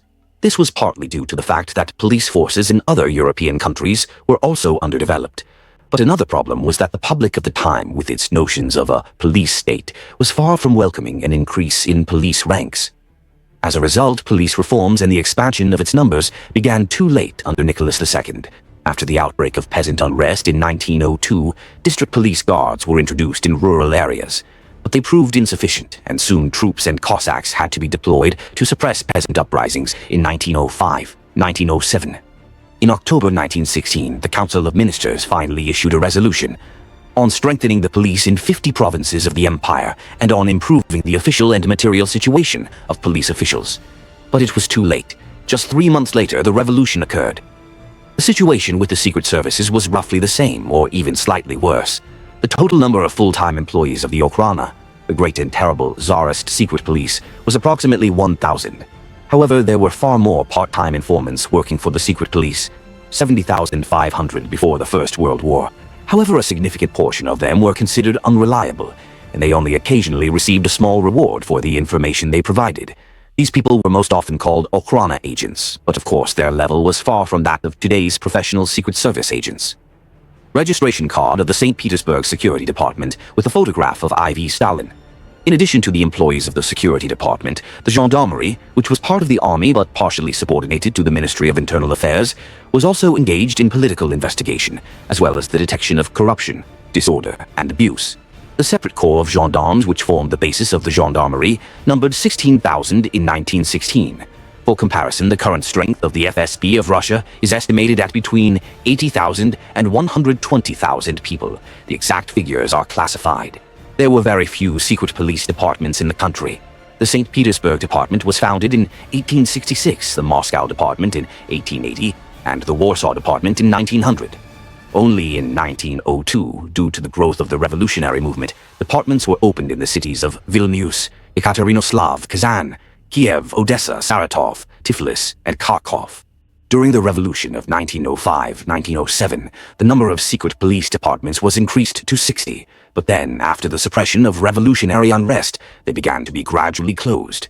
In 1913, on the initiative of the Deputy Minister of Internal Affairs and Chief of Police V.F. Dzhankovsky, the liquidation of the newly created secret police departments began, as a result of which, by the February Revolution of 1917, only 3 remained: Petrograd, Moscow, and Warsaw. There were also district security departments, created on the initiative of Prime Minister Pyotr Stolokhin in 1906 to 1907. Each of these departments supervised several provinces, and in total they covered almost the entire territory of the country. However, in 1914, all district security departments, except 3, Turkestan, Caucasus, and East Siberian, were abolished. Thus, the already small security services of the Russian Empire were further weakened and reduced in number before the First World War. Apparently, the relative pre-war prosperity, the temporary decline of the revolutionary movement, and the successful celebration of the 300th anniversary of the House of Romanov created the false impression in the government of the absence of significant threats. The failure of the authorities' information policy, one of the main mistakes of Nicholas II, was that he practically did not react to information attacks directed at him and at the Tsarist government in general. The level of media freedom and political debate in Russia in the early 20th century, despite government censorship efforts, was incredibly high, so much so that lies, slander, and extremist calls almost always went unanswered. This significantly differentiated Russia from the situation in Western countries of that era, and even more so from the situation in modern Russia and modern Western countries. Only in Russia during the First World War were such phenomena possible as public accusations of the Empress being spying for the enemy, having a love affair with Rasputin, and accusations of the royal family being stupid or treasonous from the parliamentary rostrum, the famous speech by Milyukov in the State Duma on November 1st, 1916. Nicholas II and his entourage, it seems, simply did not fully understand the role of the media and propaganda, the importance of which increased sharply in the era of rapidly increasing literacy rates and growing social mobility of the population. Let us recall that during the reign of Nicholas II, the literacy rate doubled, from approximately a quarter to half the population. At the same time, there was an avalanche-like growth in the number of new periodicals. Under such massive pressure, control over the press, which had previously existed in the form of state censorship, was effectively lost. The system of press censorship simply collapsed during the 1905 revolution and was subsequently only partially restored. The press was frankly weakly regulated. There was neither total censorship, as later in the USSR, nor soft corporate censorship, as in the mainstream media in the West or in modern Russia. There were also no generally accepted codes of conduct for journalists, nor clear legislative regulation of journalism. Russian newspapers of the early 20th century. The situation with mass media during the reign of Nicholas II can be compared to the current information explosion following the advent of the internet and social media, which, incidentally, greatly contributed to the sparking of color revolutions in some countries. It is no coincidence that the term Twitter revolution appeared. In summary, There was no adequate administration of information policy. The Minister of Internal Affairs was responsible for press relations in the Tsarist government, meaning there was no separate Ministry of the Press, nor any equivalent to today's press secretaries and PR specialists. As a result, the measures taken were generally limited to police methods of prohibiting and preventing, which were applied very selectively and often only further incited the anti-government press.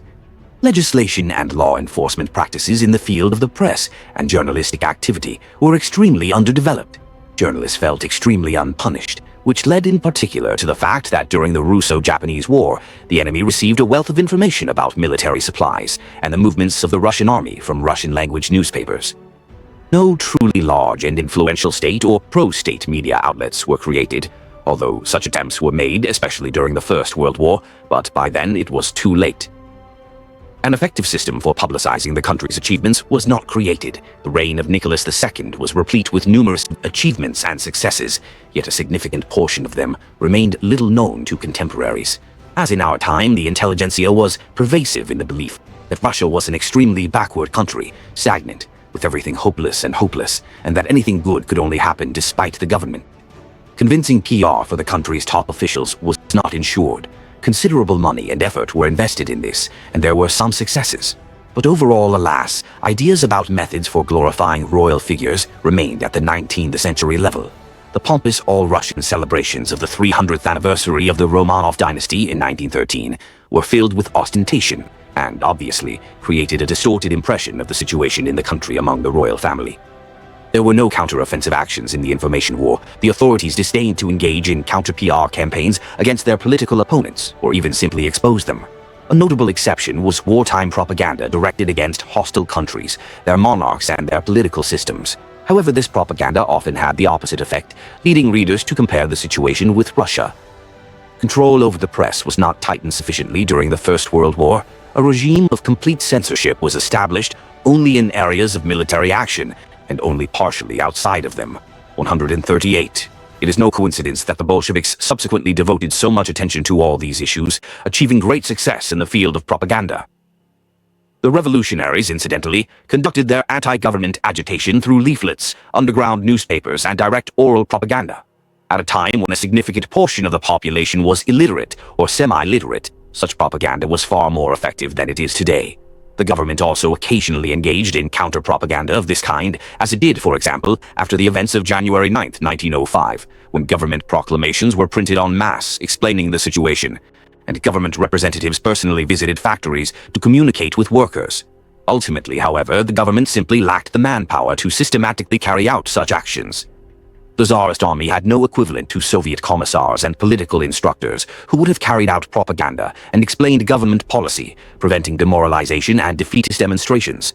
In peacetime, the same role would have been played by specially appointed government representatives, journalists from state publications, and representatives of ruling political parties, as is the case in the modern world.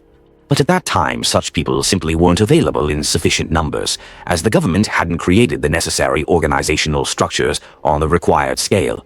Revolutionaries and opposition parties ultimately surpassed the Tsarist government in the level of organized propaganda.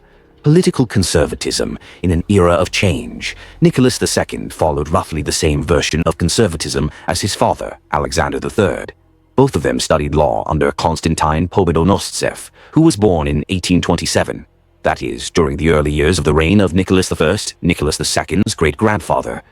He is considered the leader of Russian conservatives and the main exponent of Russian conservatism in the last third of the 19th and early 20th centuries. By the time of Nicholas II's coronation, Pobedonostsev was already 67 years old, a very old man by the standards of the era. During the reign of Alexander III, conservatism gained a significant foothold, largely reflecting public sentiment. Firstly, society was horrified by the assassination of Alexander II by revolutionary terrorists. Secondly, a certain weariness had accumulated with the great reforms implemented under Alexander II, which had far from fully met expectations. As a result, the conservative counter-reforms implemented by Alexander III succeeded in slowing the revolutionary movement and suppressing terrorist activity until the early 20th century. This ensured a long period of internal peace for Russia. However, the need for social change remained, and the demand for political change continued to grow among the intelligentsia and bourgeoisie. As a result, the political conservatism of Nicholas II, inherited from his father, ceased to correspond to public opinion and the demands of the era. On January 17, 1895, in his first public speech after ascending the throne, Nicholas II said the following: "I know that recently in some Zemstvo assemblies, the voices of people have been heard who are carried away by senseless dreams about the participation of Zemstvo representatives in internal governance matters. Let everyone know that I, devoting all my efforts to the good of the people, will guard the foundations of autocracy as firmly and steadfastly as my unforgettable late parent guarded it." Historian S.S. Oldenburg characterized the public reaction to these words as follows: "The majority of educated Russian society accepted this speech as a challenge to itself." The speech of January 17th dispelled the hopes of the intelligentsia for the possibility of constitutional reforms from above. In this regard, it served as a starting point for a new growth of revolutionary agitation, for which funds began to be found again. By the early 20th century, Russia remained one of the few absolute monarchies in Europe. Most European countries were constitutional monarchies or republics. At the same time, the influence of European social thought and political practice on educated Russians was very strong, and therefore the Russian intelligentsia desired not only economic but also political reforms that would bring Russia closer to Europe.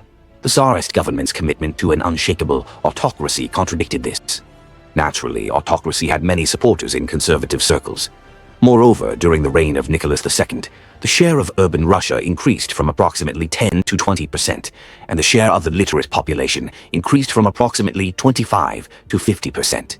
An educated urban population is characterized by a desire to participate in political life and government. In the history of other European countries, the growth of urbanization and literacy has always been accompanied by the growth of republican institutions, first at the level of city self-government, then in the form of state representative institutions under monarchs, and then leading to the formation of constitutional monarchies and republics. Russia also had its own republics, Novgorod and Pskov, and Zemsky Sobors. As for absolute monarchies, both in Russia and in Europe, they initially emerged as systems of emergency governance in the context of civil wars and large-scale external threats. However, a state of emergency, even if it has become a tradition, still cannot continue indefinitely. The reliance on conservatism failed to pay off. Under pressure from the 1905 revolution, Nicholas II was forced to agree to the creation of a parliament and the de facto establishment of a constitutional monarchy. The Manifesto of October 17, 1905, proclaimed political rights and freedoms, such as freedom of conscience, freedom of speech, freedom of assembly, freedom of association, and personal inviolability. Following the adoption of the Manifesto, corresponding amendments were made to the fundamental state laws of the Russian Empire, which effectively became the first Russian constitution. The Tsar's conflict with the Duma and the loss of political support, the establishment of parliament, and the drafting of constitutional laws were correct and necessary, but these steps failed to completely resolve Nicholas II's conflict with the intelligentsia and the political elite. Nicholas II missed the opportunity to implement political reforms without external coercion, in the form of a revolution from above, which would have greatly elevated him in the eyes of the progressive public. Furthermore, the forced nature of the reforms created the impression that further pressure could and should be exerted on the Tsar, using revolutionary methods. The harsh suppression of unrest in 1906 to 1907 increased the authority of the Tsarist regime, but stability was only temporarily ensured. An important reason for the continued political standoff was the following. Nicholas II made extensive use of his powers to dissolve the Duma, veto laws, and pass laws on an emergency basis, which caused extreme discontent among the deputies. The First and Second State Duma were disbanded as too radical and revolutionary, incapable of constructive interaction with the Tsarist government. Such interaction was established with great difficulty with the Third Duma, elected under a new electoral law. However, in 1911, when Nicholas II, at Stolypin's request, adopted an extraordinary law on zemstvos in the western provinces without taking into account an amendment submitted by the deputies, the Tsar's relationship with Parliament soured again. The Fourth Duma effectively became the main center of opposition to the Tsarist government during World War I. It would seem that the moderate liberal majority in the Duma should have supported the monarch during the difficult wartime period. But on the contrary, it demanded the creation of a responsible ministry, accountable to Parliament, effectively weakening the centralization of power, which was a very bad idea during wartime. This was the result of the Tsar's long-standing conflictual relationship with Parliament and a long-term media campaign to denigrate the Tsar's authority. State Duma of the Russian Empire. Nicholas II's conflictual relationship with Parliament led to the Tsar's failure to find a sufficiently influential political party to rely on in the country's parliamentary system. Even monarchists eventually turned against Nicholas II. The leading right-wing monarchist, Vladimir Purishkevich, participated in the assassination of Rasputin, and the leader of the Octobrists, moderate monarchists, Alexander Guchkov, even plotted the coup that led to Nicholas II's overthrow during the February Revolution. Nicholas II ultimately failed to secure the support of a large and well-organized political force similar to the modern United Russia Party, much less establish good relations with representatives of all the major parliamentary parties simultaneously, as was the case in the British monarchy of the 18th to 20th centuries, or is the case in modern Russia under Putin. As a result, by 1917, Nicholas II relied solely on the army and an unpopular government. This reliance on the army was seriously shaken during the mutiny of the Petrograd garrison in February 1917, and finally collapsed when the majority of frontline generals joined the Duma opposition in demanding the Tsar's abdication. The masses in the capital were either oppositional or passive. Monarchist social movements were weak and poorly organized, and even the church failed to support the Tsar. However, the key participants in the Duma generals' conspiracy were counting only on a change of monarch, not the overthrow of the monarchy, and ultimately, things ended very badly for the February revolutionaries. Results of the reign: Emperor Nicholas II in color, large projects, major Russian projects, Nicholas II, 1894 to 1906. Major Russian projects, Nicholas II, 1906 to 1917. Achievements and successes, before the reign. The Eastern Journey of Nicholas II, 1890 to 1891, was the first visit by the future ruler of Russia to many Eastern countries: Egypt, Yemen, India, Ceylon, Singapore, Indonesia, Thailand, Japan. The first crossing by the future leader of the entire country from east to west, from Vladivostok through all of Siberia to St. Petersburg. The total length of the route traveled was 51,000 kilometers. With Nicholas's arrival in Vladivostok, construction began on the eastern section of the Trans-Siberian Railway, Ussuri Railway. During the reign, continuation of the economic recovery of the 1890s. Average industrial growth rates reached 9 to 10% per year, the era of the fastest sustainable growth of the Russian Empire's economy. A state-owned wine monopoly was introduced, 1894, in full force since 1906, thanks to which, under Nicholas II, it was not necessary to significantly increase taxes. By 1913, the alcohol monopoly brought in up to 30% of all revenues to the budget. Completion of the conquest of Central Asia. As a result of Mikhail Yonov's Pamir expeditions, the southern part of Tajikistan, Badakhshan, was annexed, 1894. According to the Anglo-Russian Agreement, 1895, the Asian possessions of Britain and Russia were finally delimited. The start of the Central Asia irrigation program. Ancient dams and canals were restored in the Murghab sovereign estate, 1895. The largest Hindu Kush hydroelectric power station in the Russian Empire was also built here, 1909. A metallurgical boom occurred in the south of Russia. Large Alchevsk, 1895. Taganrog, 1896. Tsaritsyn, 1896. Yanakiyevo, 1897. Mariupol, 1897. And Kramatorsk, 1898 plants were founded. The Nadezhda, 1896, and Ashinsky, 1898 plants were also built in the Urals. The emergence of radio in Russia, 1895. Russian scientist Alexander Popov became one of the inventors of radio in the world. The beginning of the practical application and mass production of radio equipment in Russia, 1900. The emergence of cinematography and the first movie theater in Russia, 1896, just months after its invention in France. The first ruler of Russia filmed on video, filmmaking during the coronation in Moscow, 1896. The beginning of the Russian automobile industry. The first domestic car was built, 1896.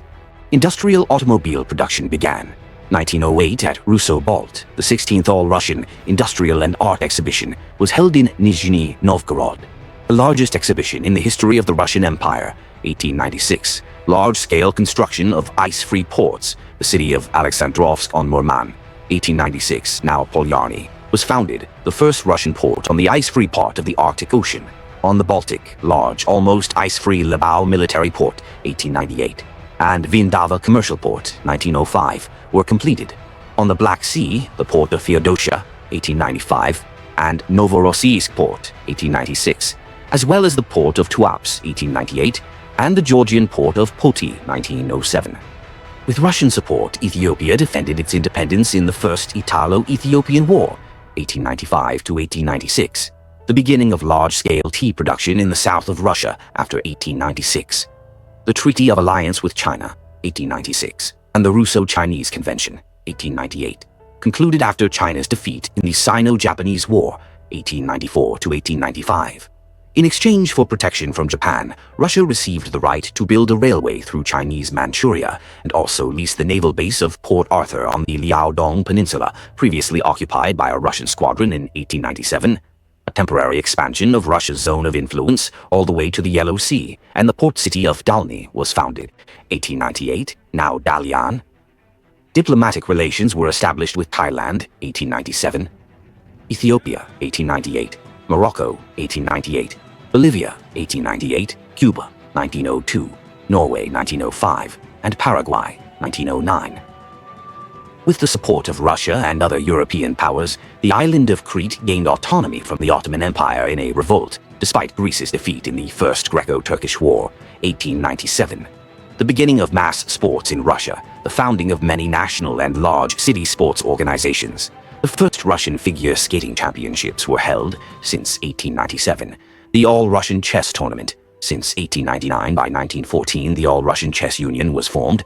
The first St. Petersburg Football Championship and the first Russian Empire Football Championship. 1912, under the auspices of the All-Russian Football Union.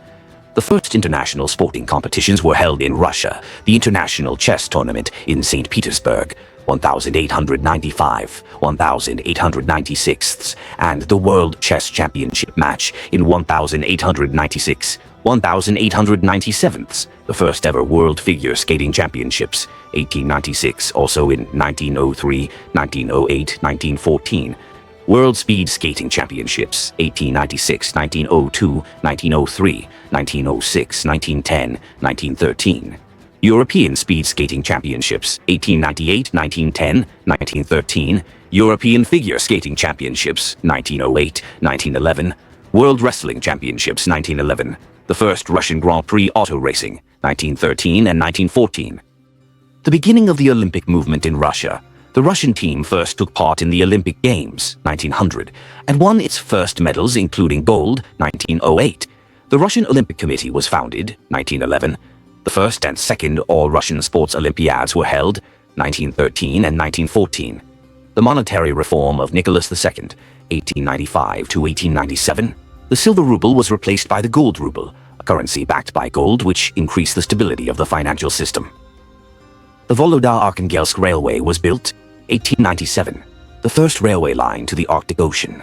The first large power plants were built in Russia, in Moscow, 1897. St. Petersburg, 1898, and Baku, 1900.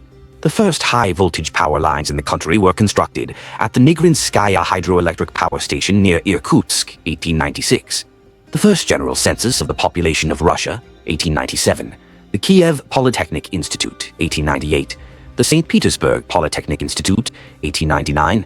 And the Nikolaev Saratov University, 1909, were founded. The Russian Museum in St. Petersburg, 1898, and the Museum of Fine Arts in Moscow, 1912, were opened. The all-Russian Alexander Nevsky Brotherhood of Sobriety was founded, the largest in the Russian Empire, 1898.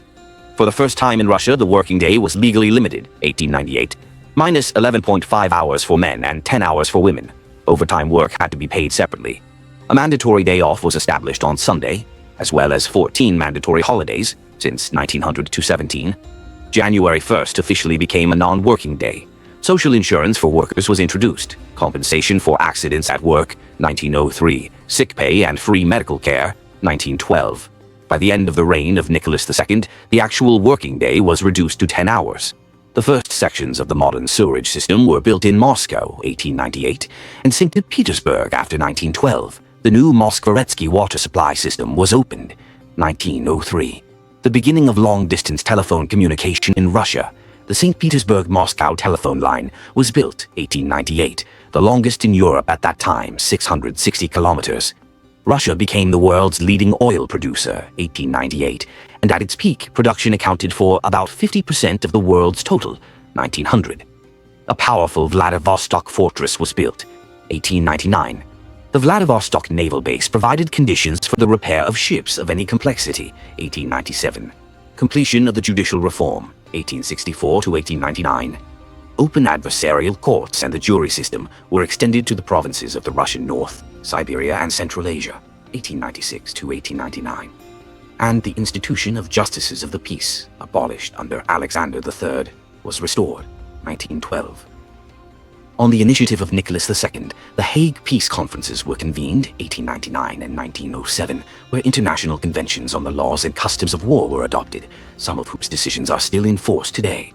A relatively simple and small tax on commercial and industrial activities was introduced, the State Trade Tax, 1899. Limitation of the autonomy of the Grand Duchy of Finland since 1899. The Russian language was first introduced as an official language in Finland, 1900. The liquidation of separate Finnish armed forces, 1901, and the equal rights of Russian citizens with Finns within Finland, 1912. The first railway in Armenia, 1899, soon extended to Yerevan, and the first railway in eastern Turkey, 1899, to the Kars Fortress, were built, and the Trans-Caucasian Railway was connected to the country's main railway network for the first time, 1900. The West Siberian Railway, 1897, the Krasnoyarsk Railway, 1899, and the Trans-Baikal Railway, 1900, were built connecting European Russia with the main populated areas of Siberia. The first railway bridge across the Ob, 1897, and the first railway bridge across the Yenisei, 1899, were built on these lines, and a ferry crossing across Lake Baikal was constructed, 1900. Later, the Circum-Baikal Railway, 1905, unique in its engineering complexity, was built. The successful Chinese campaign, 1900 to 1902, Russia's participation in the suppression of the Boxer Rebellion in the Qing Empire as part of the Eight-Power Alliance. Chinese rebels opposed the foreign presence in the country, but were unable to capture the legation quarter in Beijing and the European concessions in Tianjin. The capture of Beijing with the participation of Russian troops, 1900, the opening of a new Russian concession, rearmament of Russian artillery with rapid-fire guns, 76 mm caliber guns of 1900 and 1902 models, completion of the Army's transition to the Mosin rifle, 1901. The first legal trade unions were founded in Russia, 1901. Large-scale construction of apartment buildings in the centers of large cities, St. Petersburg, Moscow, Odessa, Kiev, Riga, and others, 1890s, 1910s. As a result, in St. Petersburg, it is the buildings from the era of Nicholas II that make up the bulk of the historical center. The heyday of Art Nouveau architecture in Russia, 1890s, 1910s, the Yeliseyevsky Store, 1903, and the Singer Company House, 1904, were built in St. Petersburg. The emergence of the Northern Art Nouveau style in St. Petersburg and Finland. Tram systems were launched in more than 20 Russian cities, including the Moscow Tram, 1899, and the St. Petersburg Tram, 1907. Self-propelled urban transport became a mass phenomenon in the country for the first time, 1890s, 1910s. The beginning of large-scale development of the Arctic, 1900s to 1910s, the world's first polar icebreaker, the Yermak, 1898, was built at English shipyards according to the design of Stepan Makarov, which carried out the first Russian expedition to Franz Josef Land, 1901. The western coast of Taimyr was accurately mapped for the first time, 1900 to 1902, Russian polar expedition of Edward Toll and Alexander Kolchak. Russian railways are connected to the Swedish railway network, 1903 via the border town of Tornio in Finland. The world's first motor ship and diesel-electric ship, the tanker Vandal, 1903, was built in Nizhny Novgorod. The Russian Navy became the second most powerful in the world, early 1900s. Large-scale construction of large warships, the foundation of a full-fledged combat submarine fleet of Russia, 1903.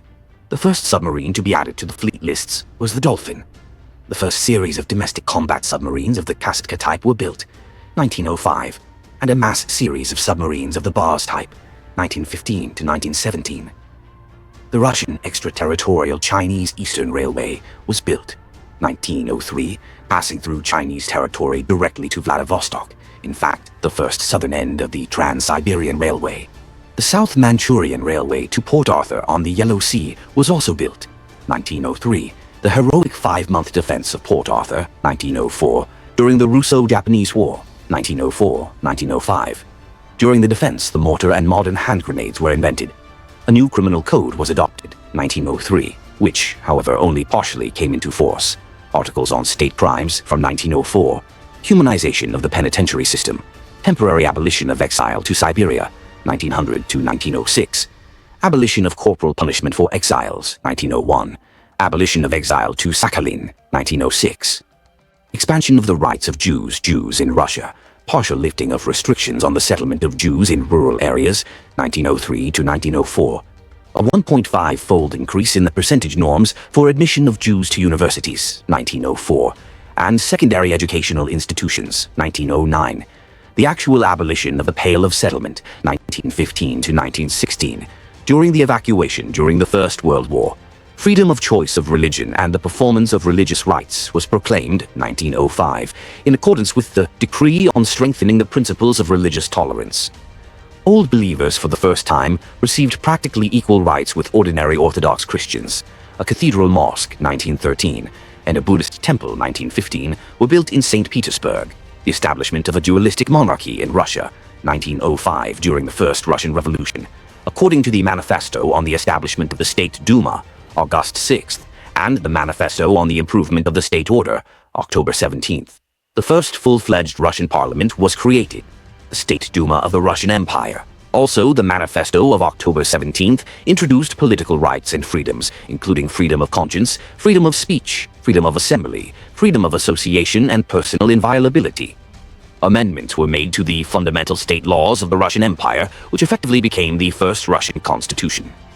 The first official political parties were created in Russia, 1905. The State Council was transformed into the Upper House of Parliament, 1906, and elections were held to the State Duma of the Russian Empire of the First Convocation, 1906. Finland, as part of Russia, became the first country in Europe where women received the right to vote, 1906, and were elected to Parliament, 1907. The Orenburg-Tashkent Railway was built, 1906. Connecting European Russia with Central Asia, the Astrakhan Railway to the Caspian Sea was also built, 1909. Relieving the load on the Moscow Railway hub, the northern route of the Trans-Siberian Railway was built a railway line from St. Petersburg to Perm via Vologda and Vyatka, 1906. The Moscow Ring Railway was built, 1908. The actual completion of the peasant reform of Alexander II, the abolition of mutual responsibility for the payment of taxes by peasants, 1903. The abolition of corporal punishment for peasants, 1904. The removal of redemption payments from peasants, 1906, completely in 1907. The majority of cultivated lands in the country ended up in the ownership of peasant communities. The agricultural reform of Nicholas II, 1900s, 1910s.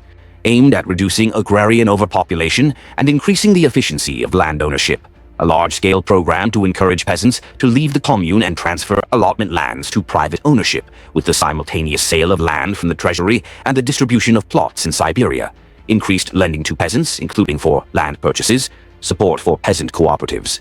As a result, almost 89.3% of all agricultural land in the country came to belong to peasants, 1917. Revolutionary uprisings were suppressed and the First Russian Revolution, PRR 1905 to 1907, was stopped. Revolutionary terrorism was temporarily defeated. After the introduction of the electoral system of 1907, the State Duma of the Third Convocation, 1907 to 1912, loyal to Nicholas II, was elected.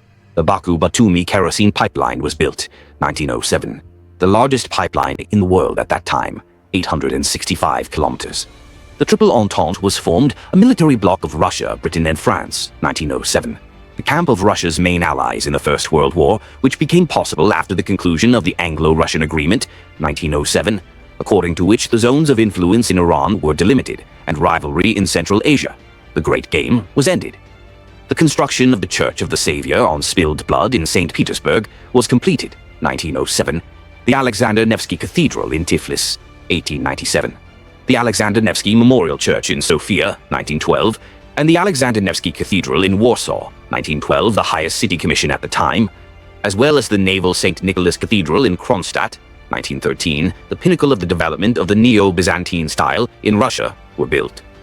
The Imperial Russian Military Historical Society was founded, 1907. The Silver Age of Russian Culture, 1890s, 1910s, including the Silver Age of Russian Poetry, the works of Alexander Blok, Sergei Yesenin, Vladimir Mayakovsky, and other poets. The continued flourishing of painting in Russia, the large artistic association World of Art was founded in 1898. The continued flourishing of Russian classical music, the works of Sergei Rachmaninoff, Alexander Scriabin, and other composers. The heyday of Russian theater, the Imperial Russian Theater Society was founded, 1894. World-famous plays by Anton Chekhov were written. Uncle Vanya, The Seagull, Three Sisters, The Cherry Orchard, and the Stanislavski acting system was created. 1900s.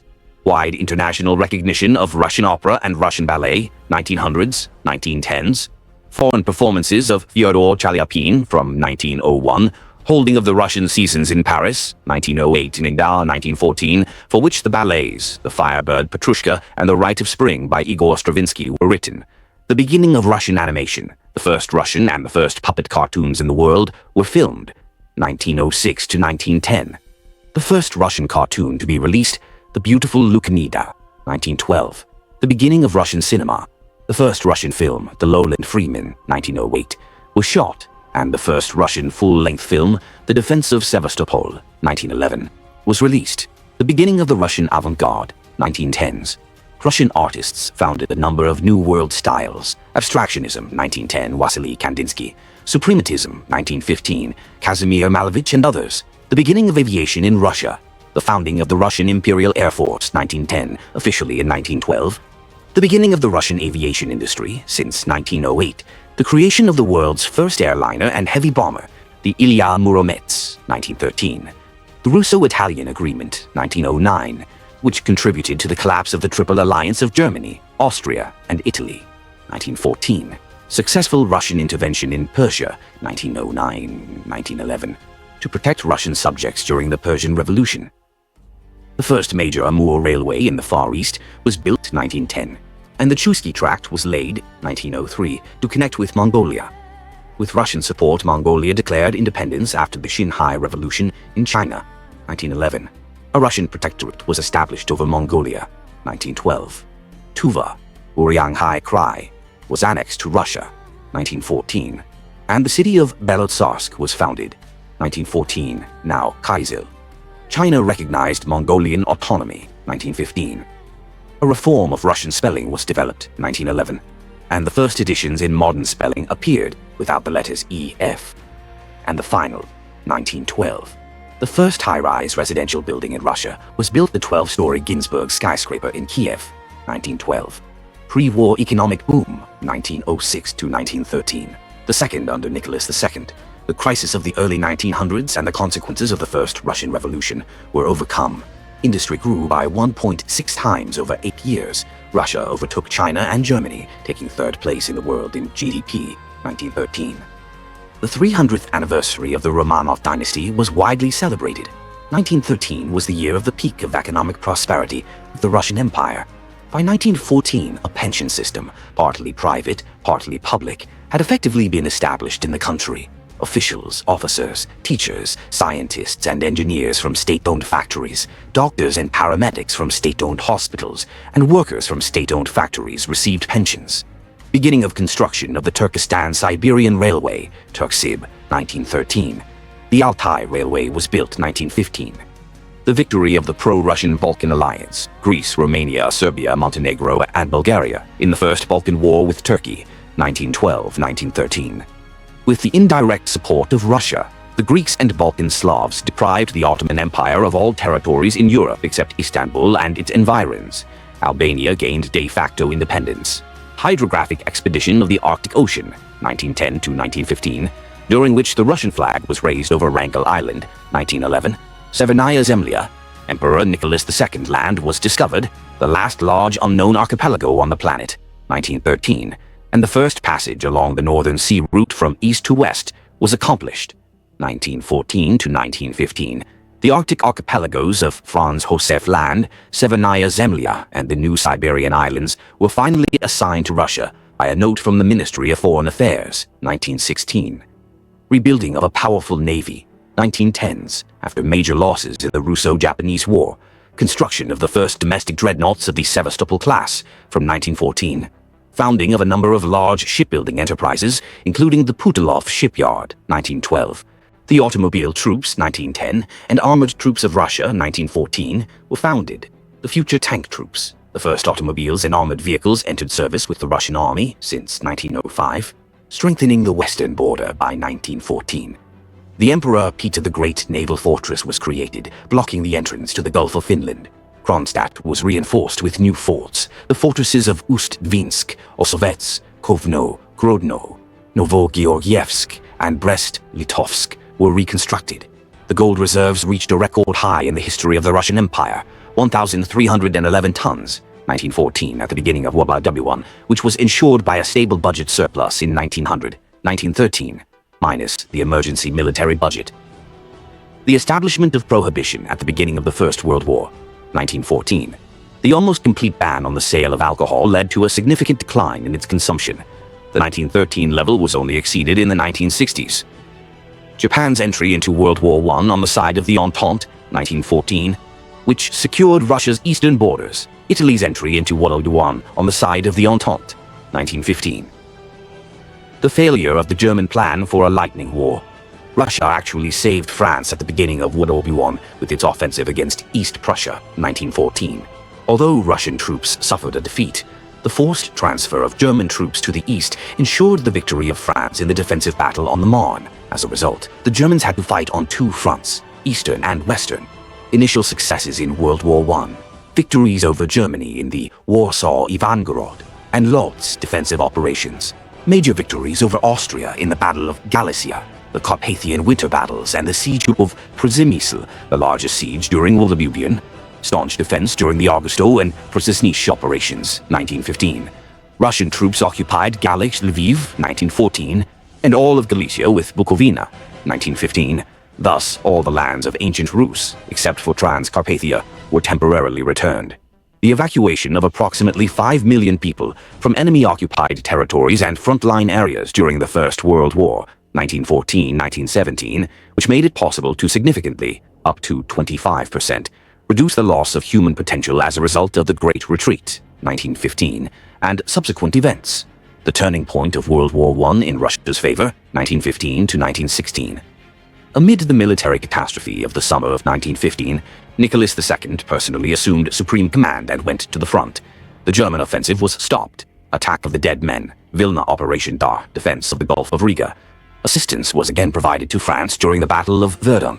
The diversionary Naroche operation, participation in the Battle of the Russian Expeditionary Force, overcoming the shell shortage, 1916, a large-scale increase in the production of weapons and ammunition. The Brusilov Offensive, 1916, the de facto defeat of Austria-Hungary by the Russian army in the largest battle of Waldion, the return of Volyn, Bukovina, and part of Galicia. Major victories over Turkey on the Caucasian Front, 1914 to 1916, the battles of Sarikamish, 1914 to 1915, Manzikert, Alashkert, 1915, Kepriki, 1915 to 1916. Russian troops occupied Western Armenia, 1916, including the cities of Erzurum, Van, Trebizond, Erzincan, Masmush, and Bitlis. The successful Persian campaign, 1914 to 1917. The occupation of the northern half of Iran by Russian troops. The construction of a railway through Persia. The Russian chemist Nikolai Zelinsky, together with the technologist of the Troyogolnik plant, Amai Kumant, invented the world's first gas mask, 1915, which soon began to be used in all Entente countries. The secret Anglo-French-Russian Agreement, 1915, according to which Russia, after the end of World War I, was to receive the Black Sea Straits, Constantinople, Western Armenia, and Northern Kurdistan as part of the solution to the Eastern Question, the partition of the Ottoman Empire. The Entente Joint Declaration of May 24, 1915 was the first document to use the term crimes against humanity and the first document to condemn the Armenian genocide in the Ottoman Empire. A major Central Asian uprising was suppressed, 1916. Rescue of the Serbian army which retreated from enemy-occupied Serbia to Albania, 1916. Nicholas II threatened the Allies to leave the war if they did not help the Serbs. In the end, with the help of Italy and France, Serbian troops were evacuated to Greece. Completion of the Trans-Siberian Railway, 1916. The longest railway in the world, 9,288 kilometers. The future city of Birobidzhan was founded on the Amur Railway, 1915. The largest in Europe at that time, the Imperial Bridge across the Volga in Simbirsk, 1915, 2,111 m, and the largest in Asia, the Alexievsky Bridge across the Amur, 1916, 2,600 m, were built, as well as a number of other giant bridges. In St. Petersburg, 4 of the existing 9 bridges across the Neva Bolshaya Neva were built. Troitsky Bridge, 1903. Bolshoi-Oktinsky Bridge, 1911. Finlandsky Railway Bridge 1913 connected the Finnish railway network with the all-Russian one, and Palace Bridge 1916. In record time during the war, the Murmansk Railway was built, the northernmost in the world until 1937. The city of Romanov on Murman, 1916, now Murmansk, was founded, Russia's first major port in the ice-free part of the Arctic Ocean. The Barguzin Sable Reserve was founded, the first in Siberia and the oldest in modern Russia, January 1917. The country's railway network doubled from 34,000 kilometers to 81,000 kilometers, and the highest rate of construction of public railways in Russian history was achieved. Between 1894 and 1904, an average of 2,800 kilometers were built per year, and in the record years of 1899 and 1916, more than 5,000 kilometers were built per year. Large station cities such as Novosibirsk, 1903, Armavir, 1914, and others grew up on the railways. Russian exports more than doubled between 1900 and 1913, with industrial goods accounting for 45% of exports, 1913. Industrial production in Russia increased almost threefold, 1894, 1913, including a six-fold increase in coal mining, a four-fold increase in iron and steel production, mechanical engineering more than six-fold, and an order of magnitude increase in the chemical industry. Russia was transformed from a predominantly agrarian country into an agrarian industrial country. The share of industry in the total output of industry and agriculture reached 42.1% by 1913. Russia rose to fourth place in the world in industrial production after the USA, Britain, and Germany. A large-scale coal industry was created in Siberia, in the Kuzbas, and large-scale oil production was launched in the North Caucasus and Central Asia, 1890s, 1910s, the factory towns of Nadezhdinsk, 1894, Alchevsk, 1895, Yanakievo, 1898, Asha, 1898, Elektrogorsk, 1912, Elektrostal, 1916, Krasnozavodsk, 1916, and many others were founded. A record number of new churches were built, at least 15,000, more than under any other ruler of Russia. A record number of new monasteries were also opened according to various sources, from 300 to 489. The tradition of canonizing Russian saints, which had almost ceased in the 18th to 19th centuries, was renewed. The educational revolution in Russia, a sharp expansion of the free primary education system. The number of primary schools increased more than 1.5 times, from 78,000 to 119,000, 1896 to 1914. The number of gymnasiums, secondary schools, increased 10 times, from 239 to 2,300, 1892 to 1914. The number of students increased 2.5 times, from 3.8 million to 9.7 million, 1896 to 1914. For the first time, more than half of the children in the country began attending schools. The number of teachers also increased 2.5 times, from 114,000 to 280,000, 1896 to 1914. The number of students increased tenfold, from 12.5 thousand to 127,000, 1890 to 1914. A huge number of universities were opened. Funding for public education increased sevenfold, 1894 to 1914. The literacy rate doubled from about a quarter to more than half the population at the beginning of 1915, including Poland and Finland. The flourishing of Russian science, a large-scale increase in the production of new scientists and engineers, the emergence of the Russian engineering school as the first in Europe in terms of numbers, second in the world after the USA, a significant increase in the number of discoveries and inventions made in Russia. The population of the Russian Empire grew by 1.5 times, from 120 to 170, for 181+ million people. The population grew by approximately 60 million, more than under any other ruler of Russia, including territories occupied by the enemy during Rebellion at the beginning of 1917, but not including the part of Galicia and Bukovina occupied by Russian troops.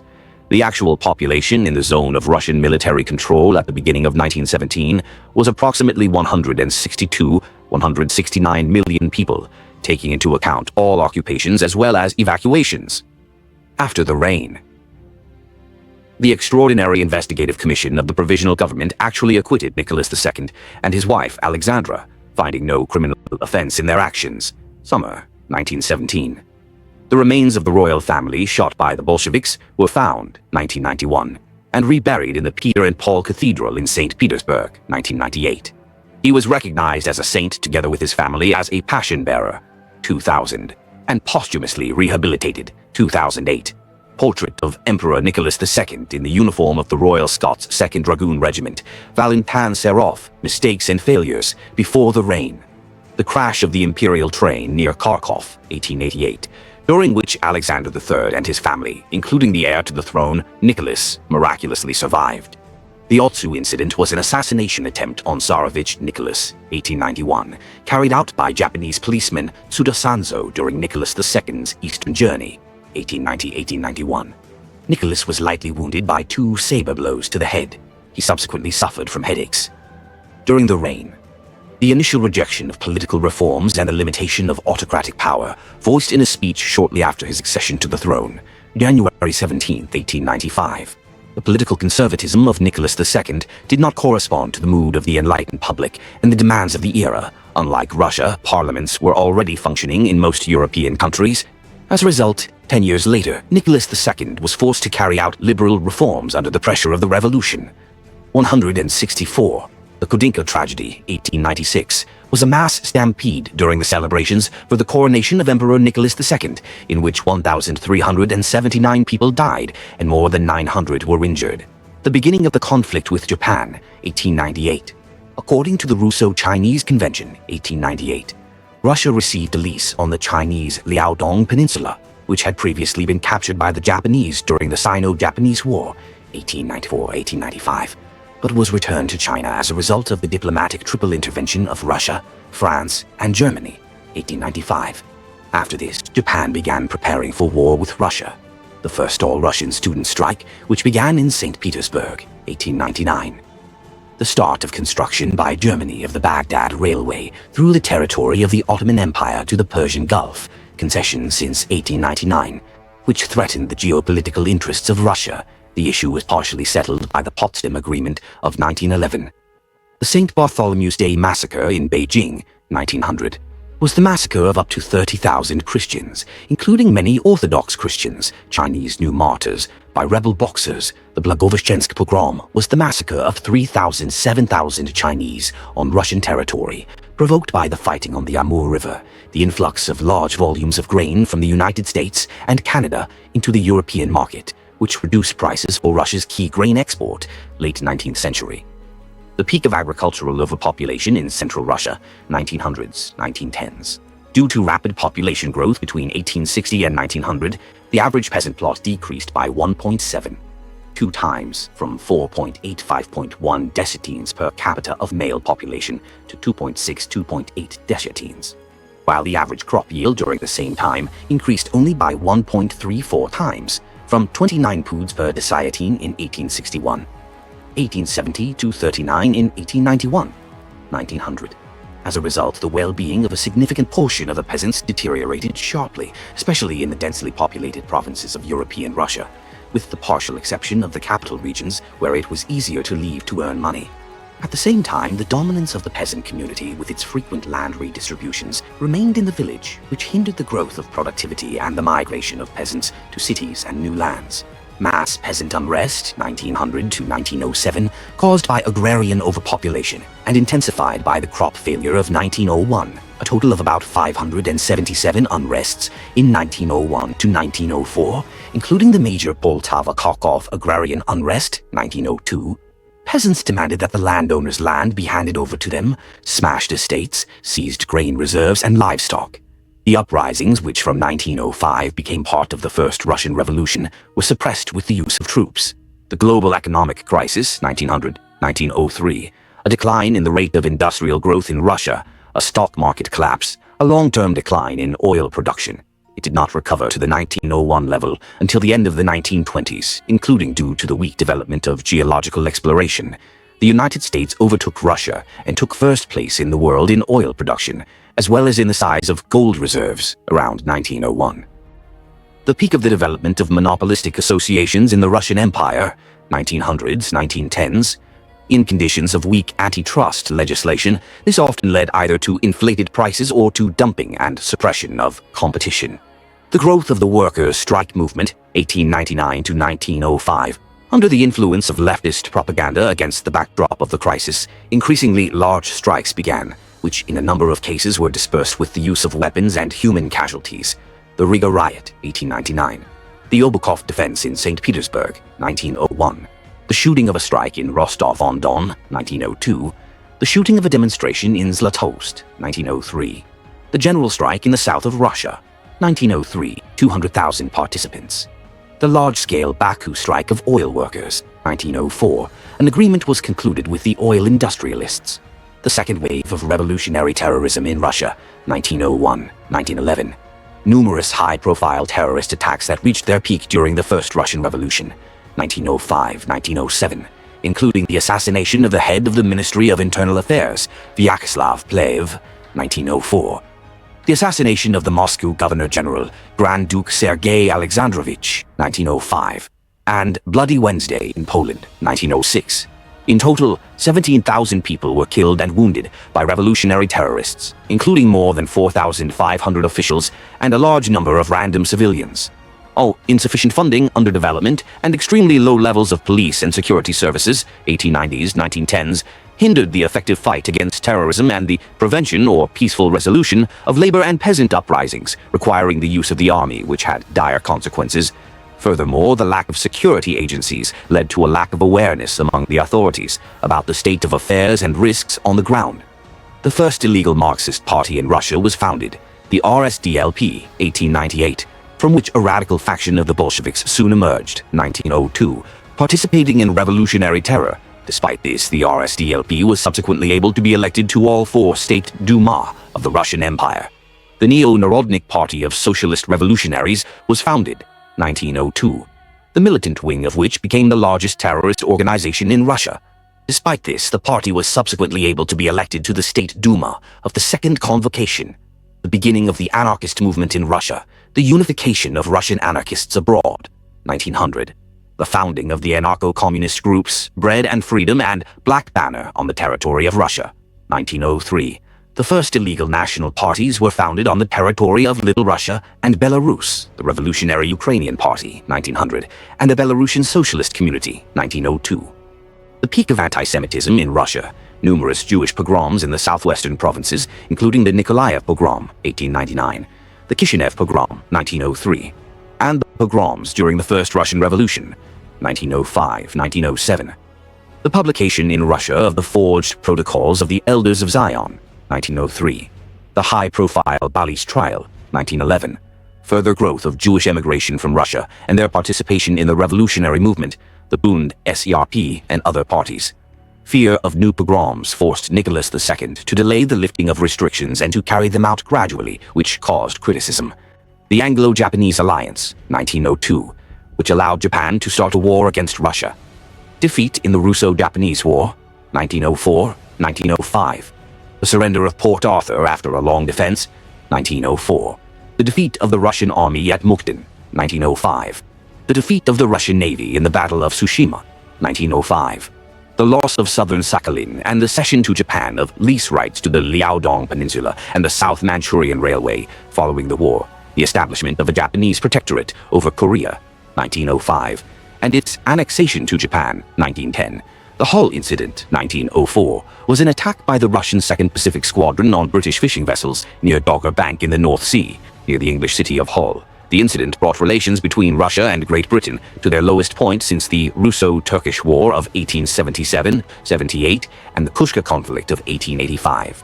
A tornado on June 16, 1904, in central Russia, destroyed several villages and towns. The death toll is estimated at between several dozen and 100 people or more. 233 people were injured and property damage was estimated at 1 million rubles.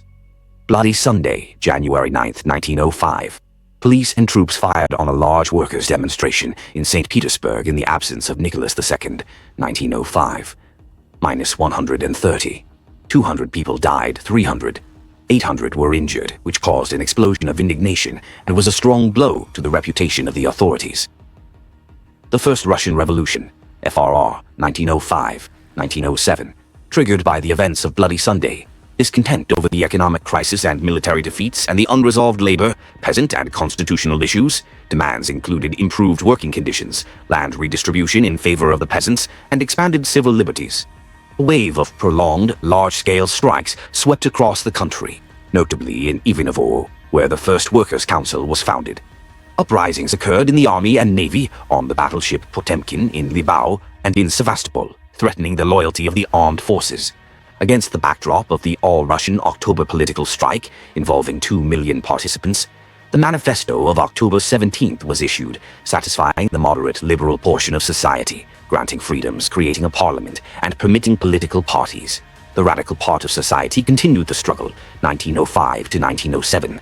The December uprisings 1905 in Moscow, Nizhny Novgorod, the Urals, Krasnoyarsk, Chita, Rostov, Novorossiysk, Sochi, Kiev, Yekaterinoslav, Gorlovka, Kharkov, and Lyubotin, rebellions of sailors and soldiers, the Vladivostok uprisings, 1905, 1906, 1907, the Sveaborg uprising in Finland, 1906, the Kronstadt uprising, 1906, the rise of ethnic nationalism on the outskirts of the empire during the Revolutionary Revolution, 1905 to 1907, revolutionary uprisings in Poland, the Great Vilnius Seimas in Lithuania, 1905, the Forest Brothers in Latvia, 1905 to 1906, the Guria Republic in Georgia, 1905 to 1906, the Comrat Republic in Bessarabia, 1906, the terror of the PAS party in Finland, 1905 to 1906, the beginning of the Dashnaksutyun party in Russian Armenia, 1907, a surge in interethnic conflicts during the Revolutionary Revolution, the Armenian Tatar massacre in Transcaucasia, 1905 to 1906, Jewish pogroms throughout the country, 1905 to 1906, the economic crisis at the beginning of the PR, the only industrial decline under Nicholas II before the First World War by 6%, 1905. A sharp increase in the state debt from 6.6 to 8.7 billion rubles due to the war with Japan and the revolution. Restoration of the old constitution of the Grand Duchy of Finland, 1906.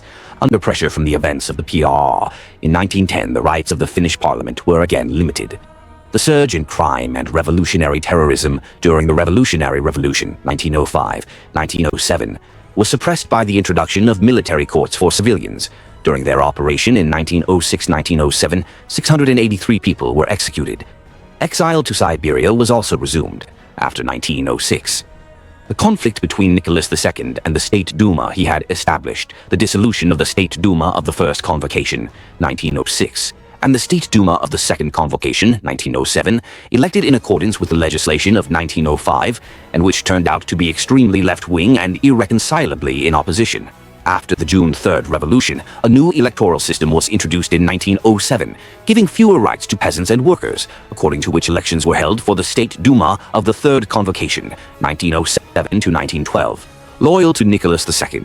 But the State Duma of the Fourth Convocation, 1912 to 1917, again became oppositional during the First World War. Catastrophic fires in Syzran, 1906, and Novonikolaev, 1909. The largest flood in Moscow in history, 1908. Bosnian crisis, 1908. Austria-Hungary annexed Bosnia and Herzegovina, a predominantly Serb-populated region, despite the objections of Serbia and its Serbian ally Russia. This damaged Russia's prestige and was one of the causes of World War I. The assassination of Prime Minister Pyotr Stolypin, 1911, was the last major high-profile terrorist attack in the Russian Empire before World War I. The demoralization of government officials under the impact of this and many previous assassinations of officials. The Bologovsky cinema fire, 1911, killed 64 people, most of them 43 children. The total number of injured was 101. The Lena Massacre, 1912, was an armed suppression of a demonstration by workers at the Lena mines who protested against abuses by the mine management. 270 people died due to an error by local authorities.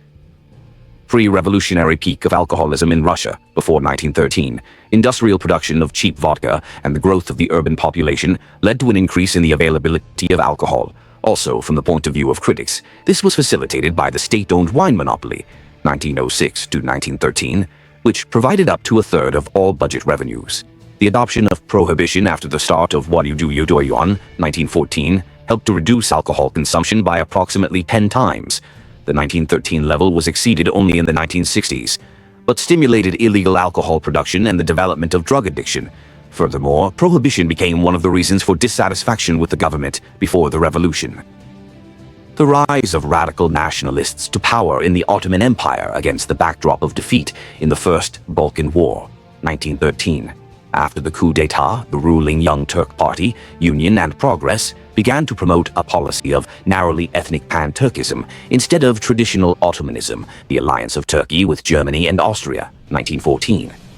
The collapse of the pro-Russian Balkan Union, Greece, Romania, Serbia, Montenegro, and Bulgaria, and the Second Balkan War between the former allies, 1913. Bulgaria, unwilling to share the territories previously conquered from Turkey, suffered defeat and subsequently opposed Serbia, and therefore Russia, in World War I. The Ottoman Empire was able to recapture the eastern part of Western Thrace, the rise of Russophobia and Slavophobia in Germany and Austria before the First World War, late 19th, early 20th centuries.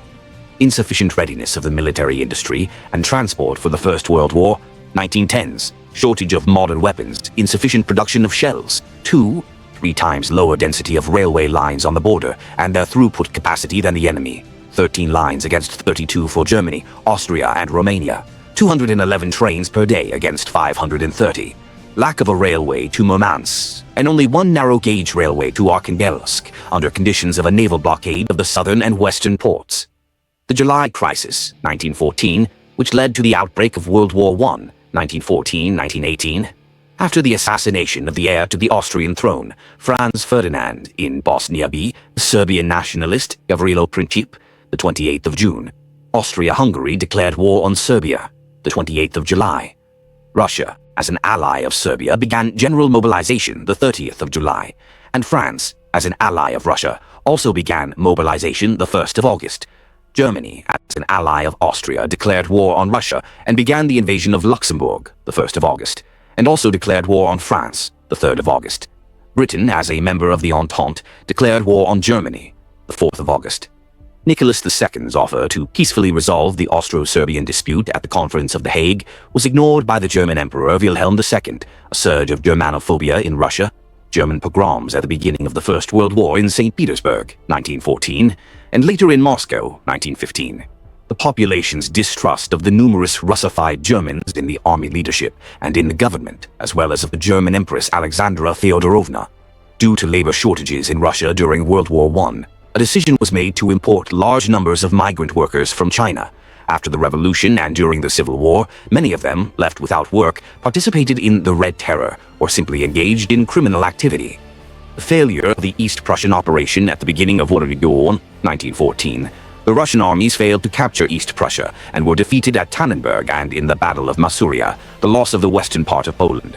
Nevertheless, this operation contributed to the victory of France in the Battle of the Marne, the genocide of Russians in Austria-Hungary, in Galicia and Subcarpathian Ruthenia, 1914 to 1917, a significant weakening of Galician Russophilia in comparison with Ukrainianism, the entry of the Ottoman Empire into World War I on the side of Russia's enemies, October 1914, Sevastopol Reveille Fov, the genocide of Armenians, Assyrians, and Pontic Greeks in Turkey, 1915, under the pretext of their expulsion from the frontline zone on the Caucasian Front, the Great Retreat during the First World War, 1915. Due to the fact that Russia's industry was not converted to a war footing in time, the shell famine, and the shortage of modern weapons. The goalless breakthrough of the German-Austrian troops after the transfer of their main forces to the Eastern Front. The actual loss of Poland, Lithuania, Western Latvia, Western Belarus, and part of Volyn, as well as the loss of Galicia occupied a year earlier. As a result, Russia lost about 20% of its industrial potential and 15 million people, minus 5 million evacuees. Bulgaria's entry into WWI on the side of Germany and Austria, the defeat and complete occupation of Serbia, 1915, the retreat of the Serbian army to Greece. The Serbs, together with their allies, continued to fight on the Salonika front. The mass Ivanovo-Voznesensk strikes during WWI, 1915, suppressed by troops with dozens of casualties, caused a wave of workers' protests in major Russian cities. The failure of the Major Dardanelles operation by Britain and France to remove Turkey from the First World War and secure sea communications with southern Russia, 1915 to 1916. The failure of the attempt to advance on the Western Front in the bloody Battle of the Somme, 1916, and the prolongation of the war. Romania's entry into Wallodopyon on the side of the Entente and the defeat of the Romanian army, 1916 to 1917. As a result, Romania was occupied by Germany and Austria, and Russia had to divert forces to the new Romanian front. Because of this, plans for a landing operation on the Bosphorus were thwarted.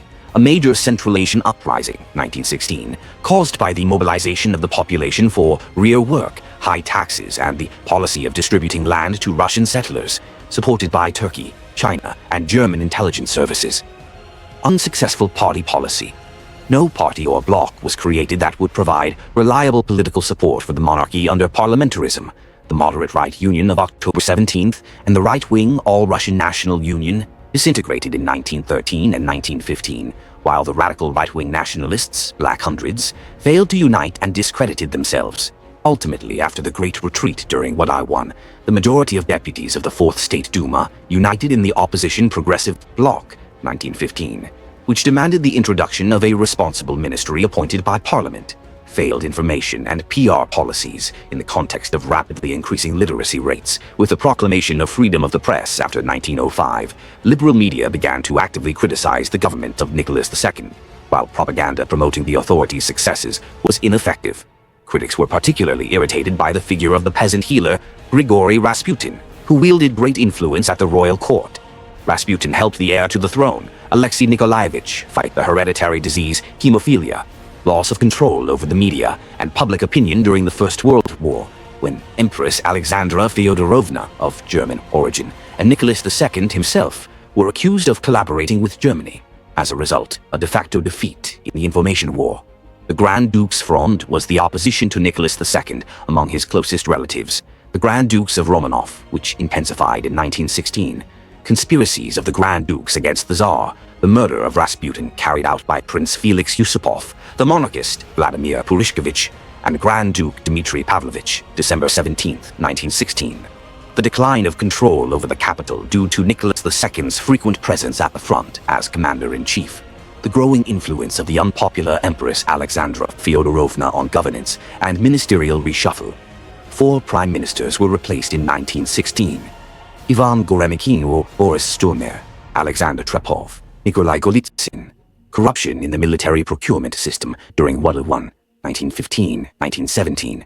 The Zemstvo organization Zemgor, headed by Georgy Lvov, and the military-industrial committees, headed by Alexander Guchkov, not only failed to attract large-scale private funding and did not fulfill a significant share of orders, but also became a stronghold of opposition activity and conspiracy against Nicholas II.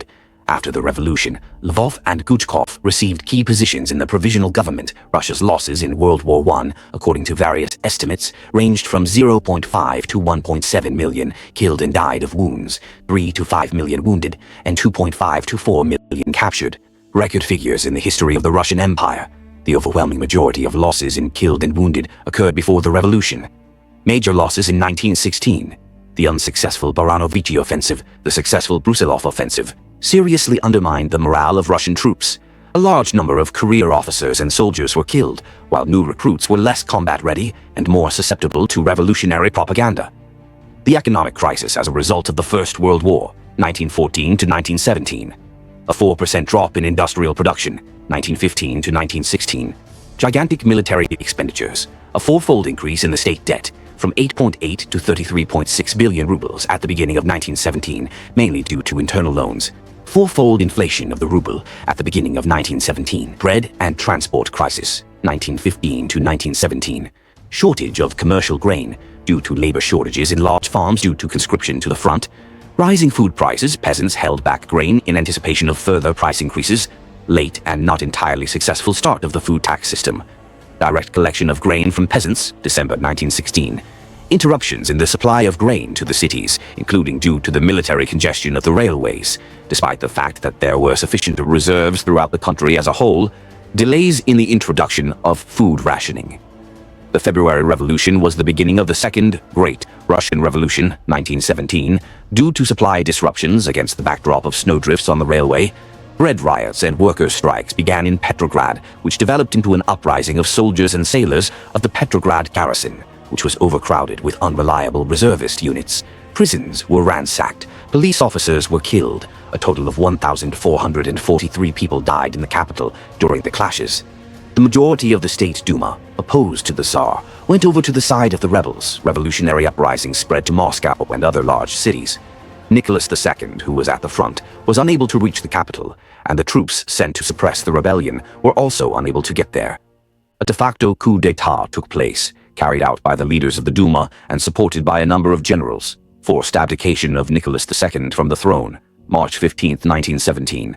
After the reign, the fall of the monarchy in Russia, March 3, 1917, as a result of the refusal to accept the throne by Mikhail Alexandrovich, the younger brother of Nicholas II, the transfer of power to the provisional government pending elections to the Constituent Assembly, the beginning of the collapse of the Russian Empire, the arrest of the abdicated Nicholas II in Tsarskoye Selo, and the exile of the royal family to Tobolsk, 1917. Then, after the Bolsheviks came to power during the October Revolution, due to the threat of a white offensive during the Civil War, the royal family was moved to Yekaterinburg, April 1918. The destruction of the relatives of the former Tsar by the Bolsheviks, the murder of Mikhail Alexandrovich in Perm, June 12, 13, 1918, the murder of the Alapaisk martyrs, July 18, 1918, the execution of the Grand Dukes in the Peter and Paul Fortress, January 1919. The execution of Nicholas II and the royal family in Yekaterinburg, night from July 16 to 17 into 1918. Historical parallels, Louis XVI. Comparing historical figures is only justified to a limited extent, as no two individuals are exactly alike, nor are historical circumstances entirely identical. Nevertheless, such comparisons do allow us to identify certain common features in historical processes. Nicholas II can be compared with a number of historical rulers of foreign countries. Louis XVI, King of France from 1774 to 1792, was overthrown and executed during the French Revolution. It is well known that the history of the French Revolution has numerous parallels with the history of the Russian Revolution. Significant similarities can also be found in the prehistory of these two revolutions. As with Nicholas II, Louis XVI was a man of good character, but he was also credited with indecisiveness and a certain narrow-mindedness. Louis XVI also began his reign with conservatism and even with some counter-reforms, but was subsequently also forced to convene parliament for the first time in 2 centuries. The Estates General in France last convened in 1614, and the Zemsky Sobor in Russia last convened in 1684. As in the case of Nicholas II, the parliament convened by Louis XVI played an important role in the development of the revolutionary situation and the overthrow of the monarch. The era of Louis XVI was a time of flourishing French Enlightenment and rapid growth of education and literacy, which contributed to the spread of revolutionary ideas, as was the era of Nicholas II in Russia. By the early 18th century, a constitutional monarchy had been established in neighboring England, and by the mid-18th century, the Industrial Revolution had begun there. France, meanwhile, lacked noticeably in both political organization, absolute monarchy, and economic modernization. Meanwhile, competition with England and its ideological influence had a profound impact on French society. Russia found itself in a similar situation in the second half of the 19th and early 20th centuries, lagging behind leading Western countries for a number of objective reasons. Between 1715 and 1790, the population of France grew by 50%, from 19.6 to 28.1 million.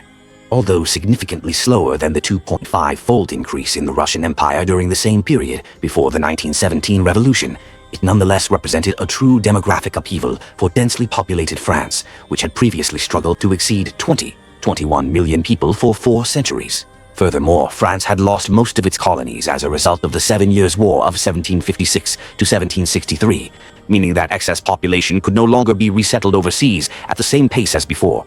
As a result, a situation arose in European France similar to the agrarian overpopulation of Central Russia. As a result of overpopulation in pre-revolutionary France and Russia, grain became scarce during lean years. While there was no catastrophic famine under Louis XVI nor under Nicholas II in Russia, the situation was tense with numerous peasant revolts. Another cause of this problem was the deregulation of grain prices, which led to a significant increase in the cost of bread for the French poor, somewhat reminiscent of the food price inflation during World War I. The Great French Revolution. Louis XVI legislated to ease the plight of the peasants and lifted some feudal obligations, but he hesitated to completely abolish serfdom due to resistance from the nobility, and his reforms stalled. Nicholas II also legislated to ease the plight of peasants and workers, abolishing redemption payments and reducing the working day. However, due to the influence of conservative circles, he began his reforms too late and was unable to complete them. Both Louis XVI and Nicholas II had largely lost their political base by the time of the Revolution. They were dissatisfied not only with the representatives of the Third Estate, but also with a significant portion of the nobility and even the clergy who desired a stronger political role and an end to absolutism. As with Nicholas II in Russia, the revolution in France became possible because the state elite had split, and a significant portion of it turned against the monarch. Louis XVI was forced to become a constitutional monarch in 1791 to 1792 during the Revolution, and Nicholas II was a constitutional monarch in 1905 to 1917, forced into this by the Revolution of 1905, although he retained very extensive powers. Louis XVI and his family were subjected to a smear campaign, just as Nicholas II and his family were. The well-known saying, "If they have no bread, let them eat cake," is attributed to Louis XVI's wife, Marie Antoinette, although she never actually said anything of the sort. Louis XVI and his wife were executed by decision of the Revolutionary Parliament, and Nicholas II and his family were shot by decision of the Bolsheviks. Charles I, King of England, from 1625 to 1649, was overthrown and executed during the English Revolution. There are significant similarities not only between the Russian and French revolutions, but also between the Russian and English revolutions. Charles I, like Nicholas II, was a conservative and religious man, a good family man, highly educated and with good taste. The English monarch, like Nicholas II, paid great attention to religious policy, trying to achieve greater religious unity in society by reviving and strengthening some conservative religious traditions. First believed in the sacred right of kings, a theory developed by his father, James I. Nicholas II was a proponent of a similar idea, expressed in the traditional concept of autocracy that Nicholas inherited from his father, Alexander III. The King of England attempted to exercise his rule on the principles of absolutism, as had been successfully done by his predecessors, but under changing historical conditions, such a policy failed, as in the case of Nicholas II. Charles I, like Nicholas II, partly consciously and forcedly, and partly due to misunderstanding and lack of information, pursued an unpopular policy, disregarding public opinion. At the beginning of Charles I's reign, unsuccessful military expeditions were launched against Spain and France, resulting in England being forced to conclude less than favorable peace treaties, reminiscent of the Russo-Japanese War of Nicholas II. The Duke of Buckingham, the most famous head of government under Charles I, was killed in an assassination attempt, as was Pyotr Stolypin under Nicholas II. As with the Russian Revolution of 1917, the English Revolution of the 1640s was preceded by other revolutionary events, namely Charles I's forced acceptance of the Petition of Right of 1628, which historians attribute revolutionary significance to, and the rebellion in Scotland. The Bishops' Wars, military failures, and the resulting financial strain were a major cause of crisis in both the reigns of Charles I and Nicholas II, the English Revolution of the 18th century. Both Charles I's foreign military expeditions and his domestic religious wars were essentially part of the pan-European confrontation between Catholics and Protestants, the 30 Years' War, 1618-1648, which was the equivalent of a world war for its time. Protestants, including England, effectively won this war, but due to the Revolution and Civil War, England gained nothing from this victory. Internal conflict between Catholics, Protestants, and various Protestant sects and movements became one of the main causes of the English Revolution, with this conflict often taking on ethno-confessional or class-based dimensions. Similarly, the Russian Revolution began against the backdrop of the large-scale First World War, which exacerbated ideological, social, and interethnic contradictions. Because of the revolution, Russia lost the World War, despite fighting on the side of the winning coalition. The parliament convened by the king in 1640, which refused to dissolve and became known as the Long Parliament, played a key role in the overthrow of Charles I. The State Duma, which he himself established, played an almost equally important role in the overthrow of Nicholas II. Charles I was executed in 1649 by order of Parliament, and Nicholas II and his family were executed by the Bolsheviks. Oliver Cromwell came to power in England, proclaiming the country a republic and himself Lord Protector for life, effectively a dictator, and began to impose order using brutal methods. All of this has clear parallels with the history of the Russian Revolution and its aftermath. Subsequently, after the restoration of the monarchy, Charles I was glorified as a saint and martyr in the Church of England and became the standard-bearer of English monarchists, Tories. The same thing happened to Nicholas II in Russia. Viktor Yanukovych, the fourth president of Ukraine, 2010-2014, was overthrown in a coup d'etat in 2014. Yanukovych differs greatly from Nicholas II, not least in that he was an elected ruler, not a hereditary monarch. Nevertheless, there are a number of similarities between the Euromaidan and the 1917 revolution. The overthrow of Yanukovych became possible due to a split in the elite and the betrayal of a number of close associates and subordinates of the Ukrainian president, as in the case of Nicholas II. A decade before the Euromaidan, Viktor Yanukovych had already experienced one revolution, the Orange Revolution, during which a third round of the presidential elections was illegally scheduled, depriving Yanukovych of the victory he had achieved in the second round. Similarly, Nicholas II, 10 years before the 1917 revolution, faced the 1905 to 1907 revolution. The opposition waged an active information campaign against Yanukovych personally and his family, attempting in every way to discredit him and his relatives, as they had done with Nicholas II. In particular, they actively attempted to portray Yanukovych as a simpleton, professor, as had happened with Nicholas II.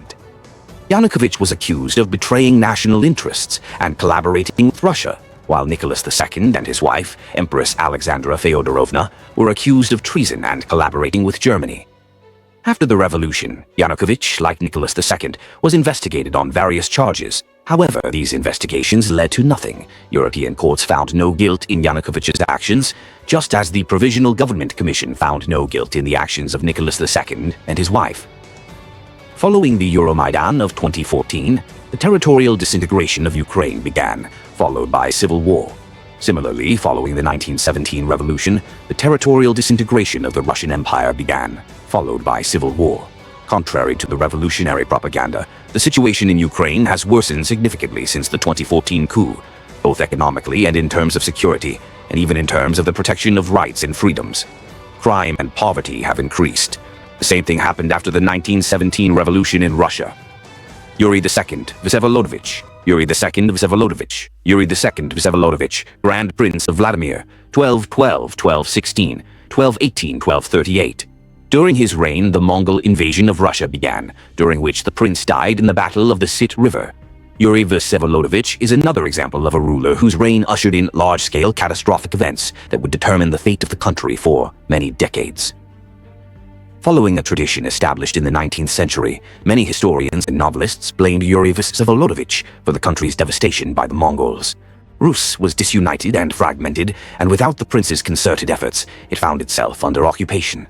However, such criticism of Yuri Vsevolodovich is not entirely deserved. In the political and military situation of the time, the Vladimir prince could do little, as something should have been done 100 years earlier, when the feudal disintegration of Rus occurred.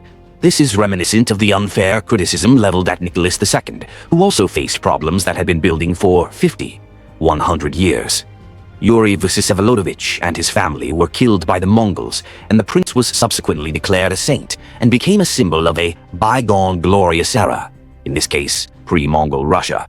The legend of the city of Kitezh is associated with Yuri Vsevolodovich. This is very similar to the situation with Nicholas II and pre-revolutionary Russia. Like Nicholas II, Yuri Vsevolodovich contributed greatly to the development of the country's eastern and northern regions. He led numerous military campaigns to the east and founded Nizhny Novgorod, extending Russia's border to the mouth of the Oka River on the Volga, securing navigation along the confluence of these rivers, which were then the main transport arteries. At the time, this was comparable in significance to the construction of the Trans-Siberian Railway. Also under Yuri Vsevolodovich, Veliky Ustyug was transformed into a full-fledged fortified city, allowing the Vladimir Principality to establish control over a significant portion of the northern Dwina basin and gain access to the upper reaches of the Vyatka and Kama rivers. Ustyug was the northernmost Russian city at the time, and its construction is comparable in significance to the founding of Murmansk under Nicholas II. Quotes: Nicholas. 1 to JPEG. Statements of Nicholas II. Let everyone know that I, devoting all my strength to the good of the people, will guard the principles of autocracy as firmly and steadfastly as my late, unforgettable parent guarded it. Master of the Russian land. Written by Nicholas II during the all-Russian population census in the column Occupation. There is treason, cowardice, and deceit all around. An entry from the Emperor's diary dated March 2nd, 1917. Perhaps a sacrifice is needed to save Russia. I will be that sacrifice. I go crazy when I think about Russia's prospects. We will become the greatest people, the greatest state, and everything in the world will be done with our permission. I wasn't protecting the autocratic regime, but Russia. I'm not convinced that a change in government will bring peace and happiness to the people. I believe in the honest feelings of working people and in their unwavering devotion to me, and therefore I forgive their guilt. Serve Russia as you served me. Faithful service to the motherland is more valuable in the days of its fall than in the days of its greatness. God bless you. July 30th, 1917, dispatch of Nicholas and his family from Tsarskoye Selo to Tobolsk. Only that state is strong and robust, which sacredly preserves the covenants of its past. It is not evil that will conquer evil, but only love. Words of Nicholas II to Alexandra Fyodorovna shortly before the execution. Opinions about the personality of Nicholas II, cowardice and betrayal ran like a red thread through his entire life, through his entire reign, and in this, and not in a lack of intelligence or will, we must look for some of the reasons for how both ended for him. Kony, a well-known judicial figure, simple in his manner without any affectation, he possessed an innate dignity that never allowed one to forget who he was. At the same time, Nicholas II possessed the slightly sentimental, highly conscientious, and sometimes very naive worldview of an old Russian nobleman. He had a mystical approach to his duty, but was also indulgent toward human weaknesses and possessed an innate sympathy for ordinary people, especially peasants.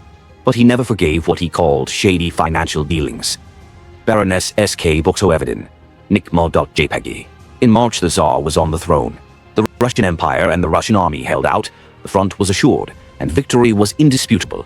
According to the superficial fashion of our time, the Tsarist regime is usually regarded as a blind, rotten, incapable tyranny. But an analysis of 30 months of war with Germany and Austria should correct these frivolous notions.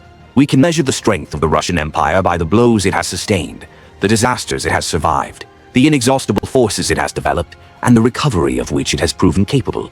Why deny Nicholas II this severe test? Why not honor him for it?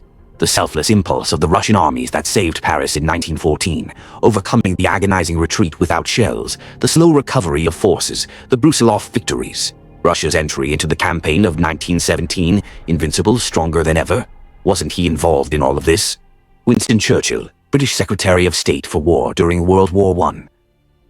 People incorrectly say that he is sick, stupid, or evil. He is just an ordinary guards officer. A.P. Chekhov. It is generally difficult for Tsars to experience the real unvarnished life, for they are fenced off from people and life by a high wall. Emperor Nicholas II, however, raised this wall even higher with an artificial superstructure. This was the most characteristic feature of his mental makeup and his regal behavior. This happened against his will, thanks to his manner of dealing with his subjects. He once told Foreign Minister S.D. Sazonov, "I try not to think too seriously about anything, otherwise I would have been in my grave long ago." He confined his interlocutor to strictly defined boundaries. The conversation would begin with a purely apolitical tone. The Tsar displayed great attention and interest in the personality of his interlocutor, the stages of his service, his exploits and achievements.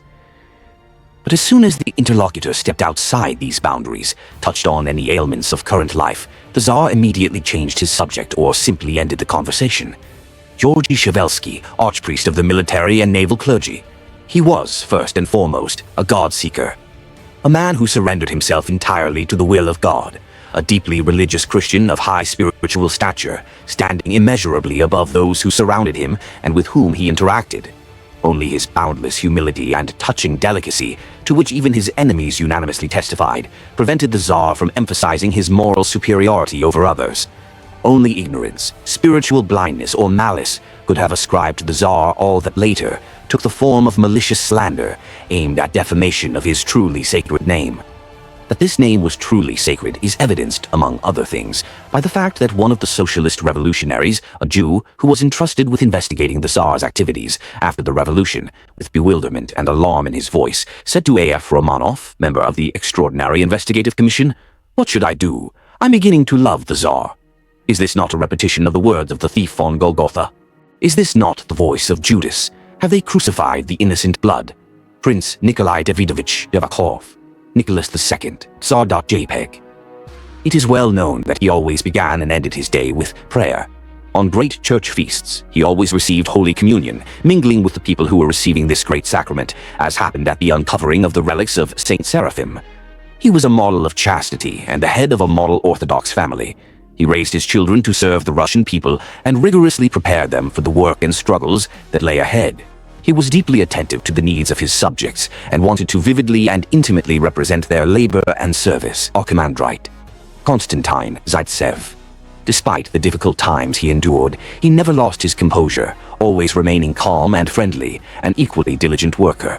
He told me he was an optimist, and indeed, even in difficult times, he maintained faith in the future, in the might and greatness of Russia.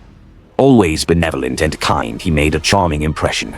His inability to refuse anyone's request, especially if it came from a distinguished person and was somewhat feasible, sometimes hindered matters and placed the minister, who had to be strict and renew the army's command staff, in a difficult position. But at the same time, it enhanced his charm. His reign was unsuccessful and, moreover, through his own fault. His shortcomings are plain for all to see, and they are evident even in my present memoirs. His virtues are easily forgotten since they were visible only to those who saw him up close, and I consider it my duty to note them, especially since I still remember him with the warmest feelings and sincere regret. General A.F. Rediger, Minister of War in 1905 to 1909. The Tsar was not only polite but even considerate and kind to all who came into contact with him. He never paid attention to the age, position, or social status of the person he spoke to. Whether he addressed a minister or the lowest chamberlain, the Tsar treated him with equal and courteous manners. General A.A. Mosolov. The Tsar returned to Mogilev from Pskov to bid farewell to his headquarters, where His Majesty had labored so much, dedicated so much of his soul, heart, and mind to this great cause, fighting our stubborn and powerful enemy, and exerting extraordinary effort, morally and physically, in every possible way. Only those who had the great honor of witnessing this continuous activity daily for a year and a half, from August 1915 to March 1917, under Emperor Nicholas II's direct command of his multi-million-strong army, stretching from the Baltic Sea across Russia to Trebizond and all the way to Asia Minor. Only they can articulate the toil and the moral strength required to endure this daily work, while simultaneously addressing the enormous national concerns throughout the empire, where treason and betrayal were already rampant, and how this work was carried out by the Russian Tsar. Without the slightest affectation, without any advertising, the Tsar worked calmly and deeply thoughtfully. General D.N. Dubensky. Opinions on the reign of Nicholas II. The population of Russia by 1948 will be about 344 million people, higher than the combined population of the other 5 large European countries. If things go the same way among the great European nations between 1912 and 1950, as they did between 1910 and 1912, then by the middle of the present century, Russia will dominate Europe, politically, economically, and financially. Edmond Terry, French economist, editor of the magazine Economist European.